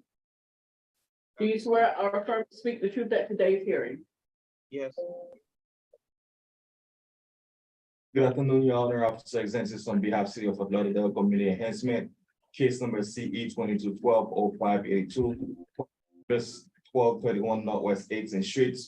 This case was first heard on May 25th, 2023. And the magistrate ruled in favor of the city, and property owner was ordered 35 days to correct all violation at the property. A notice of hearing was posted on the property on July 14, 2023. And the pre-hearing inspection was conducted on July 21st, 2023, revealed as depicted in the photos. At this time, all violation remains, and the city is requesting full imposition of fines. Okay, I have one that's complied, am I? 18, yeah, 1812. So, yeah. This complied, okay, all right. Okay. Sir, please say your name for the record. Mac Moore. Okay, why are we not complying with my orders? Oh, some of them I've tried to comply with, and others I would actually like it if the inspector could come over and just point out exactly what I would need to do, or speak to me now exactly what I need to do to get it complied. Because I'd like to clear it up and just have it be done. First magistrate, if I may. All right, I'd rather you not. Sorry, Special Magistrate, Hula Liquor Compliance Supervisor, City of Fort Lauderdale. Since this case has been around for a while now, I mean, we definitely not opposed to meeting with the gentleman and pointing things out, but we'd like to move forward at this time with the case. All right. This has been going on since May. It's not as bad as some, but, and I don't understand why things like doing the landscaping, et cetera, can't be done, and outdoor storage. Why you can't pick up the outdoor storage and get rid of it. Well, some of the things that were mentioned, the storage of wood, I have mulch on the swell, and I actually thought that was the storage of wood, so I hurried and got rid of that mulch, but then I realized, or another notice, that it was the wood on the porch, so I got rid of that wood. And I don't know, it just seems to be that I accumulate things on that porch area. The yard, I do trim it sometimes, but then sometimes I go without trimming it, so I could do it regularly so that it stays at a acceptable level. Okay, all right, I'm gonna give you 10 days, sir, and I'm gonna ask the inspector to come out and tell you exactly what you need to do, and there'll be no more extensions after this. Then the fines will just begin to accrue, okay? Okay. All right, thank you. Thank you, Your Honor.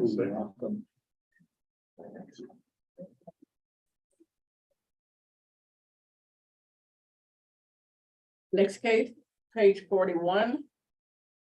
Inspector Bovary Xantis, case number CE 22110106, case address 1526 Northwest 12th Street. owner Freddie L. and Tracy L. Myrick. This case was first heard 5/25/23 to comply by 6/29/23. 5 sections not complied at $25 per day, $3,500 accrued. The fines continue to accrue, and this is a request for extension.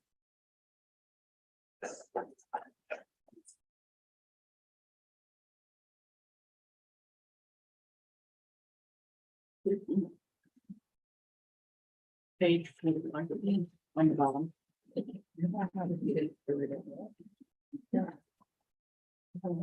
Good morning, good afternoon. Will you please unmute your mic?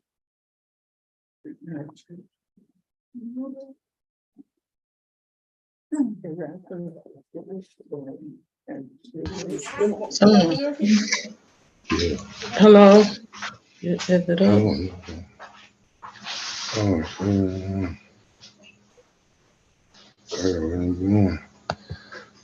Hear me? Yes. Will you please raise your right hand? Do you swear or affirm to speak the truth at today's hearing? Yes. Yes. Good afternoon again, Your Honor. Officer Executive on behalf of the Butler Community Enhancement. Case number CE 2211-0106. Property address 1526 Northwest 12th Street. This case was first heard in May 25th, 2023. And the magistrate ruled in favor of the city and property owners was ordered 35 days to correct all violations at this property. The case reviewed before the magistrate in June 29, 2023, where the property owners were granted 28 days extension to comply with all violations. At this time, I want to say that the city will oppose to an extension due to the fact that the city doesn't think it should take that long to get stuff done, and the case has been open for quite some time. But I want to state one more thing, that the property owner had called me yesterday. She wanted a reinspection done, which a reinspection was done this morning, which revealed that violation 9-304B is complied and all of the violation remain. And the city gonna request all fines to be imposed and to continue to accrue until the property is brought to compliance. Now, I have 9-306. It's also complied. It's also Yeah. complied, okay. So they have done some stuff on it, some of the heavier stuff. Okay, please state your name for the record. Tracy Lee Myrick. Freddie Lee Myrick Jr. Okay, why is it taking so long to bring this property into compliance? We got grass. We went and put the grass down. We put a picture in there. We went and put the grass down, but that's the only grass that we can get. And it was raining a lot, so I put the grass, whatever I could put down. I straightened up the bowl and everything on the property. I'm doing, me and my wife we laid down the grass and we were doing everything that we could do, but we still need a little, we laid down the grass. I just got to finish the front with the gravel. I moved the trailer, you know what I mean? I'm trying to do much as I can and work at the same time. I know I need a little more grass here in the front where the mailbox at, and I need to finish the little gravel here in the front of the house. And I need a little more grass, but they only had a half a pallet because they said they couldn't cut grass because it was raining. So I got a half a pallet and I put the half a pallet down here, but I still need to continue with the half a pallet. Get another pallet so I can finish the front of the house. Okay, what about the vehicle, the derelict vehicle? Yeah, I got rid of the trailer, ma'am. I'm working on my convertible now to get the insurance for it. I'm riding around trying to get the insurance, but I don't have the money right now to contain the proper things. I got rid of the trailer. Everything else got tags on it. All right, sir, I'm gonna give you a 35-day extension and no more, okay? Then the Yes, fines are ma'am. gonna begin to run again. Yes, ma'am. If I may, that also that the derelict vehicle, as stated in the last hearing, they need to show proof of the current decal on each vehicle, as well as the trailer, which per my inspection this morning, they were still at the property this morning. Did you? No, it ain't at the property. No, watch, look at you. Oh. No, it's not at the property, sir. Hold up. When did you remove it? Yes, ma'am, I removed it a week ago. It's not on the property. The convertible on the property, but that's not on the property. There's nowhere, no, it's not on the property, ma'am. It's nowhere on the property. This is everything I did on my property. I got my convertible back there.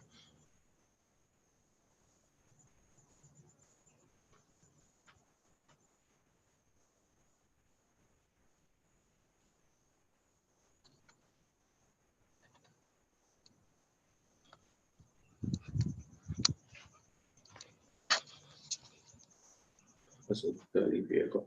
That's the storage on the side. Yeah, and I do want to say that the trailer is no longer at the property, but the dirty vehicle still is at the property. Okay. I know, yeah, that's the one I was telling you about, the convertible.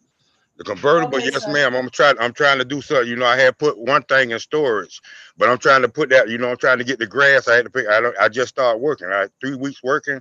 I just started working, and I'm working, you know, I like to keep my convertible, but I just got to find a place where I can store it at.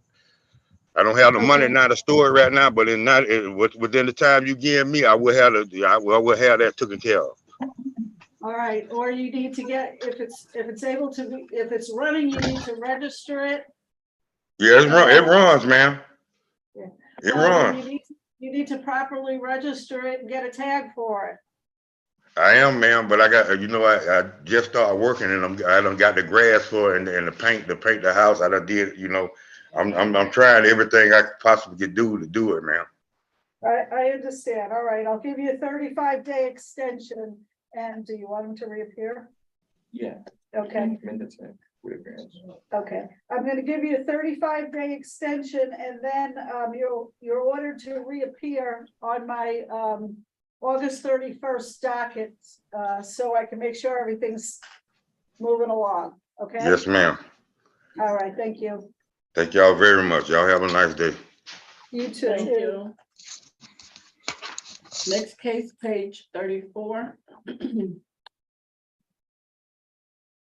Inspector Patrice Jolly, case number CE 22100524. Case address 3081 Northwest 19th Street, owner Prasad USA Property Holdings LLC. This case was first heard 5/25/23 to comply by 6/29/23. One section not complied at $250 per day, $7,000 accrued. The city is requesting the full amount, and the fines continue to accrue. Good afternoon. Will you please raise your right hand? And I believe you need to unmute your mic. Do you swear or affirm to speak the truth at today's hearing? Yes. Go ahead. Good morning, Your Honor. Senior Code Compliance Inspector Patrice Jolly for the city of Fort Lauderdale, presenting case CE 22100524 for the property located at 3081 Northwest 19th Street. This property was first heard by the Special Magistrate on May 25th, 2023, when the magistrate informed the city. As of the pre-hearing inspection conducted on 7/22, July 22nd, 2023, violation BCZ -39-215F is still remains out of compliance. The city requesting that compliance be imposed. Okay, sir, please state your name for the record. Yes, Ron Rice.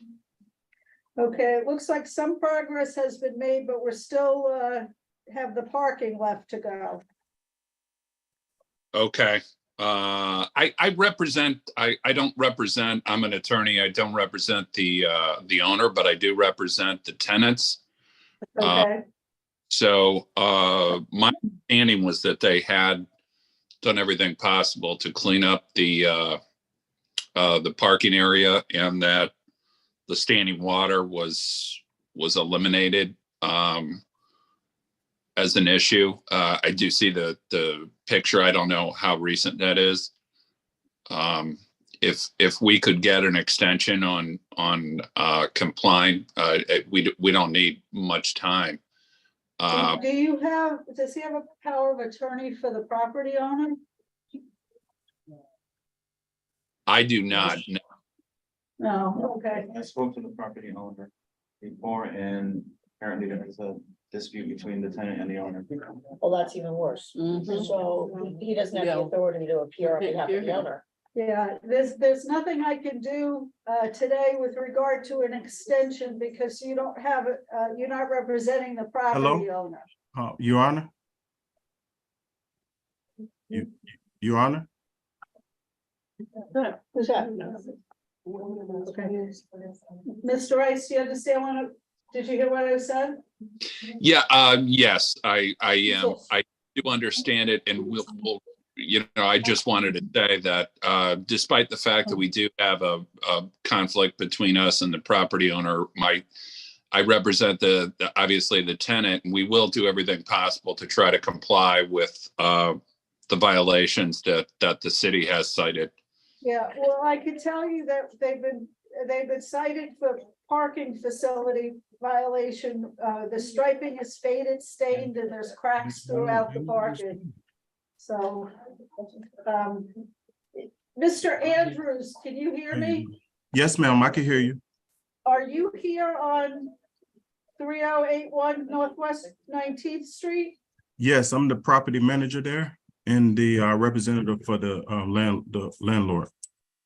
Do you have power of attorney? Yes, well, it's not power of attorney, but I do have authority over the property, and I uploaded that this morning prior to the hearing. So I do have a contract and everything. And also the property owner is here in my office because he didn't have time to register prior, but he is here present with me in my office. Well, that would probably be helpful. To see him. We would need to see him. Yeah, we needed his ID also. Mr. Andrews, Yes, ma'am. I need to see the property owner and I need him to show us his ID. Okay. Yes, ma'am.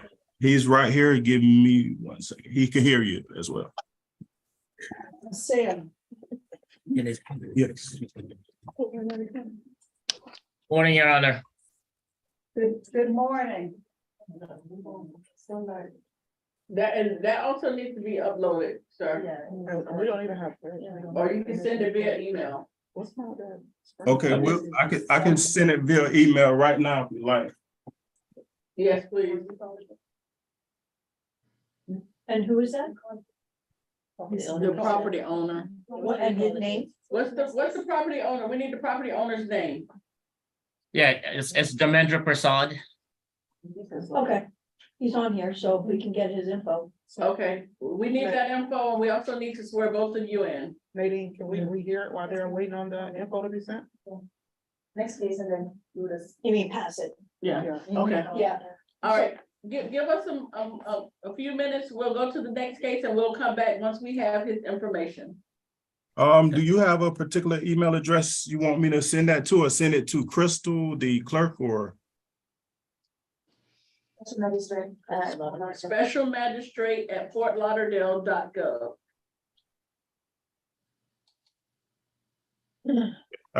It's on its way. Okay, and we'll come back to you.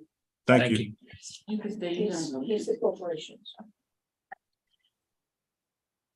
Next case, page 19, Inspector Patrice Jolly, case number CE 23010789, case address 3204 Davie Boulevard, owners to Saria Holdings 2L Inc.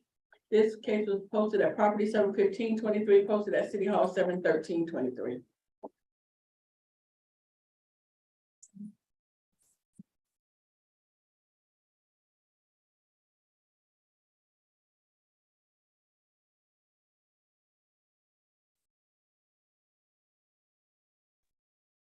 Good afternoon. Will you please raise your right hand? Do you swear or affirm to speak the truth at today's hearing? I do. Good morning, Your Honor. Senior Code Inspector Patrice Jolly for the city of Fort Lauderdale presents the case CE 23010789 for the property located at 3204 Davie Boulevard. This property was first inspected on February 1st, 2023, cited for the following violation. 47-19.4.D.1. There are multiple dumpsters stored on the property without adequate dumpster enclosures. 18-12.8. There's overgrowth, trash, rubbish, and debris on this property and or swell. This is a recurrent violation. Please see case CE 2107-1071. This case will be presented to the special magistrate of the finding of fact, whether or not the violation complies prior to the hearing. 18-1, which is complied. This is for graffiti violation. This is also a recurrent violation. Please see case CE 2107-1071. This violation is being presented to the special magistrate for finding of fact, whether it complies prior to the hearing date. The inspection report was issued to and mailed to the property owner for Broward County property appraisal record. Contact was made with the property management company and the maintenance individual on multiple occasions since the initial notice was issued. This property was re-inspected a total of 7 times, including a pre-hearing inspection conducted on July 22nd, 2023, where the violations remain as depicted in the photos. The city is requesting 10 days to comply for the violation 18-12A, 35 days to comply for violation 47-19.4.D.1. Both violations at $150 per day thereafter non-compliance. Please state your name for the record. Veronica Concha. Okay, are you in agreement to bring this property into compliance by taking care of the dumpsters within 35 days and picking up the overgrowth, trash and rubbish and debris on the property within 10 days? Okay, we are in agreement with the dumpster. The 35 days is fine. We've gone ahead already and contracted someone to start enclosing the dumpsters. I believe that we were notified of the enclosures being required not too long ago, because I believe this wasn't a requirement by the city before. So that's fine. We can do that in the 35 days. As far as the graffiti, I believe that that's been complied with. Obviously, this is an ongoing situation in the shopping center dealing with. No, we're not here on the graffiti. We will agree that the graffiti's been complied with. Okay, I apologize. I didn't hear that. That's okay. What I'm talking about is the overgrowth, trash and rubbish on the property. Okay, the trash and the overgrowth has also been addressed. Pursuant to lease terms, that dumpster belongs to Family Dollar, and pursuant to their lease terms, they are responsible to maintain their dumpsters. I understand that that's not here nor there with the city as the landlord. We've already addressed it via email with them. We've already told them that if they need to request additional service for their dumpster, they need to do so. I believe that at this moment is not there anymore. This is something that they tend to do daily. That's why our porter in the shopping center handles it directly with them. We did send them an email telling them that that cannot continue because they will be obviously held responsible for any of the fines. Okay, well, it's the property owner that's going to be held responsible. We don't get involved with tenant. No, yeah, I disputes. understand. Yeah, I understand. Okay. We just, All right, pursuant to so these terms, we 35 advise them. days, 35 days to enclose the dumpster, 10 days to remove the overgrowth, trash and rubbish, or face a fine of $150 a day. And if you run into any kind of problem, make sure you contact the inspector. Okay, not a problem. Thank you. Thank you. Have a good day. You too. Thank you. Crystal, did you get the information? No, okay. It was 100 on it. 150. Oh. Next case, page 20. Inspector Patrice Jolly, case number CE 23040058.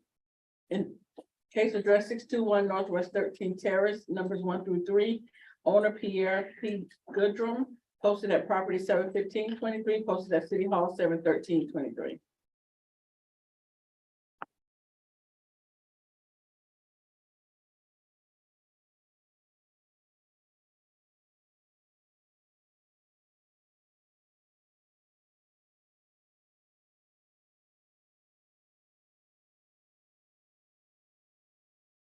Good afternoon, sir. Will you please unmute your mic? Excuse me? Good afternoon. Will you please raise your right hand? Do you swear or affirm to speak the truth at today's hearing? Yes. Go ahead. Good afternoon, Your Honor. Senior Code Compliance Inspector Patrice Jolly for the city of Fort Lauderdale, presenting case CD 2304-0058 for the property located at 621 Northwest 13th Terrace. This property was first inspected by Inspector Wilson Quintero Jr. on April 4th, 2023, and cited for the following violations. 18-12A, there is trash, rubbish, or litter and debris on the property and its swell. 18-4C, there are derelict vehicles being parked and stored on the property. The white Toyota Corolla and blue tan Chevrolet S10 pickup. 9-306, the exterior building walls have not been maintained. There are areas of the exterior that have stained and missing peeling paint. 9-305B, the landscape of this property is not being maintained and need walk up to parents. There are areas of dead and missing ground cover. This is a recurrent violation in the previous case CE 2110145 and will be heard before the special magistrate whether commits to compliance prior to the hearing. 9-304B, the asphalt driveway including the swale of this property is not being maintained as required. The surface is faded and has oil and dirt stains. This is also the wheel stops. There are also wheel stops which are damaged, broken. This is a concurrent violation of previous case number CE 2110145. And this will be heard before the special magistrate whether it complies prior to the hearing. As of all these violations are actually complied, but we were just here seeking a finding of fact on violations 9-305B and 9-304B. Everything's complied. Okay, sir, please state your name for the record. Lindsay Goodrum. Okay, the inspector tells me that you brought the property up into compliance and we appreciate that. But this is also a recurring violation. So what happens now is I'm going to enter a finding of fact about the recurring violation so that if it happens again, you could get fined, but I'm not fining you today. Do you understand? Yes, ma'am. Thank you so much. Okay, all right. Good luck to you, sir. All right, thank you. Next case, page 22, Inspector Patrice Jolly. Case number CE 230204889, case address 703 Northwest 14th Way. Owner Shallow Max LLC, posted at property 71523, posted at City Hall 71323.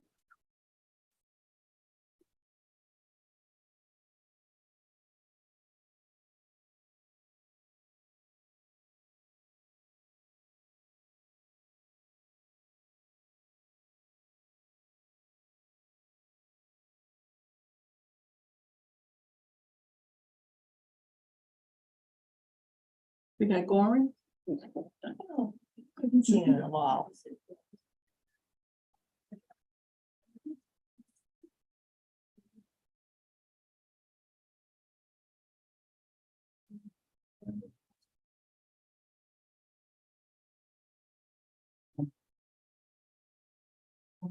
Goring? Is he here? His camera's not on.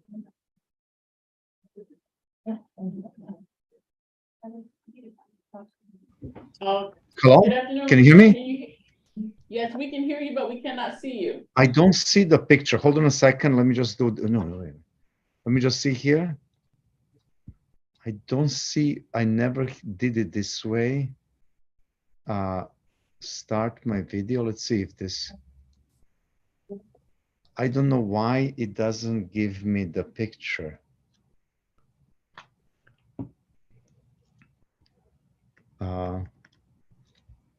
It says start my video. I ask you to start your video. Start my video.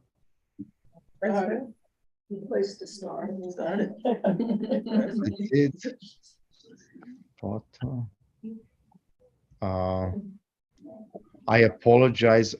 This is my first time doing it on Zoom, but you hear me perfect, right? Yeah, but we have to see you. How do I do this? It shows everything normal, but it wouldn't allow me. No, can you accept the video message that you've received? Yeah, I did. I accept the host had asked you to start your video, and I said start my video. I put start my video, and nothing happens. I mean, I have MacBook Air,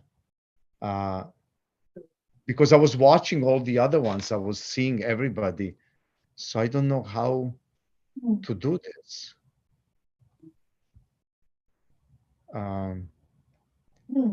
Okay. It's not allowing me to do it. It's like somebody's blocking on your side. That's what it shows me on my phone or my computer. So the IT individual here says you may have to switch cameras or, go on your phone. Are you able to get on your phone? Let me Log try in that. from your Actually, phone? I did not try on the phone. Hold on a second. Let me try that quickly. Just 1 second. I'll try that on my phone. Maybe it will work.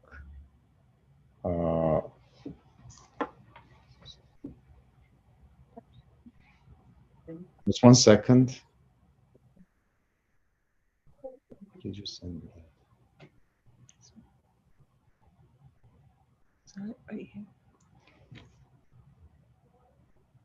Join webinar. Let's see if it goes. Meeting, is he attempting to sign on his phone now? Yeah, he's trying it now.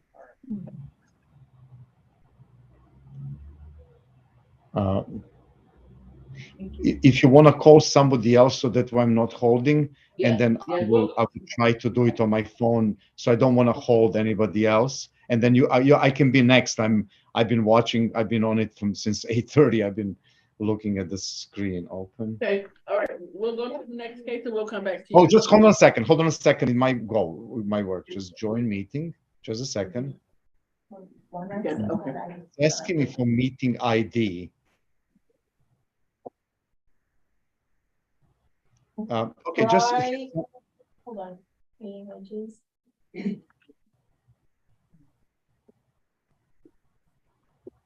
a second. It has here meeting ID. Just I found it.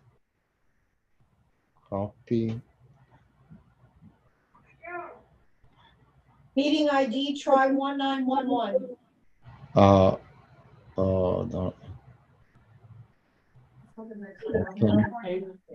We gotta forward him the link. We could go to the next one. She's gonna forward him the link. Maybe it goes just like looking invalid. She said try Join 191911. Let's see if that works. 1911. Did he say?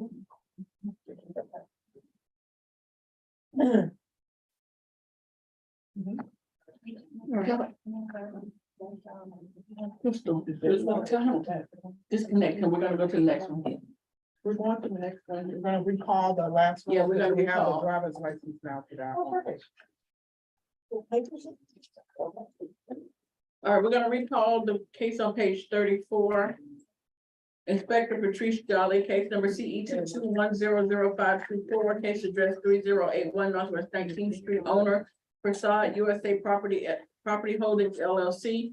This case was first heard 5/25/23 to comply by 6/29/23. One section not complied, it turns $50 a day, $7,000 approved. The city is requesting the full amount and the fines continue to approve.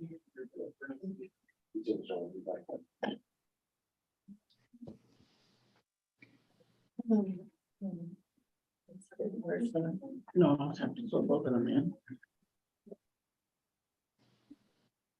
Yeah. All right, Mr. Andrews and Mr. Prasad, you both need to be sworn in. Will you please raise your right hand? Do you swear or affirm to speak the truth at today's hearing? Yes. We have to go through the whole thing. Do we need to? I don't think so. Okay, So I guess to the owner. yeah, Mr. Prasad, Yes, ma'am. okay, it looks like some of the violations have been complied, but there's still an outstanding violation for the parking facilities not being maintained. Striping is faded, stained, and there's cracks throughout.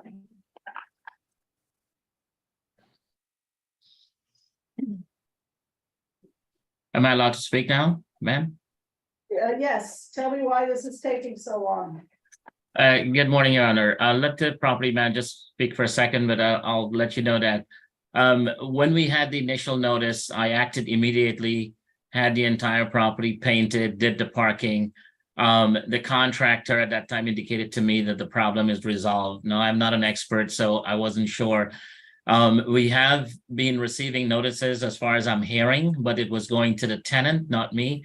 And I got a certified mail recently. And if I had known that you know this is the issue, I would have moved on it and fixed it immediately, because that was my goal, to comply. So as a matter of fact, as of yesterday, I had a contractor scheduled to meet me there, and he had to reschedule. So we are rescheduled for tomorrow again to come back to fix this problem. So I was told also that since we have fading of the striping and all of that, we'll just have to go ahead and do the entire parking again, and also to fill this area where the water is standing. So that's the issue. The notice have been coming to the tenant, but obviously, and there's confirmation of that now, that the representative of the tenant is here. So that means they're getting the notices, but they have not turned over anything to me. But that's beside the point. I will comply. I want to comply because I want to make sure I take care of this. So How much time are you asking for?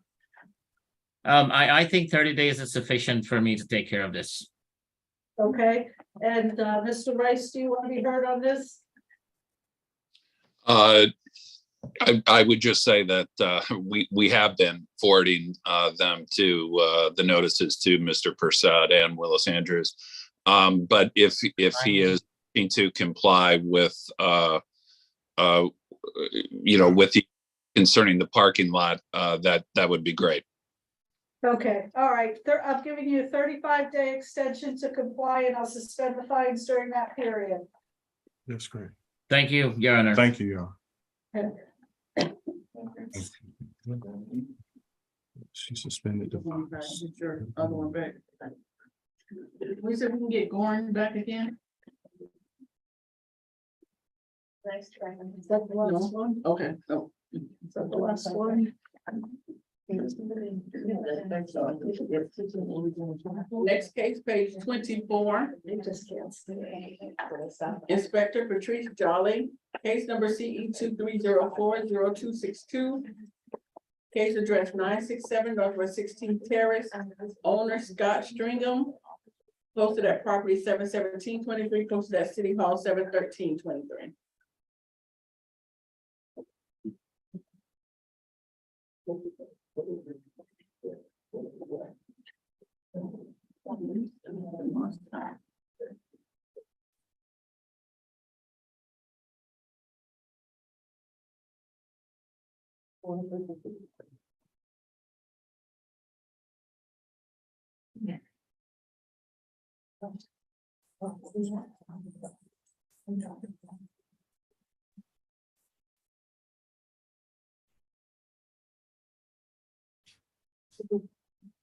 Good afternoon. Will you please raise your right hand?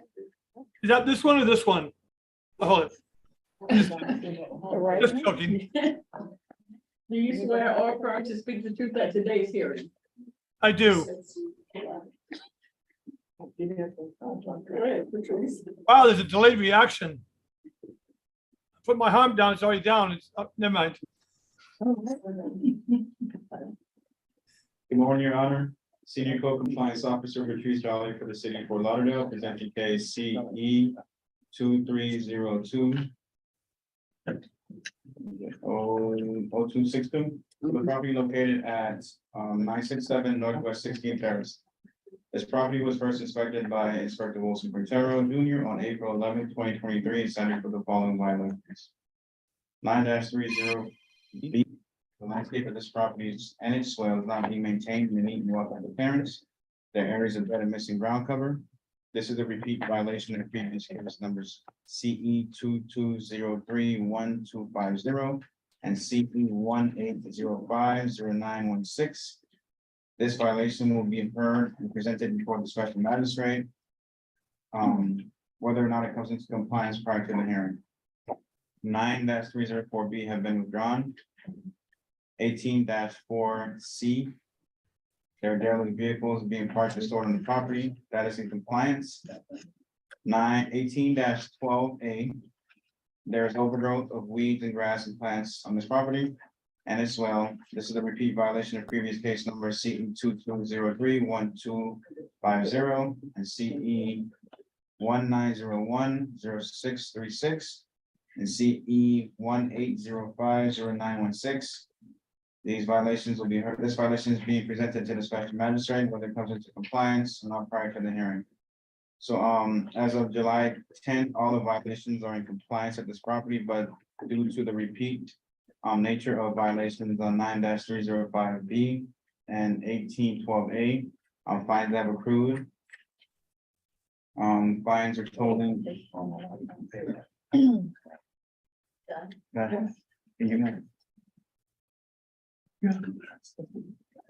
Total of fines have accrued of $4,650 for the day that they're out of compliance.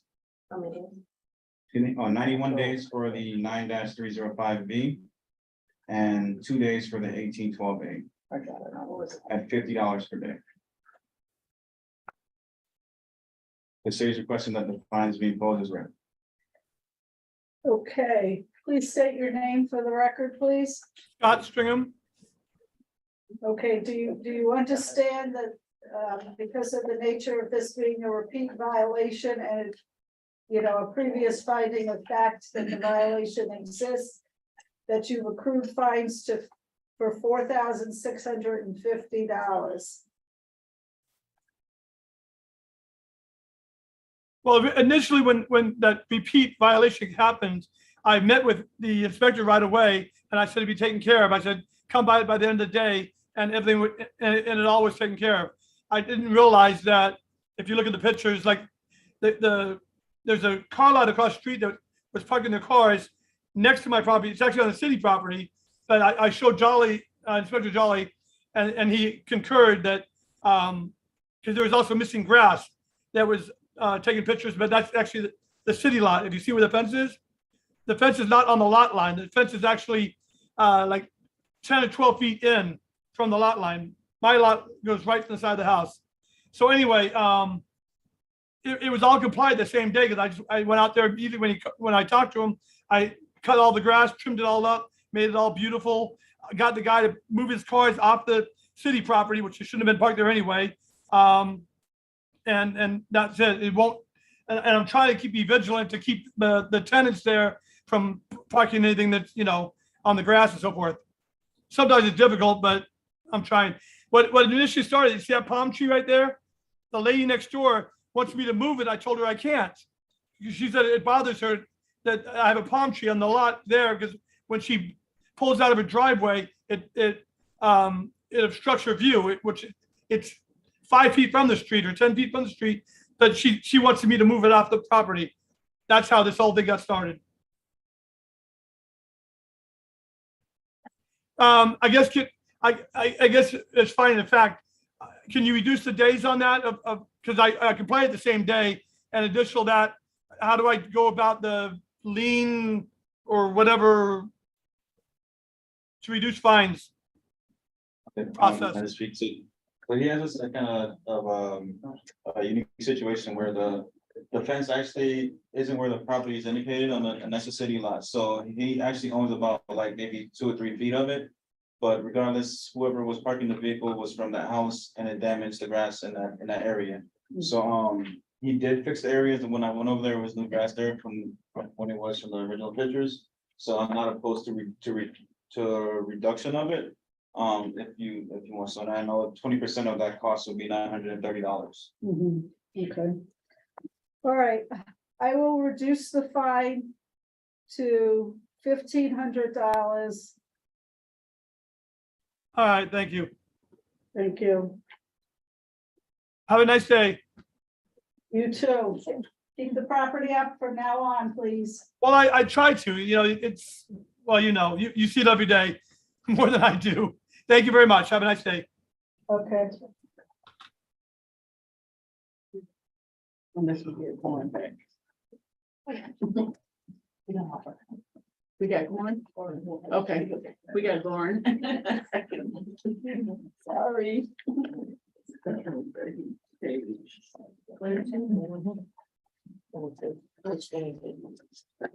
right, we're going back to page 22.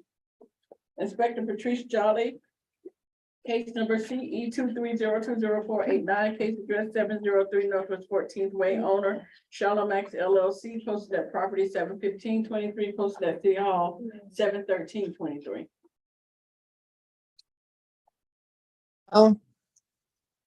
Hello, will you please raise your right hand? Do you swear and affirm to speak the truth at today's hearing? Yes, I do. Here you go. Good morning, Your Honor. Senior Co-Compliance Inspector Patrice Jolly with the City of Fort Lauderdale, presenting case CE 23020489 for the property located at 703 Northwest 14th Way. This property was first inspected and cited by Inspector Wilson Quintero Jr. on February 16, 2023, and cited for the following violations: 18-4C, there are derelict vehicles being parked and stored on the property, gray Chevrolet sedan with flat tires. 47-34.1.8. There are non-permitted outdoor storage of goods and materials on this property, which is considered an illegal land use for this RC 15 zone residential single family unit for the ULDR. Items include but are not limited to crates, buckets, tools, dog cages, totes, bed frames, and miscellaneous items. 9-30A-B, there are stains of dirt along the roof drip line or other elements which is not permitted on the roof. 9-304B, the gravel driveway at this property is not being maintained as required. There is growth of grass weeds through the surface and is not well graded. This is a recurrent violation of previous case number CE 2001-1696. This case will be presented, the violation is being presented to Special Magistrate or they come into compliance prior to the hearing. All violations at this property has been in compliance. We're just finding a fact for 9-04B. Okay, sir, please say your name for the record. Goran Dragoslovic. Okay, so I'm being asked just to make a finding that the violations exist, but not to assess a fine at this point. But because this is a repeat violation, then next time it's, if there's another violation, then you will be fined. Do you understand? I really appreciate that. As I said, I'm trying my best and you don't see me anymore. The furniture, everything belonged to the tenant. We try to explain to the tenants when the bulk pickup is, we email them, we text them. We try to keep the properties, and you can ask all the inspectors. Every time they call me, I'm immediately at the property and try to work with all the inspectors as fast as I humanly can. And I'm there So we haven't always. seen you in a while. We haven't missed you. We haven't seen you in a while. I don't miss you guys, but I do miss you. I really like it's, like last time you gave me the fines for those 2 days, I paid like $6,800. I paid them immediately. I work so hard, and I try really my best. I'm on the field all the time, trying my best to keep because they're rental properties, they're not my house. So I try my best to explain to the tenants that they really need to keep the properties clean. And I appreciate cities doing everything in their power to keep the city clean. It's my city. I've been here for over 40 years. Okay, sir. Well, we appreciate your cooperation. Thank you very much. And thank you, Magistrate. Thank you, Jolie. Thanks everybody. Okay. Have a wonderful day. Okay. Thank you. Bye-bye. Bye. Next case, page 14. Inspector Bernstein Seinberg, case number CE 2302048, case address 408 Northwest 17th Avenue. Owner Willie and Mary Bonds Estates in care of Joyce Lee James. posted at property 7/12/23, posted at City Hall 7/13/23.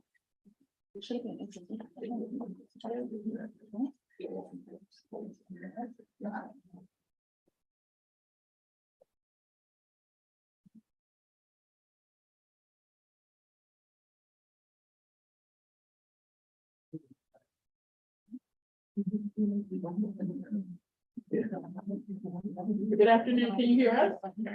Yes, I hear you fine. Will you please raise your right hand? Do you swear or affirm to speak the truth at today's hearing? I do. Good afternoon, City of Fort Lauderdale, Inspector Bernstein Sandberg. Case number CD 23020478, property address 408 Northwest 17th Ave. This property was inspected on February 14, 2023. The following violation was observed. 18-1 complied. 9-305B, the landscape at this property is not being maintained in a neat and well-kept appearance. There are areas of dead and missing landscape on the swell. 9-304B, the gravel swell of the outside property is not being maintained. 9-306, the exterior building walls have not been maintained. There are areas of the exterior that have stains and peeling paint. This is a recurring violation. Refer to case CE 1802-1651. This case will be presented to the special magistrate seeking a finding of fact whether or not the violation complies prior to the hearing date. I've communicated with the owner regarding all violations. Pre-hearing inspection on July 23rd, 2023 revealed the violation stated is not in compliance. I would like to enter the photos as evidence that show violations as depicted. The city is requesting 35 days to comply or a fine of $25 per day per violation.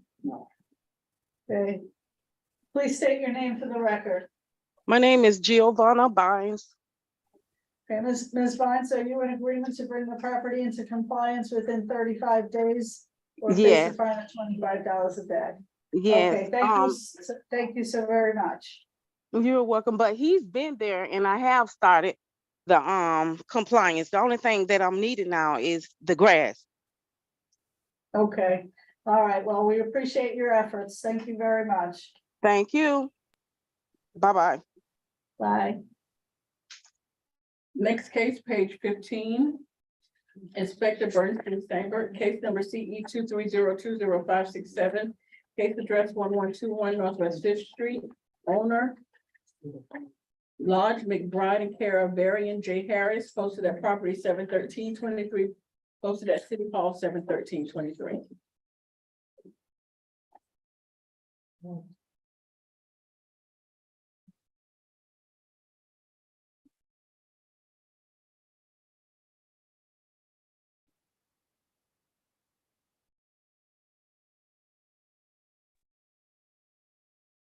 Good afternoon, everyone.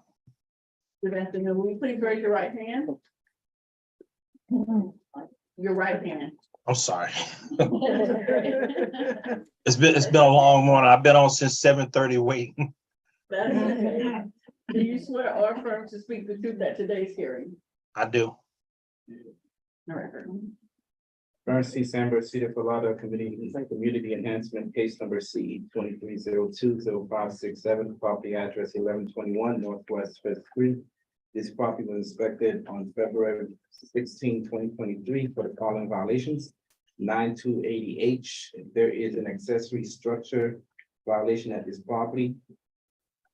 The bollard at the rear is discolored and deteriorating. 9304B, the driveway is not being maintained as required. It is not smooth and the swell and driveway have potholes as well as the wheel stops are faded. 9306, the exterior fitting walls have not been maintained. There are areas of the exterior walls and fascia that have stains and peeling paint. In pre-hearing inspections on July 21st, 2023, we will the violation stated in compliance. I would like to enter the photos as evidence that show violation as depicted. The city is requesting 35 days to comply or $50 per day per violation. Okay, please state your name for the record. Varian Jose Harris. Okay, Mr. Harris, are you in agreement to bring this property into compliance within 35 days? Yes, Your Honor. Can I say one thing? Sure. As far as the front parking area, the potholes and all that, that was not caused by us. That was caused by Public Works doing work on the road there with the heavy equipment. The city did that picture there and all that with their heavy equipment. The city damaged those areas there. Okay, did you report that to the city? Reported it and it fell on deaf ears.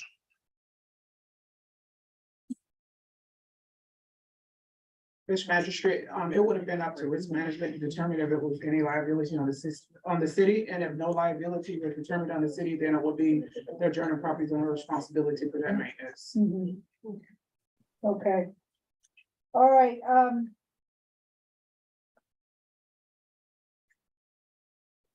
I'll grant the 35 days. What was the fine? $50 per day. $50 a day thereafter. And I would give the city another call if risk management hasn't dealt with it.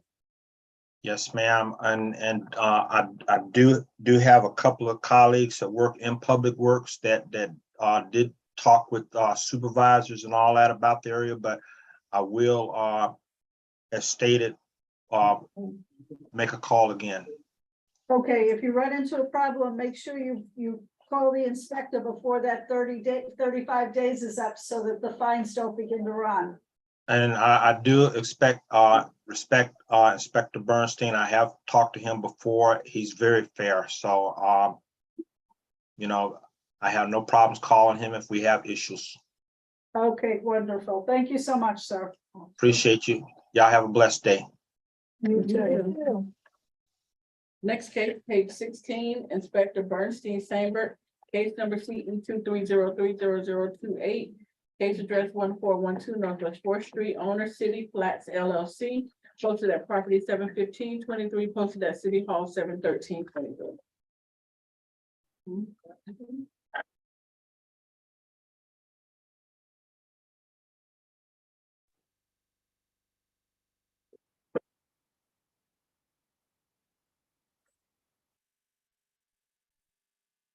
Good afternoon. Will you please raise your right hand?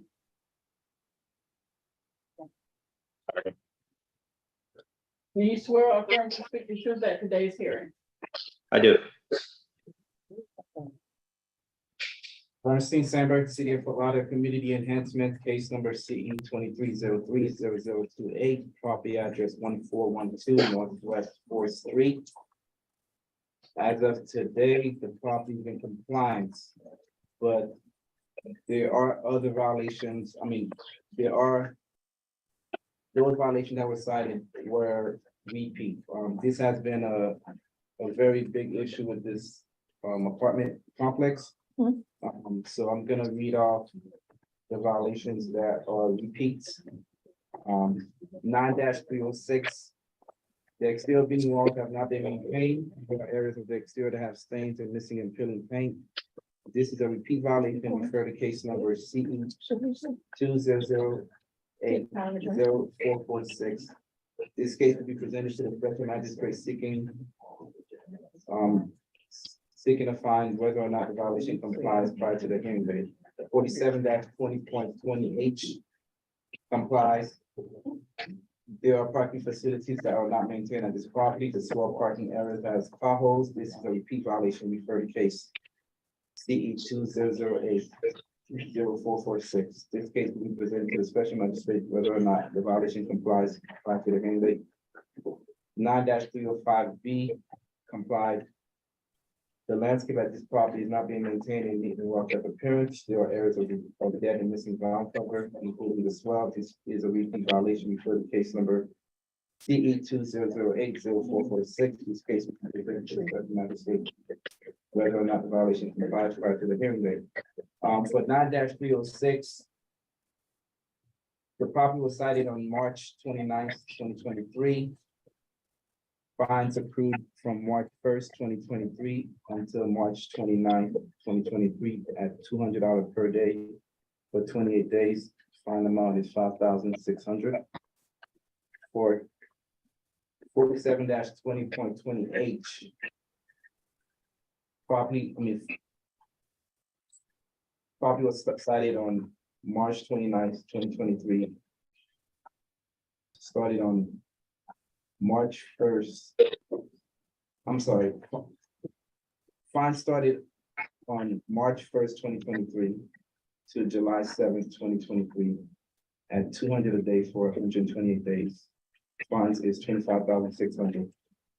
For 9-305B, fines started on March 1st, 2023 to July 14, 2023 at $200 per day. 435 days, fine is at $27,000.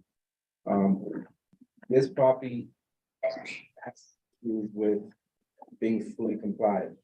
So if they were to put the landscape, some of the other areas landscape, when they add landscape, it gets damaged.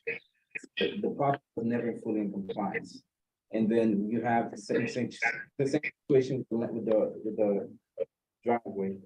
They would repair and part of the driveway and not the other. So the date of these violation kept running. And because this is a repeat violation from the prior case where it went to a hearing, this property is aware that the landscape has to be maintained, the driveway has to be maintained. So those fines kept running. The city is gonna request to fully impose those fines. This property has been an issue from many residents around the communities. Okay. Sir, please state your name for the record. Andre Sagdiv, I'm the property manager for City Flats LLC. Okay. And what do you want to tell me about this property?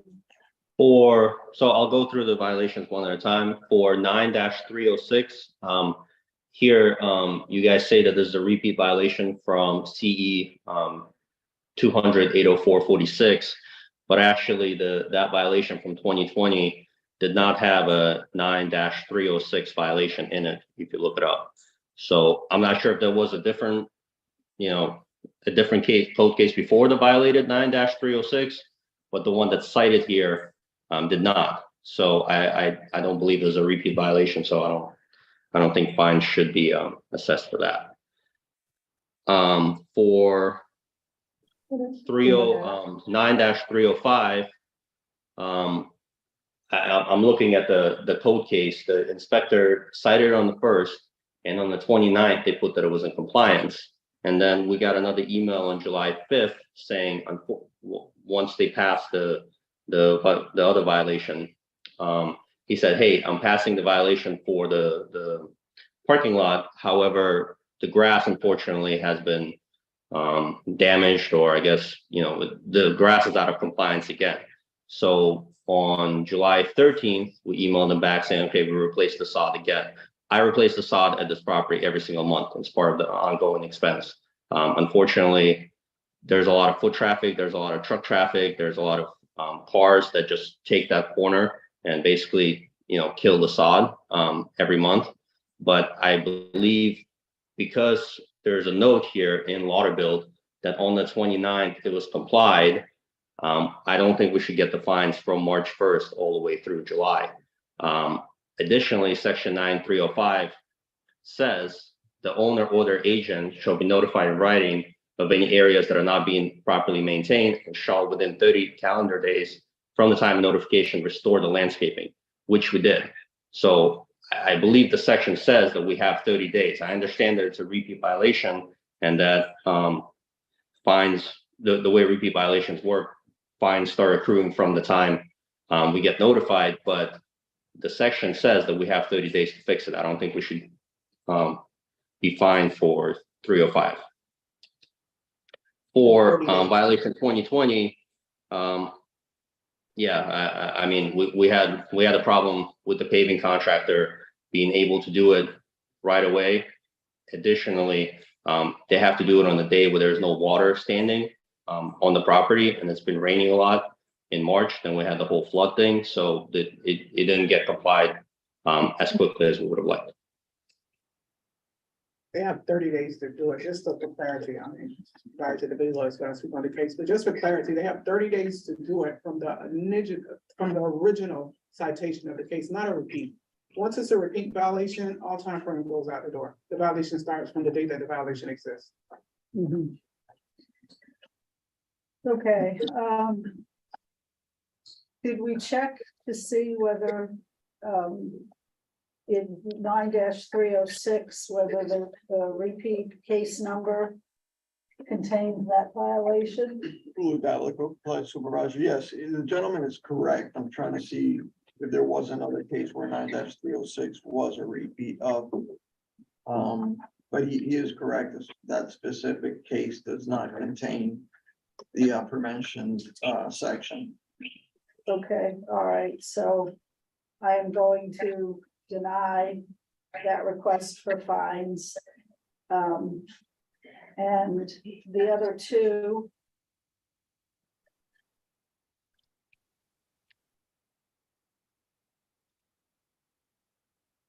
I'll reduce the parking to 10,000. And I will reduce the landscape fine to 12,000. Your Honor, okay. I mean, it says the inspector noted on the 29th that it was in compliance. And then he let us know there was out of compliance again on July 5th.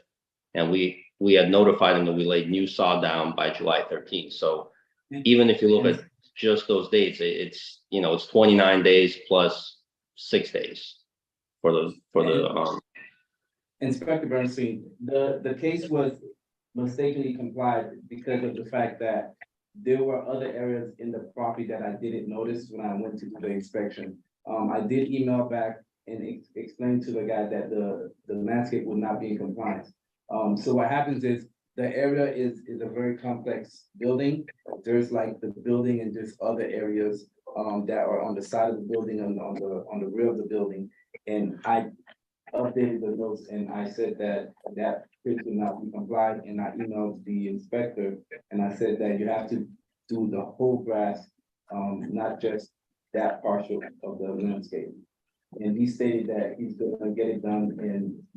And I think the situation with this case is the fact that each time they would put grass down, and I've seen it myself, where they would do a certain part of the landscape, but then within a couple of days, either because it's not fully sodded in the ground yet, a truck or some kind of pedestrian will damage the vehicle, the landscape. And then when I would come, it's not fully in compliance, and it just kept kind of like repeating itself in a way.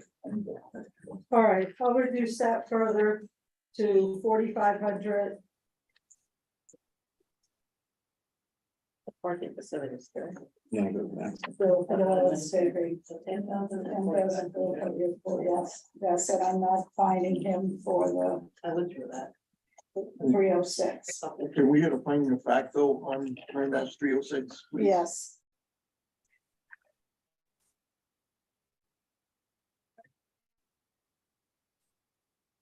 Okay, finding a fact on 9-306. All right, thank you. Thank you, Your Honor. Next case, page 40. Inspector Bernstein Sandberg, case number CE 230208868, case address 420 Northwest 7th Terrace. Owner Salvatore Salomone. This case was first heard at 6/13/23 to comply by 7/11/23. One section complied at $100 per day, $1,000 accrued. 3 sections not complied at $100 per day, $4,800 accrued for a total of $5,800, and the fines continue to accrue. This is a request for extension.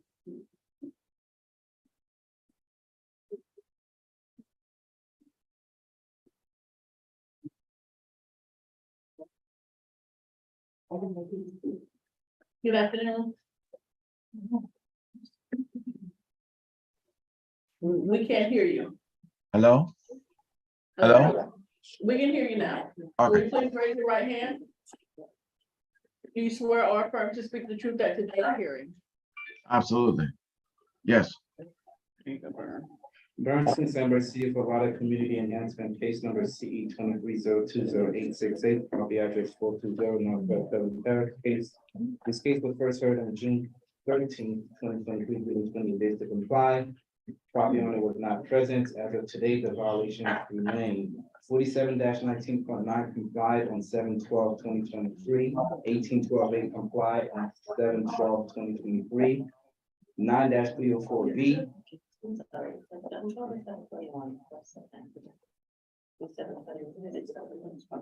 The compliance? Yeah. 7. There are no fines on that. No. 9-304B. The driveway is not being maintained. The gravel driveway is worn and has grass going through it. The trailer was removed, but it's a code that has both parking on the grass and maintaining the driveway. 9-306, the exterior building walls have not been maintained. There are areas of the exterior walls that have stains and peeling paint. 9-305B, the landscape at this property is not being maintained in a neat and well-kept appearance, including the swell. A pre-hearing inspection on 7/21/2023 revealed a violation stated is not in compliance. I would like to enter the photos as evidence that shows violation as depicted. The city is requesting full imposition. Okay. To request extension. I mean, the city is not, is Opposed to it. opposed to an extension. Okay. Mr. Salvone? Why is this taking so long? Well, okay, so hang on one second. I apologize. I did send originally, I suffer from mental health over the past few years. I uploaded some of that directly to you guys. This was not anywhere near brought to my attention. Unfortunately, again, I've been out of state at my parents' address. This was only brought to my attention when I received a phone call from the homestead, the taxes homestead guy. He told me that I have some sort of code violations. I was very well unaware of what's been going on at the property. I do have, hang on one second. I've owned this property for 14 years. I've always Mr. maintained it. Salvone, do you need more time to comply the property?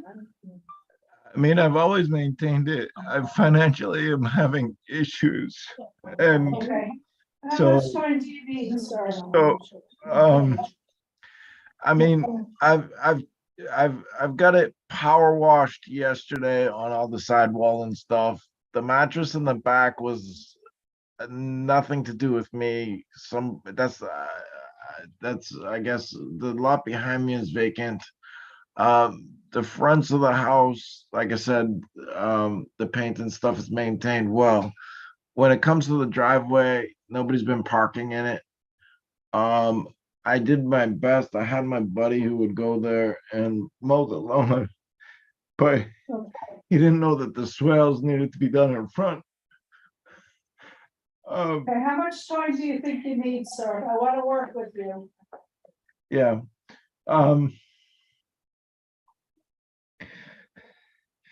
I apologize. I mean, I'm supposed to have already been back to Fort Lauderdale, and I just I had a couple court cases here I had to take care of.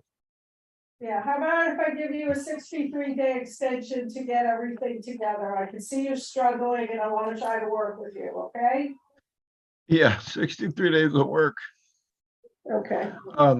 The questions I have is, when it comes to a driveway, because the one that was there was just where I've always parked since I've owned the property. I never officially put in a specific driveway, but I guess the grass has grown through it. And Yeah. so I guess I had reached out, like, I'm not familiar with like I spoke to a couple companies, like I guess concrete's probably too expensive, but if I do gravel, they're asking me like what type of space and all that type of stuff, and I was trying to figure that out. Gravel, and you can also call the inspector and make an appointment, and he can come out and go over everything with you if you need that, okay? Yeah, we'll meet with him at the property. Once you get back Okay. into town, if you want to give the inspector a call, then they can come out and meet with you and explain everything you need to do. Yeah, because again, to the best of the ability, the piece of plywood that was for hurricane protection on the windows, that was removed. Everything was washed down yesterday, so that it looks a lot nicer as it is now. Everything's been super cut and otherwise. Yeah, were you there yesterday? I mean, I saw a couple pictures that looked like they might have been from yesterday or the other day, but yeah. No, just I'm just when trying- you get back to town, call the inspector, make an appointment for him to go out, and you can go over the property together, okay? Okay, and yeah, I mean, somebody just mentioned, I guess since Monday, I've been anxious because like I guess again, I mean, I didn't see anything that says fines daily, and I'm trying to Well, I'm gonna handle suspend something. those fines, I'm gonna suspend those fines for the 63 days. When everything's in compliance, then we can talk about what's accrued so far, okay? Okay. Yeah. All right, Um, good luck so- to you. Okay, So you don't and need to I worry mean, about the fines right now at all. No, it Okay. won't be a lien, Okay. and you just try to work with the inspector to get it Yeah. into compliance, and then Yeah. the magistrate will hear the issue on the fines after Oh, that. okay, yeah, So because don't worry about it. I know I've worked back and forth with code compliance since he brought it to since I got the call. I mean, we've gone back and forth. Just so I understand, because like I say, it's hard for, my buddy has been going and he's supposed to cut the lawn. He had electric, but now I got somebody that's a landscaper that's gonna be going to make sure that they get it done. Is it possible that if for any reason there's anything on the property, anybody can call me and I can have somebody go over and get it? Because normally, again, I've lived in that neighborhood, and right next to me used to be Iris Walker, and she just recently sold her home like a year or two. I think. And same Mr. with Solomon, Johnson. I Okay, think the best thing for you to do is to make an appointment for the inspector to come out, and he will explain everything to you and work with you to bring the property into compliance, okay? okay. All right, So thank you, so sir. we have Good luck to you. 63 days is by what date at the latest? But I mean, it shouldn't take me 63. 63 days is September 28th. September 28th. Okay. All Yeah, right, good luck to you, sir. Feel better. okay, thank you. Thank you. Next case, page 37, Inspector Bernstein Sandberg. Case number CE 230209555. Case address 427 Northwest 21st Terrace, numbers 1 through 4. Owner Derek Odoms. This case was first heard 5/25/23 to comply by 6/29/23. One section not complied at $50 per day. $1,400 accrues. The city is requesting the full amount and the fines continue to accrue. Bernstein. We're getting.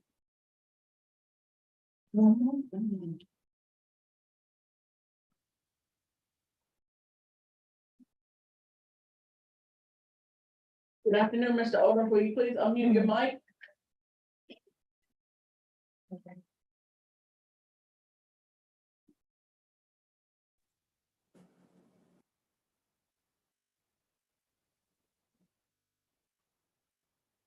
Can you hear us? Yes, Will you please raise your right hand? Do you swear or affirm to speak the truth at today's hearing?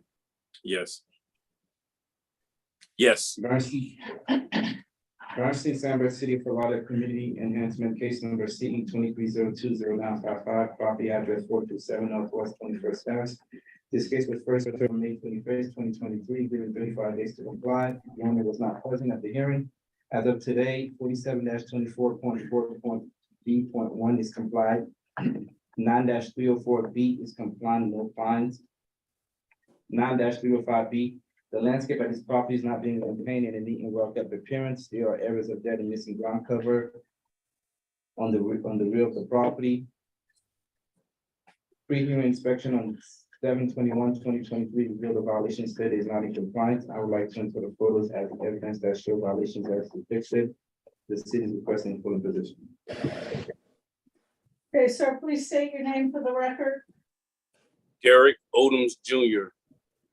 Okay, looks like you've complied some of the violations, but you have one remaining. What's going on with that? Which is remaining? Which one are we talking about is remaining? Landscaping. Okay. Yeah, because can I start from the beginning or just right there? Just tell me why the landscaping hasn't been done yet, and you know, if you need more time, ask me for how much time you need. Okay, well, right there in the picture that's rotating that shows a white car on the grass, that killed that grass while getting the driveway repaired. So that's new. That's not existing. That's new. The other spot that's in front of the building, I keep getting done, but because of the neighboring oak tree that overshadows my land, it keeps dropping leaves, and the other property on the other side of me with the high traffic for pedestrians, it keeps killing the grass.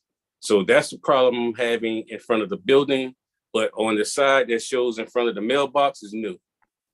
That was done while the driveway was being fixed.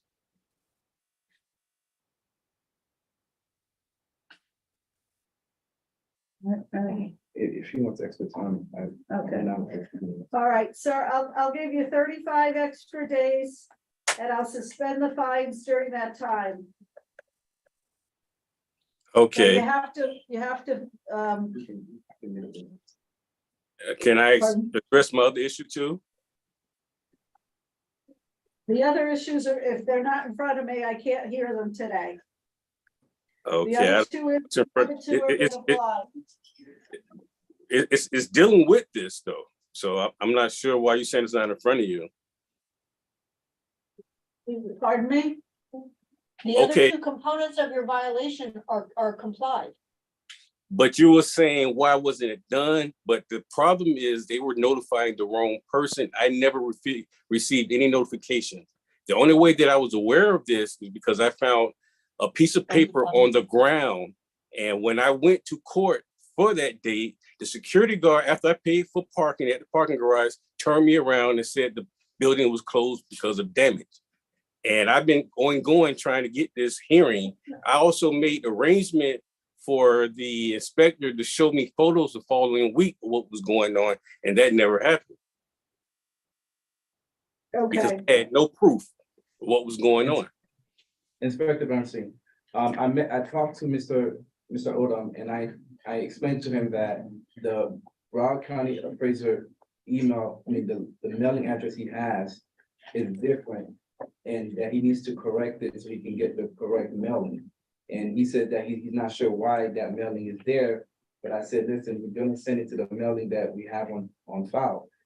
If he found the paper on the ground, that must have been the posting that I put up, and I taped it. I told him that I can send the pictures, which I did, send him the pictures of how the property is and what he needs to do. Now, if he wants to meet up with me and we can go over it, then that's fine, that's not a problem. Okay, so, sir. And the record, Your Honor, just for clarification, does reflect that the violation was mailed to the property at the mailing address as listed in BCPA. Okay, so if you want notices in the future to go somewhere else, you have to notify the property appraiser's office, okay? For right now, for today, sir, please don't interrupt me. For today, you're gonna have 35 days, and I'm gonna suspend the fines during that period. And if you still have questions, you can call the inspector, and he'll come out and meet with you on the property and help you any way he can, okay? Okay, but it was mailing the wrong person. I notified them that was not me. That's Okay, I'm a different person. I understand that, but you have to understand they're only required to mail it to the address that's the property appraiser has. So if that is not the address you want to receive mail at, you have to change it with the property appraiser's office. I understand that, but I'm saying that was not me. I'm Okay, a all different right. person. That Okay, was so not me. you took care of the problem. That's good. That's good. All right, so that won't happen again. All right, thank you, sir. All right. 35 days or 30 days? What was that again? 35 days. And that's the grass. Thank you very much. All right, thank you. Next case, page 39. Where's John Paul? Next case, page 39, Inspector John Claude Noel, Senior Inspector Bernstein Sambert presenting. Case number CE 2204053, case address 1470 North Dixie Highway, owner Wisteria Court Condo Association, Inc. This case was first heard 3/30/23 to comply by 5/25/23, one suspension from 5/25/23 to 7/27/23. Two sections not complied at $50 per day. Fines start 7/28/23, and this is in order to reappear. Good afternoon. Will you please raise your right hand? Do you swear or affirm to speak the truth at today's hearing? I do. Inspector Bernstein Sambert, City of Florida Community Enhancement, presenting on behalf of Inspector Noel. Case number CE 2204053, property address 1470 North Dixie Highway. This property was first heard on March 30th, 2023, with the magistrate granted 56 days to comply. As of today, 18-1 is complied, 9/3/5 is complied, 47-19.4.d.8 complied. 9/3/06 exterior building walls have not been maintained. Structural parts including fascia, soffits, and balconies are in disrepair. There are areas of the exterior that have stains and missing paint. 9-280H1. The wood fence surrounding this property is in disrepair and not being maintained as required. There are sections of which are damaged, missing slats and leaning and not secured. A pre-hearing inspection on June 26, 2023 revealed the violation stated not in compliance. I would like to insert the photos as evidence that show violations as depicted. The city is opposed to an extension and would like the client to start the going.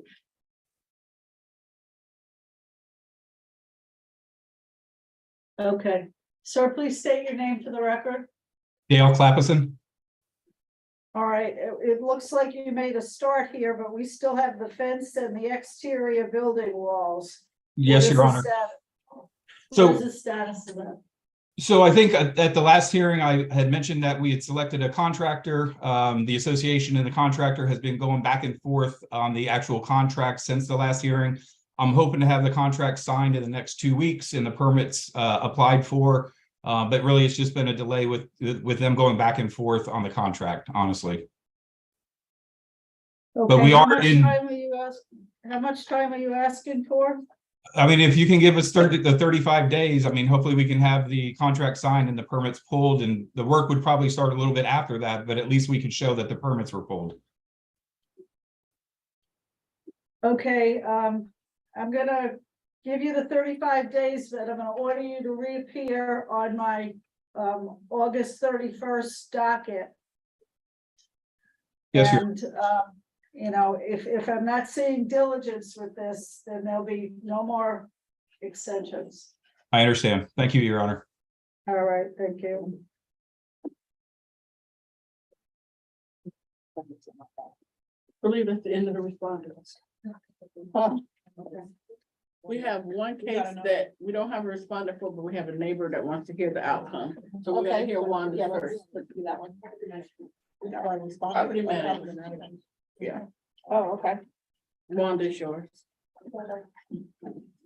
Next, page 18, Inspector Wanda Aquavella, case number CE 230303060, case address 1706 Northwest 11th Avenue, owner Status Investments LLC, posted at property 7/12/23, posted at City Hall 7/13/23.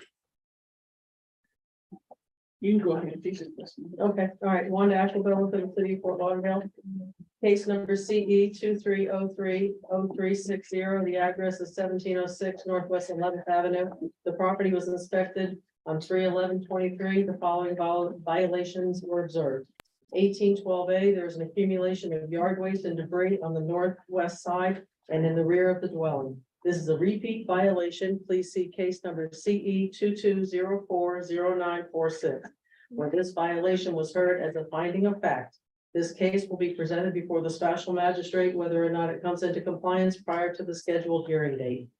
An inspection report was posted on the property and mailed to the owner listed on the Broward County Property Appraisers on 3/11/23.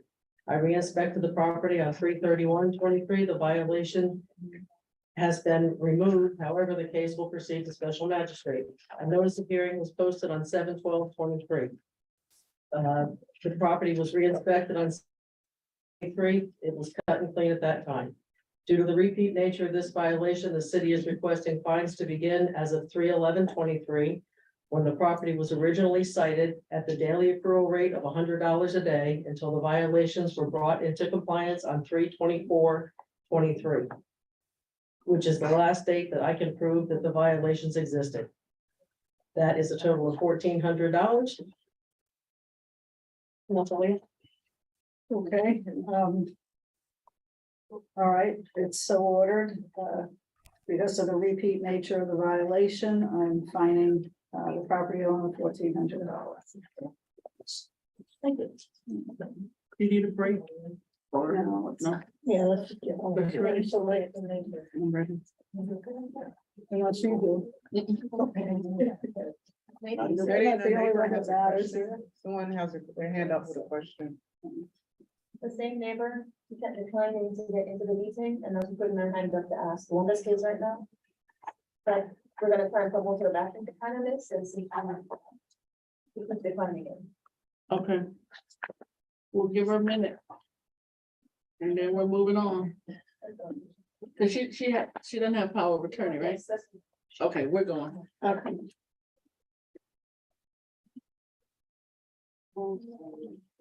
One year, good. I have one more to read in. We're just gonna go through now. Next case, page 2, Inspector Marco Aguilera, case number CE 23040008, case address 3370 Southwest 17th Street, owner Miguel Yaber, posted at property 7/13/23, posted at City Hall 7/13/23. Mark Aguilera, City of Fort Lauderdale Code Compliance Officer, case and address is read, and inspection was conducted on 4/1/23, and the following violations were observed. 9-305B, the landscape of this property is not being maintained in a neat and well-kept appearance. There are areas with dead and missing ground cover on the swale and front yard. Other violations were cited, but have since come into compliance. As of 7/20/23, the property remains in violations as per the photos depicts. At this time, city is requesting 30 to 35 days to come into compliance, or face a fine of $50 per day thereafter. So ordered.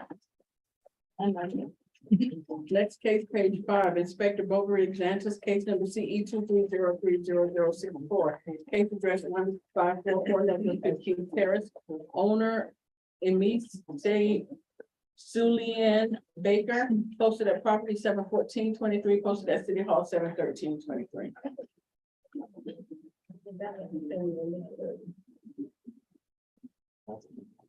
1544.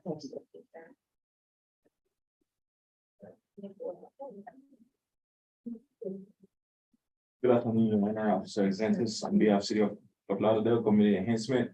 Case number CE 23030064, property address 1544 Northwest 15 Terrace.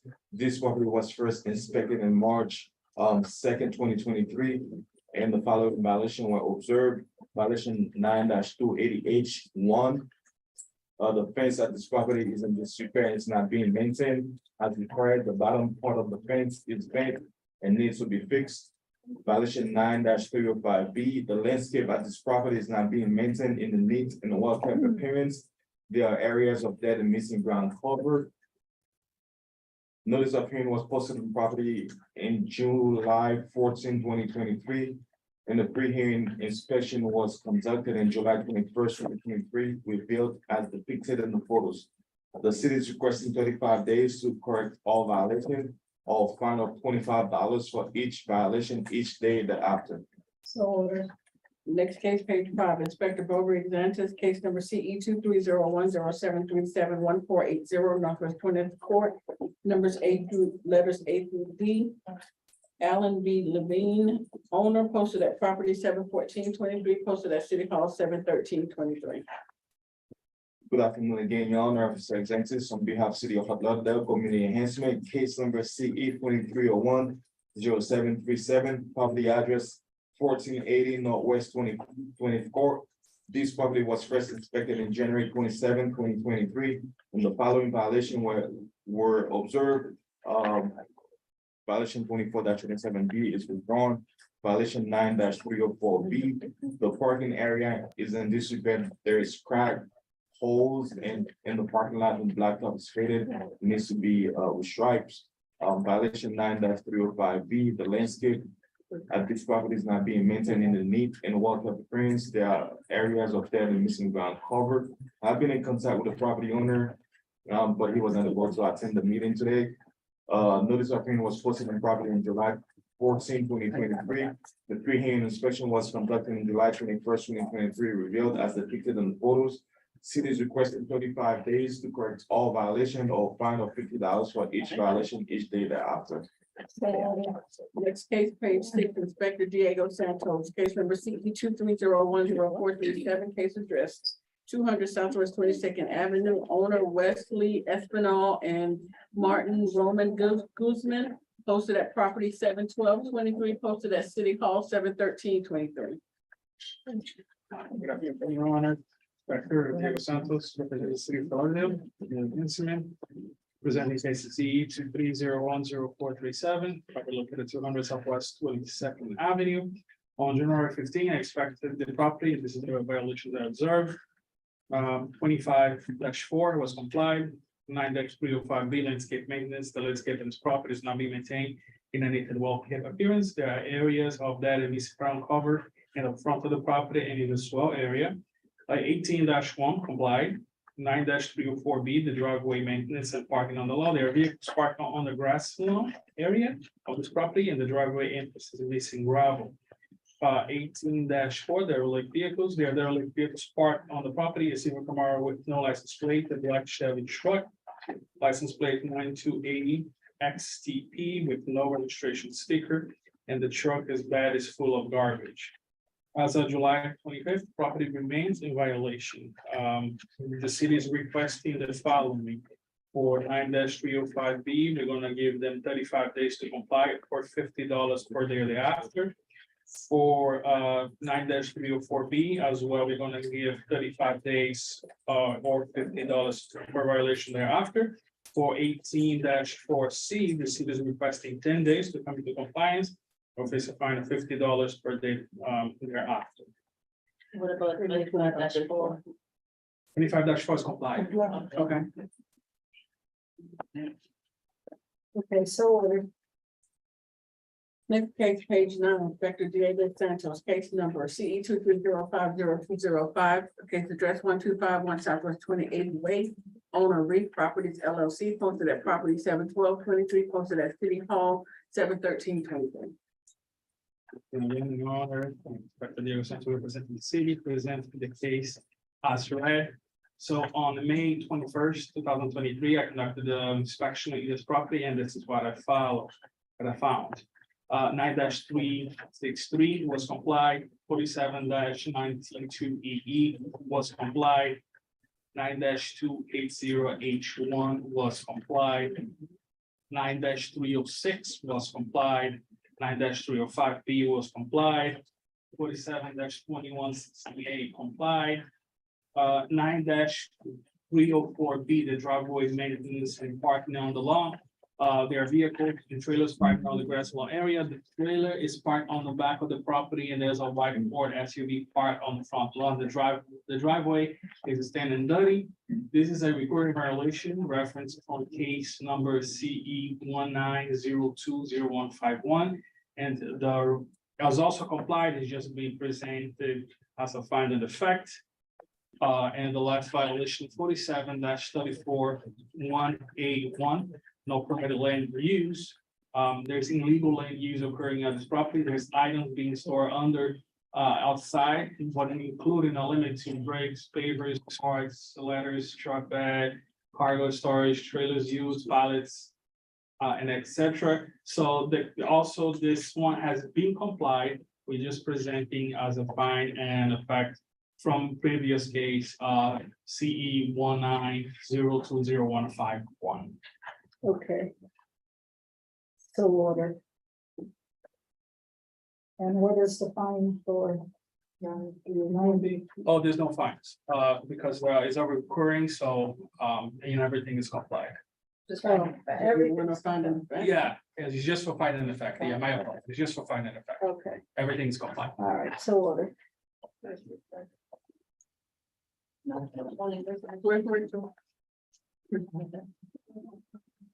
We need Rachel.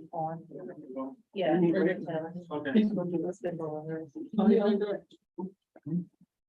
What office things? Sorting out. They will come back. What when a little over lunch. So I don't know where these guys. You know the Rachel? Okay. Next case, page 10, Inspector Rachel Moore, case number CE 2209-001210, case address 1079 Iroquois Avenue, owner Sherry L. Nelson, posted at property 71223, posted at City Hall 71323. Planning Supervisor be presented here on behalf of Inspector Rachel Moore. She inspected this property initially on September 1st, 2022, and following violation were observed 9-304B. The driveway at this property is worn with cracks, discoloration, and potholes. 9-305B, the landscape at this property is not being maintained in a neat and well-kept appearance. There are areas of dead or missing ground cover. 9-306, the exterior building walls have not been maintained. Structural parts, including page and soffits, are in disrepair. There are areas of the exterior that have stains and missing peeling paint. 18-12 subsection A complied. There's no, I'll read that in. Section 47-39.A.1.B. Parentheses 6 parentheses B is complied. Subsequent inspections were conducted on the property, including a pre-hearing inspection, which was conducted on 7/23/23, and the property remains in violation of the aforementioned sections. The city's requesting 35 days or $25 per day for violation. So order.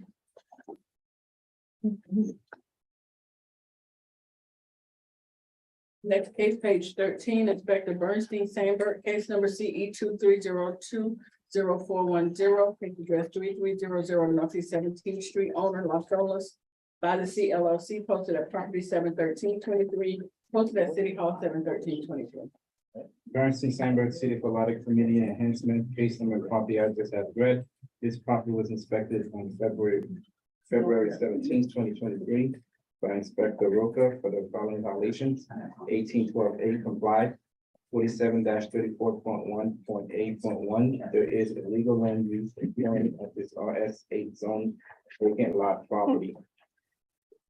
There is outdoor storage consisting but not limited to such items as pavers, buckets, power, lumbers, vehicles, trailers, commercial equipment, shipping containers, and bobcat equipment. 9-305B, the landscape at this property is not being maintained and in neat and well-kept appearance. There are areas of dead and missing ground cover, including the swell. A pre-hearing inspection on July 21st, 2023 revealed the violation stated is not in compliance. I would like to enter the photos as evidence that show violations as depicted. The city is requesting 35 days or $50 per day. So order. Next case, page 14, Inspector Bernstein Sandberg, case number CE 23020312, case address 3312 Northeast 15th Street, owner Jackal Homes 7 LLC, posted at property 71323, posted at City Hall 71323. Bernstein Sandberg City of Florida Community Enhancement, case number property address as read. This property was inspected on February 8th, 2023 by Inspector Roca. For the following violations: 1812A, there is overdose trash, debris, rubbish on this property and as well. This property has multiple permits on file, including plumbing, residential paving, landscape, residential new residential permit since February 2023. Status is in process as pre-hearing inspections. The pre-hearing inspection on July 21st, 2023 revealed a violation stated is not in compliance. I would like to enter the photos as evidence that show violations as depicted. The city is requesting 10 days to comply or $50 per day. So ordered.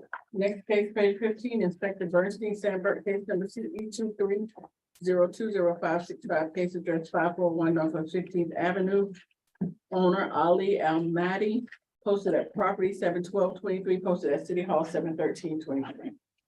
Bernstein Sandberg City of Philadelphia Community Enhancement Case Number and Property Address as read. This property was inspected on February 16 for the following violations: 9-9280H1 complied, 184C complied, 9305B, the landscape at this property is not being maintained in a neat and well kept appearance. There are areas of dead and missing ground cover, including the swell. 1812A, there is overdose trash rubbish and debris on this property and its swell. This is a recurring violation. Refer to case CE 21020582. This case will be presented to the special magistrate seeking a finding of fact whether or not the violation complies prior to the hearing date. Pre-hearing inspection on July 23, 2023 revealed the violation stated was not in compliance. I would like to enter the photos as evidence that show violations as depicted. The city is requesting 10 days for overgrowth, trash and debris, 35 days for landscape violation to comply, or a fine of $100 per day per violation. Okay. 10 days for the overgrowth with the finding of fact Correct. and $50 a day thereafter. $100. $100 a day thereafter, and then the landscape is 35 Correct. and 100. Correct. Okay, so ordered.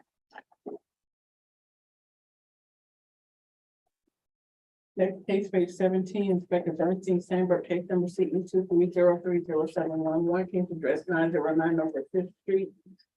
Owner Philip Anthony Roll and Veronica Taylor. This case is being rescheduled.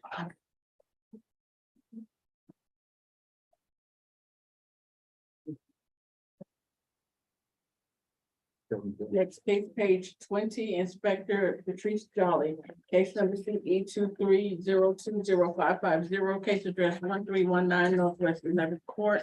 Owner Augusta Reese, posted at property 71523, posted at City Hall 71323.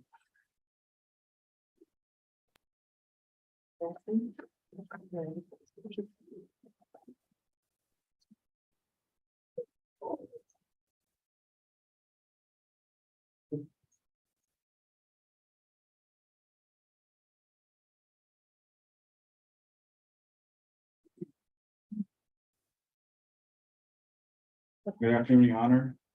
City Code Compliance Inspector Patrice Kelly for the city of Fort Lauderdale, presenting case CE 23020550 for the property located at 1319 Northwest 11th Court. This property was first inspected on February 16th, 2023, and cited for the following violation: 9-305B, the landscape at this property is not being maintained in a neat and well kept appearance. There are areas of dead and missing ground cover. 9-306, the exterior building walls have not been maintained. Structural parts including the fascia are in disrepair. There are areas of the exterior that have stains and missing fitting paint. 18-4C, there are derelict vehicles on the property, a gray Chevy Caprice with the grass growing as high as the door sills, and bricks holding it in place. There is also a late model Chevy Monte Carlo parked in the driveway with several flat tires. This is a recurrent violation. Please see case CE 21090475. This violation is being presented before the special magistrate when it comes into compliance prior to the hearing date. 9-304B, the driveway apron is faded and in disrepair. The grass areas with dirt, showing in it. There is also a very late model Chevy Caprice parked on the grass, so there's also a vehicle parked in the grass and a driveway in disrepair. An inspection report was posted and another copy mailed to the property owner for Broward County Property Appraiser's record. Contact was made with the son of the property owner on March 24th, 2023, where the violations and compliance methods were relayed. This property was re-inspected a total of 6 times, including a pre-hearing inspection conducted on July 22nd, 2023, where the violations remain as depicted in the photos. The city is requesting 10 days to comply for violation 18-4C and 35 days to comply for the remaining violations and 25 days per violation per day thereafter. $25, yes, I'm sorry. What did I say? Oh, sorry, $25. It's been a long day. So it's been a long day. Amen. Next case, page 21, Inspector Patrice Jolly, case number CE 2304-0322, case address 2320 Northwest 9th Court. Owner IB Victory Investment, Inc., posted at property 71523, posted at City Hall 71323. Good afternoon, Senior Code Compliance Inspector Patrice Raleigh for the city of Fort Lauderdale, presenting case CE 2304-0322 for the property located at 2320 Northwest 9th Court. This property was first inspected by Inspector William Wilson Quintero Jr. on April 11, 2023, cited for the following violations. 9-280D. Electrical and wires accessories not maintained in good safe working condition, including but not limited to wires exposed on the ceiling inside the unit number 2. 9-306, the exterior building walls have not been maintained. Structural parts including fascia sockets are in disrepair. There are areas of the exterior that have stains or missing paint. This is a recurrent violation of previous case number CE 181020434. This violation is being presented to the special magistrate as a finding of fact, whether it comes into compliance prior to the hearing date. 9-305B, the landscape of this property is not being maintained and a neat walk-up appearance. There are areas of dead and missing ground cover. 9-304B, the asphalt driveway at this property is not being maintained as required. The surface is stained with dirt, oil, and the seal coating is faded.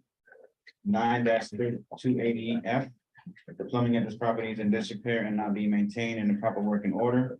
There is a shower in the unit number 3, which does not operate properly and make a loud noise when turned on. In unit number 2, there are leaks from the shower throughout fixtures and tub. This is a recurrent violation of previous case number CE 1810234. This is a recurrent violation and the city seeking a finding of fact. The violation is being delivered to the special magistrate whether it comes into compliance prior to the hearing. 9-280B, there are building parts which are deteriorated and not maintained within units 2 and 3. There are areas which have holes in the walls, damaged door frames. On the exterior, there are sections of the walls which have cracks and the foundation is exposed. This is also a recurrent violation of previous case CE 1810234. This violation is being presented as a finding of fact and will be presented before the magistrate whether it comes into compliance prior to the hearing. 9-276C3. There are rodents, vermin, and other pests in this location. This is a recurrent violation of previous case number CE 1810234. This is a recurrent violation. And we're seeking a finding of fact whether the violation came into compliance prior to the hearing. 18-4C, there are dealer vehicles parked on the property, a white Mitsubishi and silver Mercury. All these violations are now in compliance. Just to get the finding of fact, the violations 9-306, 9-280F, 9-280B, and 9-276C3. So ordered. Next case, page 23, Inspector Wanda Aquavella, case number CE 23030375. Case address 1712 Northwest 11th Avenue, owner Catherine Hinton, posted at property 71223, posted at City Hall 71323. Good morning again, Your Honor. Wanda Aquavella for the city of Fort Lauderdale. Case number CE 23030375, address is 1712 Northwest 11th Avenue. The property was inspected on 3/11/23 and the following violations were observed. 47-34.1.A.1. is complied, 18-1 is complied. 9-304B is complied, 9-278E is complied. And then we got 9-306, exterior building walls have not been maintained. There are areas of exterior that have stains and or missing paint or missing and peeling paint. An inspection report was posted on the property and mailed to the owner listed on Broward County Property Appraisers on 3/11/23. I re-inspected the property on 4/7/23. The violations remain. Notice of hearing was posted on 7/12/23. As of the pre-hearing inspection on 7/25/23, the one violation for 9/3/06 remained. The city is requesting 28 days or a fine of $25 per day thereafter. And we said 35 days. Sure. All right. 25. Thank you. Next case, page 25, Inspector Leonard Champagne. Case number CE 2306063, case address 1950 Northeast 65th Court. Owner Earl Adams Jr. and Tamara DeVoe Adams, posted at property 7/12/23, posted at City Hall 7/13/23. Good afternoon, Your Honor. Leonard Champagne presented case CE 23060643, 1950 Northeast 55th Court. For violation 15282D1A, there is a qualified number of violations at this vacation rental with property to request a certificate of suspension for 180 days before the magistrate. First violation case was CE 23050964. That was cited for trash carts. The next case is CE 23050667. There was 4 violations on that. There were violations for noise, parking, occupancy, and the responsive party failed to respond improperly within 1 hour. Okay. Okay, 180-day suspension. When do we start this one? 30 days. 30 days.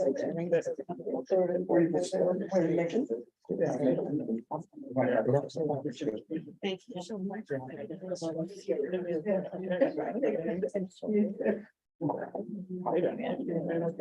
Next case, page 28. Inspector Robert Cross. Supervisor DeVilo presenting case number CE 230508996, case address 1728 Northeast 16th Avenue. Owner Justin Wall. This case was cited 5/27/23 to comply by 5/27/23. One section complied at $200 per day. City is requesting. No, I'm sorry. This case has been complied and closed. He paid.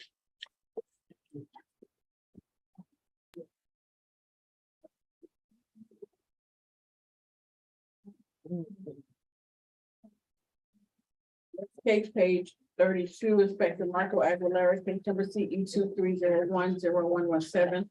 Case address 3129 Southwest 13th Street, numbers 1 through 4. Owner Carlos Leandro and Kalina Ortiz. This case was first heard 5/25/23 to comply by 6/29/23. One section not complied at $100 per day, $2,800 accrued. City is requesting the full amount and the fines continue to accrue. Yeah. 3420. Yeah. Case number CE 220311138, case address 3420 Jackson Boulevard. Owner Aguabana Gonzalez. Inspector Patrice Jolly. This case was occurred 5/25/23 to comply by 6/29/23, and there are no fines on this case.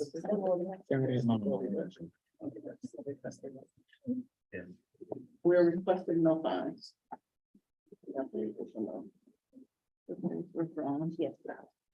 Next case, page 33, case number CE 220901555, case address 213 Royal Palm Drive, owner Maury Revocable Trust. This case was first heard 5/25/23 to comply by 6/4/23 and 6/29/23. 4 sections not complied at $50 per day, $6,850 accrued, and this case has been withdrawn. Okay, you have to read all that in. Case number, this case is the one. Oh, sorry. Next case, page 34, case number CE 211000181, case address 2016 Northwest 13th Avenue. Owner Jack E. Hallman and Willie D. Hallman. This case was first heard 8/25/22 to comply by 10/27/22. Several suspensions noted on the agenda. One section not complied at $25 per day, $1,575 accrued. City is requesting the full amount. The fines continue to accrue and therefore the request for extension. Doesn't matter, they're not here. Request Fine, denied, fee approved. and the fines will continue on. Next case, page 36, Inspector Bover examines case number CE 2301036 case address 1561 Northwest 15th Terrace.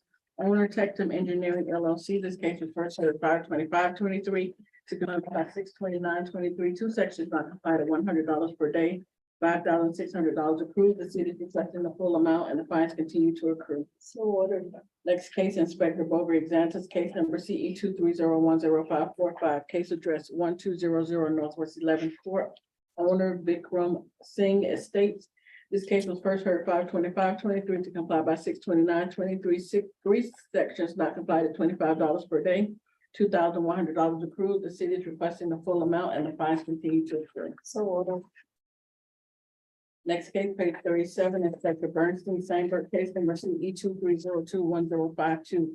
Case address 712 Northwest Second Street, owner Satora Investments LLC. This case was first heard 5/25/23 to comply by 6/29/23.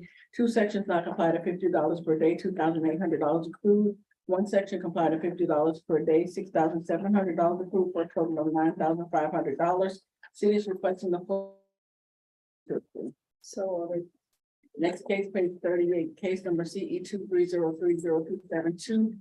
Case address 301 Northwest 7th Avenue, owner Avenue de Arts FLL LLC. First heard 6/13/23 to comply by 6/23/23. One section complied at $250 per day, $3,000 accrued. The city is requesting the full amount.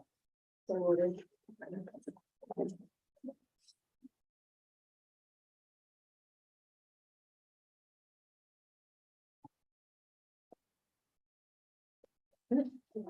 The city is requesting to enter page 44 into today's hearing as an exhibit. It is the city's list of complied, closed, withdrawn, and rescheduled.